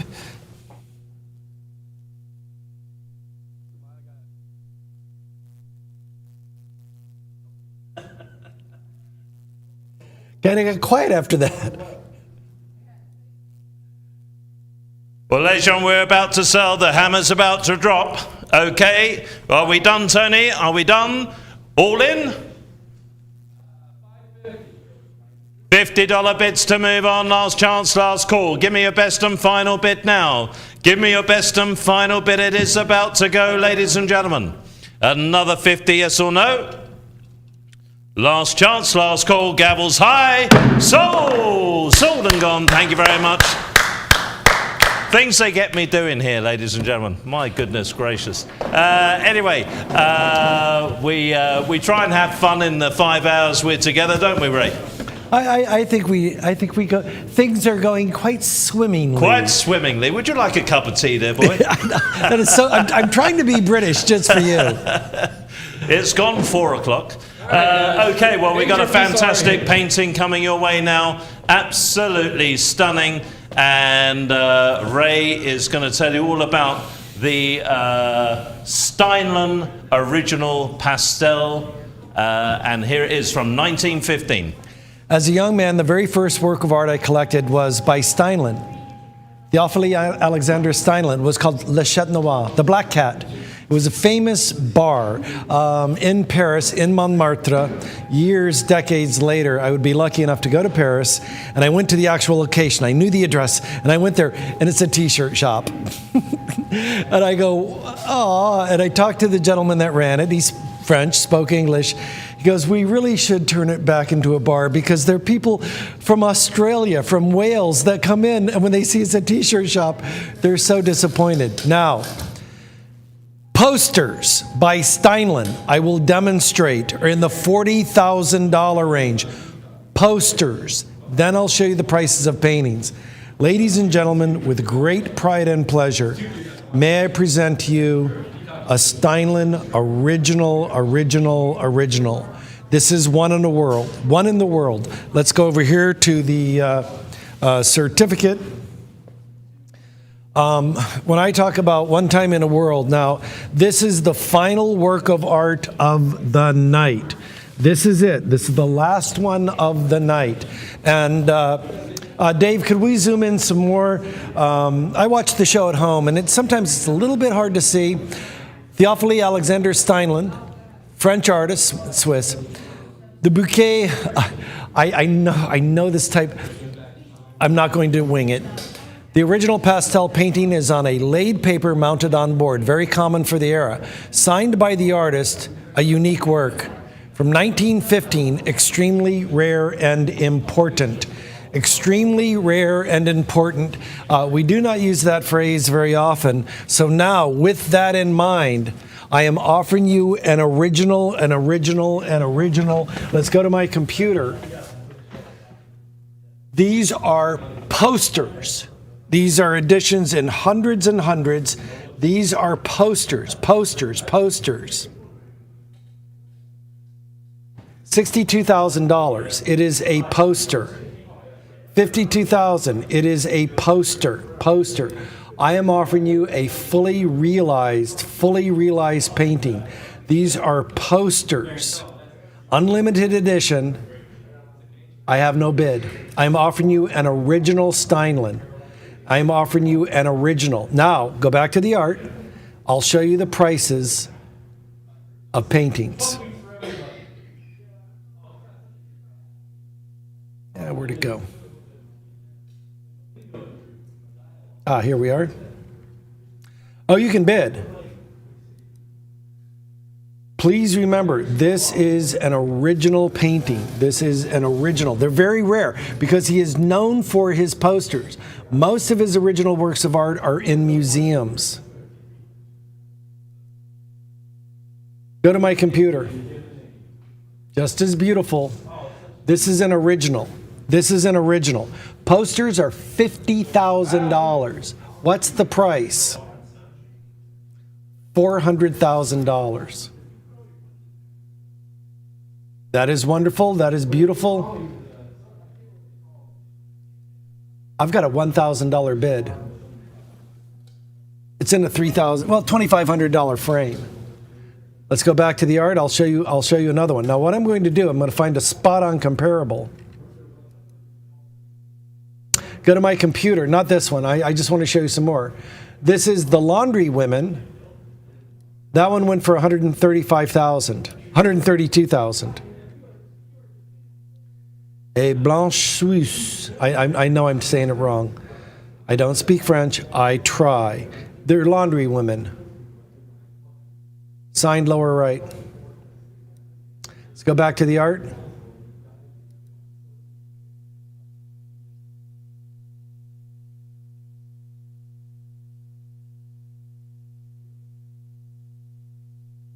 I've got a $1,000 bid.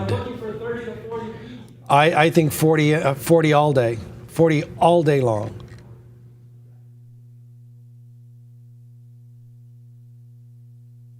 Now, for those of you who don't know, go to my computer. There is his sculpture of Le Sat Nov. He loved cats. He always had cats. They feature, this one's a rooster. And there it is. That's the first work of art I ever bought. And it was a reproduction. I don't even know where I got it. I had that for 20 years and now I can't find it. It might be in my basement. I don't know. An original like that is huge money. $50,000. Let's go back to the art. Oh my gosh.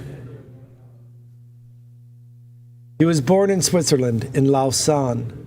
He studied at the University of Lausanne, or Lausanne. He was only 20 years old when he met a great painter by the name of Francois Beausillon. And isn't it funny? I always say ripples in it. Go to my computer.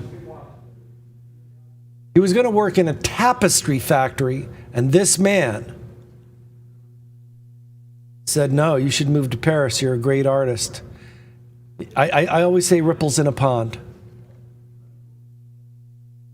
It doesn't even mention that he changed the life of one of the greatest artists in the world. Yeah. No, this is an original. This is an original. Sorry about that. That's the man who told him to go to Paris. And he did. He moved to Montmartre. There's the Basilica of the Le Sacré-Cœur. A kind word changed art history. And there it is right there. Once he was there, he was befriended by the great painter Adolphe Ouellet, who introduced him to the artistic crowd at Le Chat Noir, the Black Cat. It all ties in. It was the first modern cabaret, a nightclub where you sat and drank booze while being entertained by a variety show on the stage. Wow. And now, it's a t-shirt shop. Go back to the art. They should reopen it as a bar. Let's go back to the art. Ladies and gentlemen, if you get this under $15,000. If you could find an original Le Chat Noir, an original lithograph from the time period, it would be $150,000. Right. The actual original ones from that time period. Right. His prints can go up to $100,000, guys. The other thing is that this is Paris during World War I. Go to my computer. He's buried in the St. Vincent Cemetery. His art influenced the works of other artists, including Pablo Picasso. How many artists can say, you think that is 2,500 or 25,000? Today, his works can be found in museums around the world, including the Hermitage, the National Gallery of Art, and many, many, many, many more. He buried at the St. Vincent Cemetery. I've been there.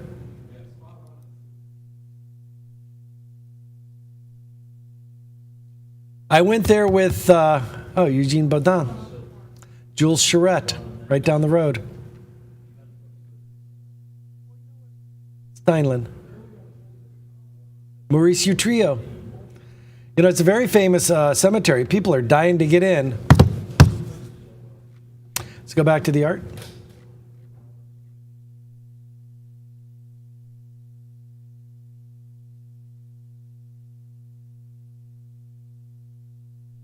Montmartre became his permanent home, and it was a favorite subject throughout his life. And this literally is his living room in Montmartre. This is one of the most important works of art we've ever had.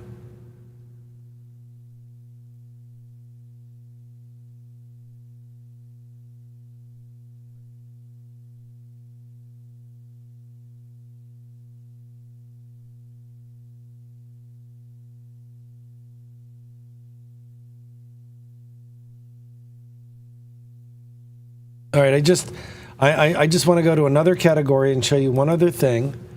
We know that his posters have sold for $50,000.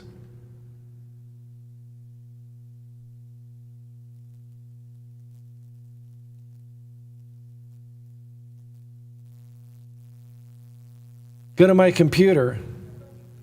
A pencil drawing sold for $150,000. A drawing with watercolor. Pencil drawings. Let's go back to the art. There was another one, an oil pastel. Good night, sir. Bonsoir, monsieur. Go to my computer. Drawing with watercolor, pastel colored crayons, charcoal and paper, 17 by 15. $55,000. That was back in 2005. You will never see one of these at $30,000. Bonsoir, monsieur. He didn't get a good night kiss. Bonsoir, monsieur. Okay. 17 by 15. Let's measure the image size. 17 by 15. Let's measure the image size. 19 by 24. 17 by 15 would be about this big. That one sold for $50,000, hammer price, so about $75,000. Do you really think this is $4,000? Or do you think it's $40,000? I think it's $50,000. $40,000 on the low end. Yeah, $40,000 would be very... His posters have sold for $50,000. Open edition posters. Original paintings by him rarely come up for auction. This is one of the most valuable documents in the history of this show. It is museum grade, absolutely. Go to my computer. Okay, what is the size? 17 by 15. Pastel, colored crayons, charcoal paper, $55,000. It is much smaller. Good night, sir. He didn't get a good night kiss. Look at him with his hands in his pocket. He walked her home. Okay, good night. Bonsoir, monsieur. Good night, sir. Much smaller. $55,000. Let's go back to the art. Condition is flawless. An intimate scene of his home. The signature is large.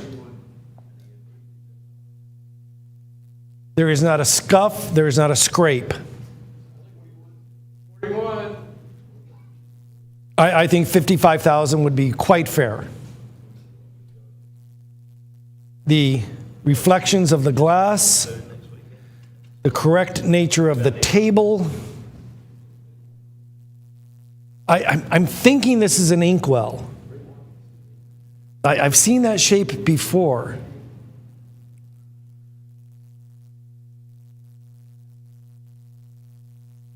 And again, in collecting anything like coins or stamps or even model trains, condition, condition, condition, condition.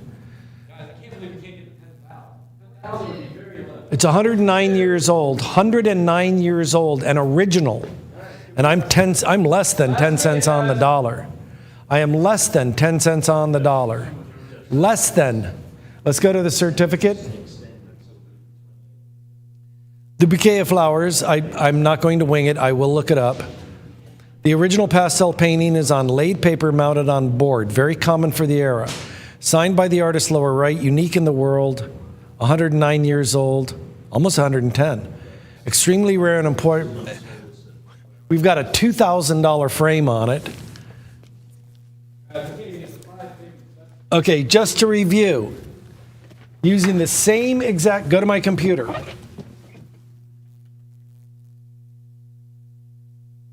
Pastel colored crayons, charcoal, and paper. 25% smaller, at least. Good night, sir. $55,000. That was in 2005. Signed lower right. Good night, sir.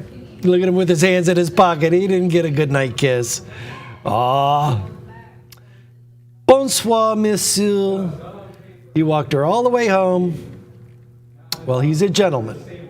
Look at him with his hands in his pocket. That's $55,000. I can't get 10 cents on the dollar. What is the size? It's much smaller. Much, much smaller. Go back to the art. I want to show you something else.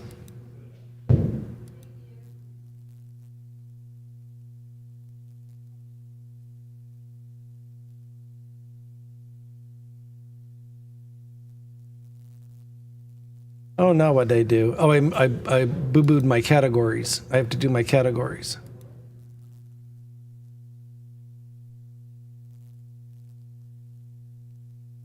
Okay. Now I'm going to go into, where'd it go? Oh, here it is.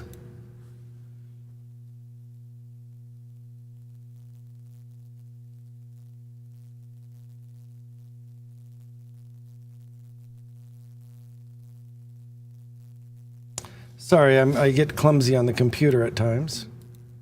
I'll go to my computer. I'm offering you an original.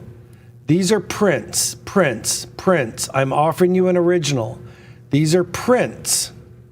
How much? $62,000. If you can't read it, how much for a poster? A poster. Open edition. $62,000. I am not offering you a poster. Prints. $62,500. That auction was at the beginning of this year.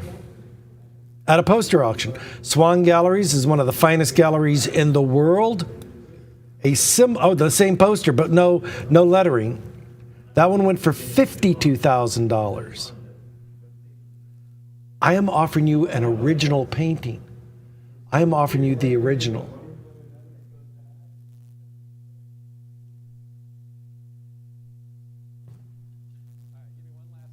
Yeah, one more clock. This is really low. Well, you've only got to look at the auction results here, ladies and gentlemen, for posters. Those were posters. That was unbelievable. I told you, if you could find an original Le Chat Noir poster, lithograph, yeah, from the, when they were originally, one of the original released ones, it would be $150,000. That's the most famous image. Yeah. But the thing is, how are you going to find that? Because number one, they were done on thin paper. They were never meant to last for 100 years. And I guess those posters wouldn't have been like a limited edition. And it's like somebody called in and asked about what does it mean paper mounted to board.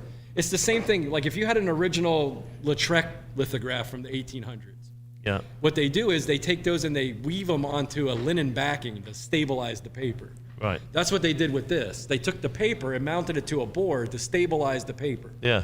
So it'll make it last longer. Because, paper is Well, not meant to last for, But yeah, this will last forever, guys, the way it's mounted.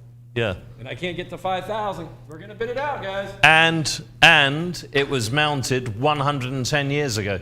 Yeah, that's a good point. So it's an original, ladies and gentlemen. What would you say is a fair bid on this, Tony? I think anyone getting it under about 40,000. I said 40. 30 would be rock. But I don't even know if you could find something like this at 30,000. Yeah. Okay. So anyway, ladies and gentlemen, we're about to sell it. Who's our high bidder is in Connecticut, and who is going to be the lucky custodian of this penultimate piece? We've got one more surprise coming your way, but ladies and gentlemen, we are about to auction this off. The hammer's about to come down. Tony's getting ready with the phone team now. Now, I know, 10,000, 5,000 is a lot of money, but not for something like this. This is something, as I say, you don't buy it, you don't purchase it, you acquire it. When something is of great value like this and unique, remember that, it's unique. It's the only one in the world. It's not the posters. The posters sell $60, $80, $100, $150,000 by this artist. This is an original, one-of-a-kind painting, and it hasn't even reached $5,000. For that level of artist is unbelievable. I'm about to sell it, ladies and gentlemen, so if you're not on the phone, you're about to lose your opportunity. Connecticut is in the lead at 42. At 42, I'm bid at 4-2. 4-2. 5, thank you. 5, did you say 5? 5,000, and our bidder comes from? Thank you, it's with Stacey's bidder. Now, ladies and gentlemen, we're in minimum bids of $250. Still very, very low. 5 1/4 with Michael now. Up 5 1/4. Up 5 1/4 with Michael. 5 1/4. Stacey, you're out. Up 5 1/4. 5 1/4. 5 1/4 bid. Up 5 1/4. Up 5 1/4. 5,250. 5,250 bid. 5,250 is bid. 5,250. We're selling. It is about to go, Stacey. It's a once-in-a-lifetime opportunity. Stacey's bidder from California is in at $6,000. Thank you, Stacey. 6,000 bid with California now. 6,250, yes or no? I've got 6,000. Have we got 6 1/4? 62.50. 62.50. Thank you. Just double checking. 62.50. 6,250 is bid. 6,250 is bid with Michael's bidder. 6 1/4. 6 1/4 bid. 6 1/4. 6 1/4. Stacey, up to you on this one-of-a-kind, Fair warning, guys. unique 65. Steinland. 65 is with California. 65. $6,500 only. 67.50. 6,750 is bid. 6,750, Michael's bidder. 6,750. 6,750 is bid. 7,000 I have with California. Stacey's bidder in the lead. 72.50. 72.50 with Michael's bidder. Connecticut. Connecticut, thank you, at 7,250. 7,250 Connecticut in the lead. 7,250. Remember, posters start at a minimum of 40 or 50,000. They go over 100,000. This is not a poster. It's the original. 7.5 is bid. And it is from 1915, right at the heart of World War I. 7.5, 7,750 I'm selling. 7,750, give me 8 now. 7,750, we've got to move on. 7,750. Stacey, California, 8,000 bid. 8,000. Now, Michael, is it worth a bid of 9,000? 8,000 bid. 8,000 bid. Come on, let's move the auction on a bit quicker now. I got to sell. 8,000 bid. California in the lead. 8,000 bid. 8,000, Michael, your opportunity. 8,000 with Stacy's bidder in California. 8,250. Now Stacy. 9. Up to you. 8,250 bid. Connecticut in the lead. Going once. 85 I'm bid, thank you. 85 bid. 85. Who's got 9,000 now then? 85. Richard, 85. let me interrupt. 8,750 bid. 8,750. I need to interrupt. Let's go to my computer. Here's Ray. Last chance, we're selling. Very, very rough sketch. This is rough. It's damaged as well. Hammer fell at $61,000. Buyer's fees not included. That is just a rough sketch on just my goodness. And I will enlarge that for everybody to see it. They thought that went for the hammer. The hammer fell. So you had 28% to that. And again, look at the quality of line. Ours is better. Let's go back to the art. That is a sketch. Someone give me 10 now. Someone give me 10 now. 9,250 bid. Someone give me 10. 9,250. Give me 10. 9,500. Now 10. Now 10. 9,500 is bid. 9,500 with Stacy. Now 10. 9,500 is bid. 9,500. Now 10. 9,500. 9,500 is bid. 9,500 is bid. 9,500 Stacy's bidder. 9,500. 9,500 is bid. California in the lead. 9,500. 9,500. Now 10,000. 9,500. Yes or no? 9,500. 9,500 is bid. 9,750. Now 10. 9,750. 9,750. You've made us work hard on this one. 9,750. 9,750. Now another 250. 250. Last chance. Going. 9,750.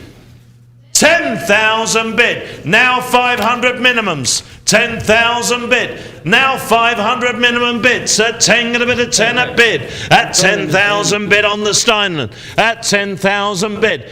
10,000 bid on the Steinland. 10,500 is bid. 10,500 with Michael. 10,500. Stacy last chance. 10,500 is bid. 10,500 now 11. 10,500 get a bit of 10,500. 10,500 bid. 10,500. 10,500. He's reminding us he's in Connecticut. From Connecticut, just double checking. 10,500. 10,500 is bid. 10,500. 10,500 is bid. With Connecticut then. 10,500 I sell. Thank you, California. It goes to Connecticut at $10,500. Thank you both. Going once, twice. Sold. Big surprise coming up now. And ladies and gentlemen, here to tell you all about our final lot of the night. We don't have a lot of time, so we've got to be very quick. And here is Ray with a great opportunity. A phenomenal opportunity. As you know, we made a little bit of history tonight and a small step forward for cancer research. Yes, working with Future Dreams and Victoria's Secret. And, I'm running out of time. Ladies and gentlemen, this is the original, hand-drawn, hand-stenciled, hand-sprayed painting on paper. The only difference between this one and the one that went to charity is this one's on paper, guys. Yeah. That is the difference. And the background is lace. That lacy pattern is the background. Right. That's why it's pink wings on lace. It is under glass. The original canvas, there were no glass. It is unique, executed in 2024. Ladies and gentlemen, we're looking for $25,000 on this. Right down here is your value. That is historical value. I'll put this over here. Let the bidding begin. And now, as you know, Bambi is considered the female Banksy. And like Banksy, her identity is a secret. Now, this is a major work of art.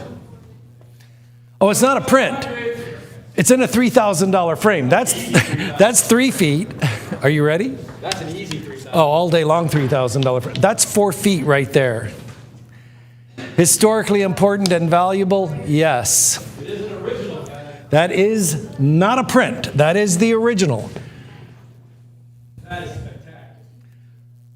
I would love to own that in my home, knowing all the good that it will do.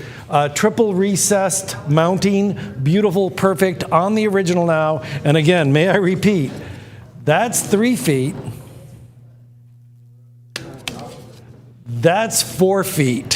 So I don't even, let me see if I can measure this. Here we go. On the frame now, that's going to be 48. That's 4 feet. That's 4 feet by 40. 48 by 40. It's 4 feet. That's every penny of 4 feet. It's free. Yes, this is. We have about 4 or 5 minutes left in the show here, so really not this bad. You saw the original piece.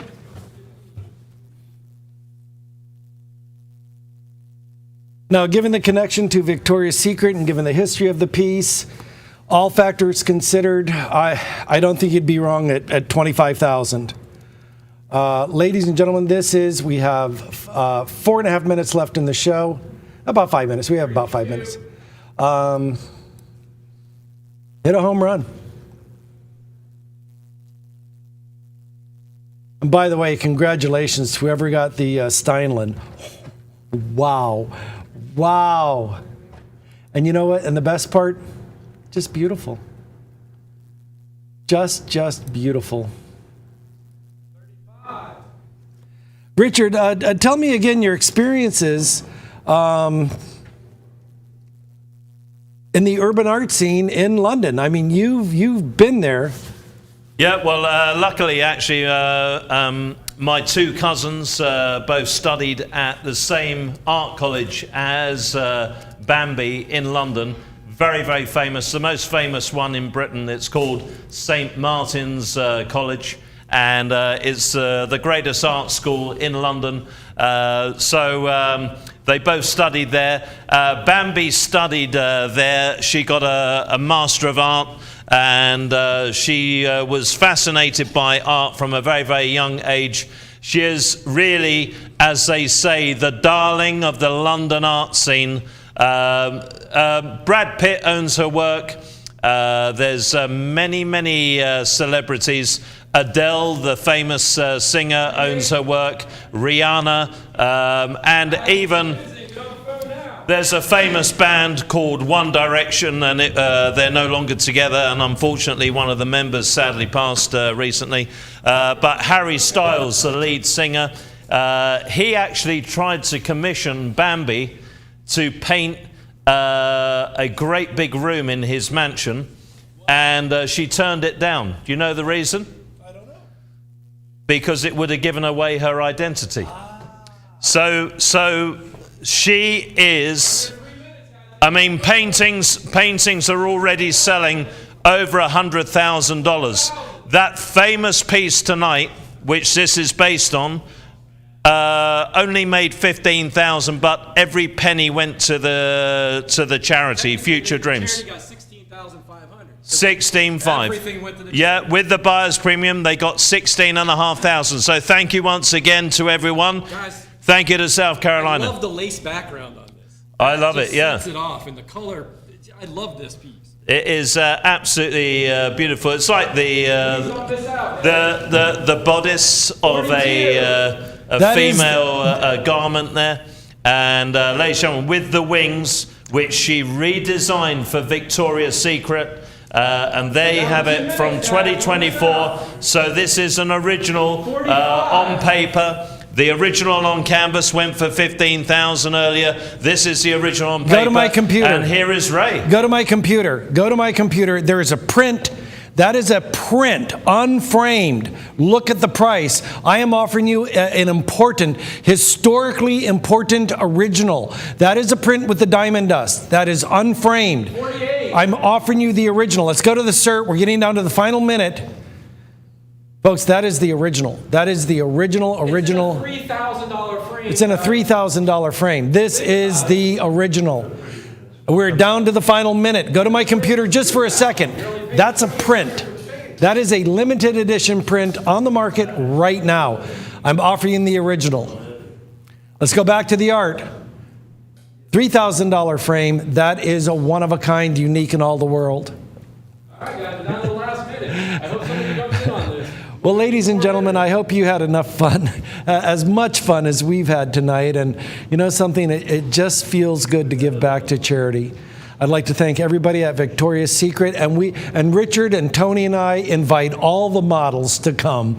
Any of them can come. Because that's the kind of guys we are. We give and we give. So any Victoria's Secret models, but no. Future Dreams is a very serious scientific endeavor. Please donate to them. Let's all fight cancer together. If you don't have any money to give, worldcommunitygrid.org. You can use your computer to crunch numbers. We broadcast every Friday, Saturday, Sunday, and Monday, and only here at the Fine Art Auction. You know something? I'm glad you're watching. I'll see you soon. I'll see you at the auction.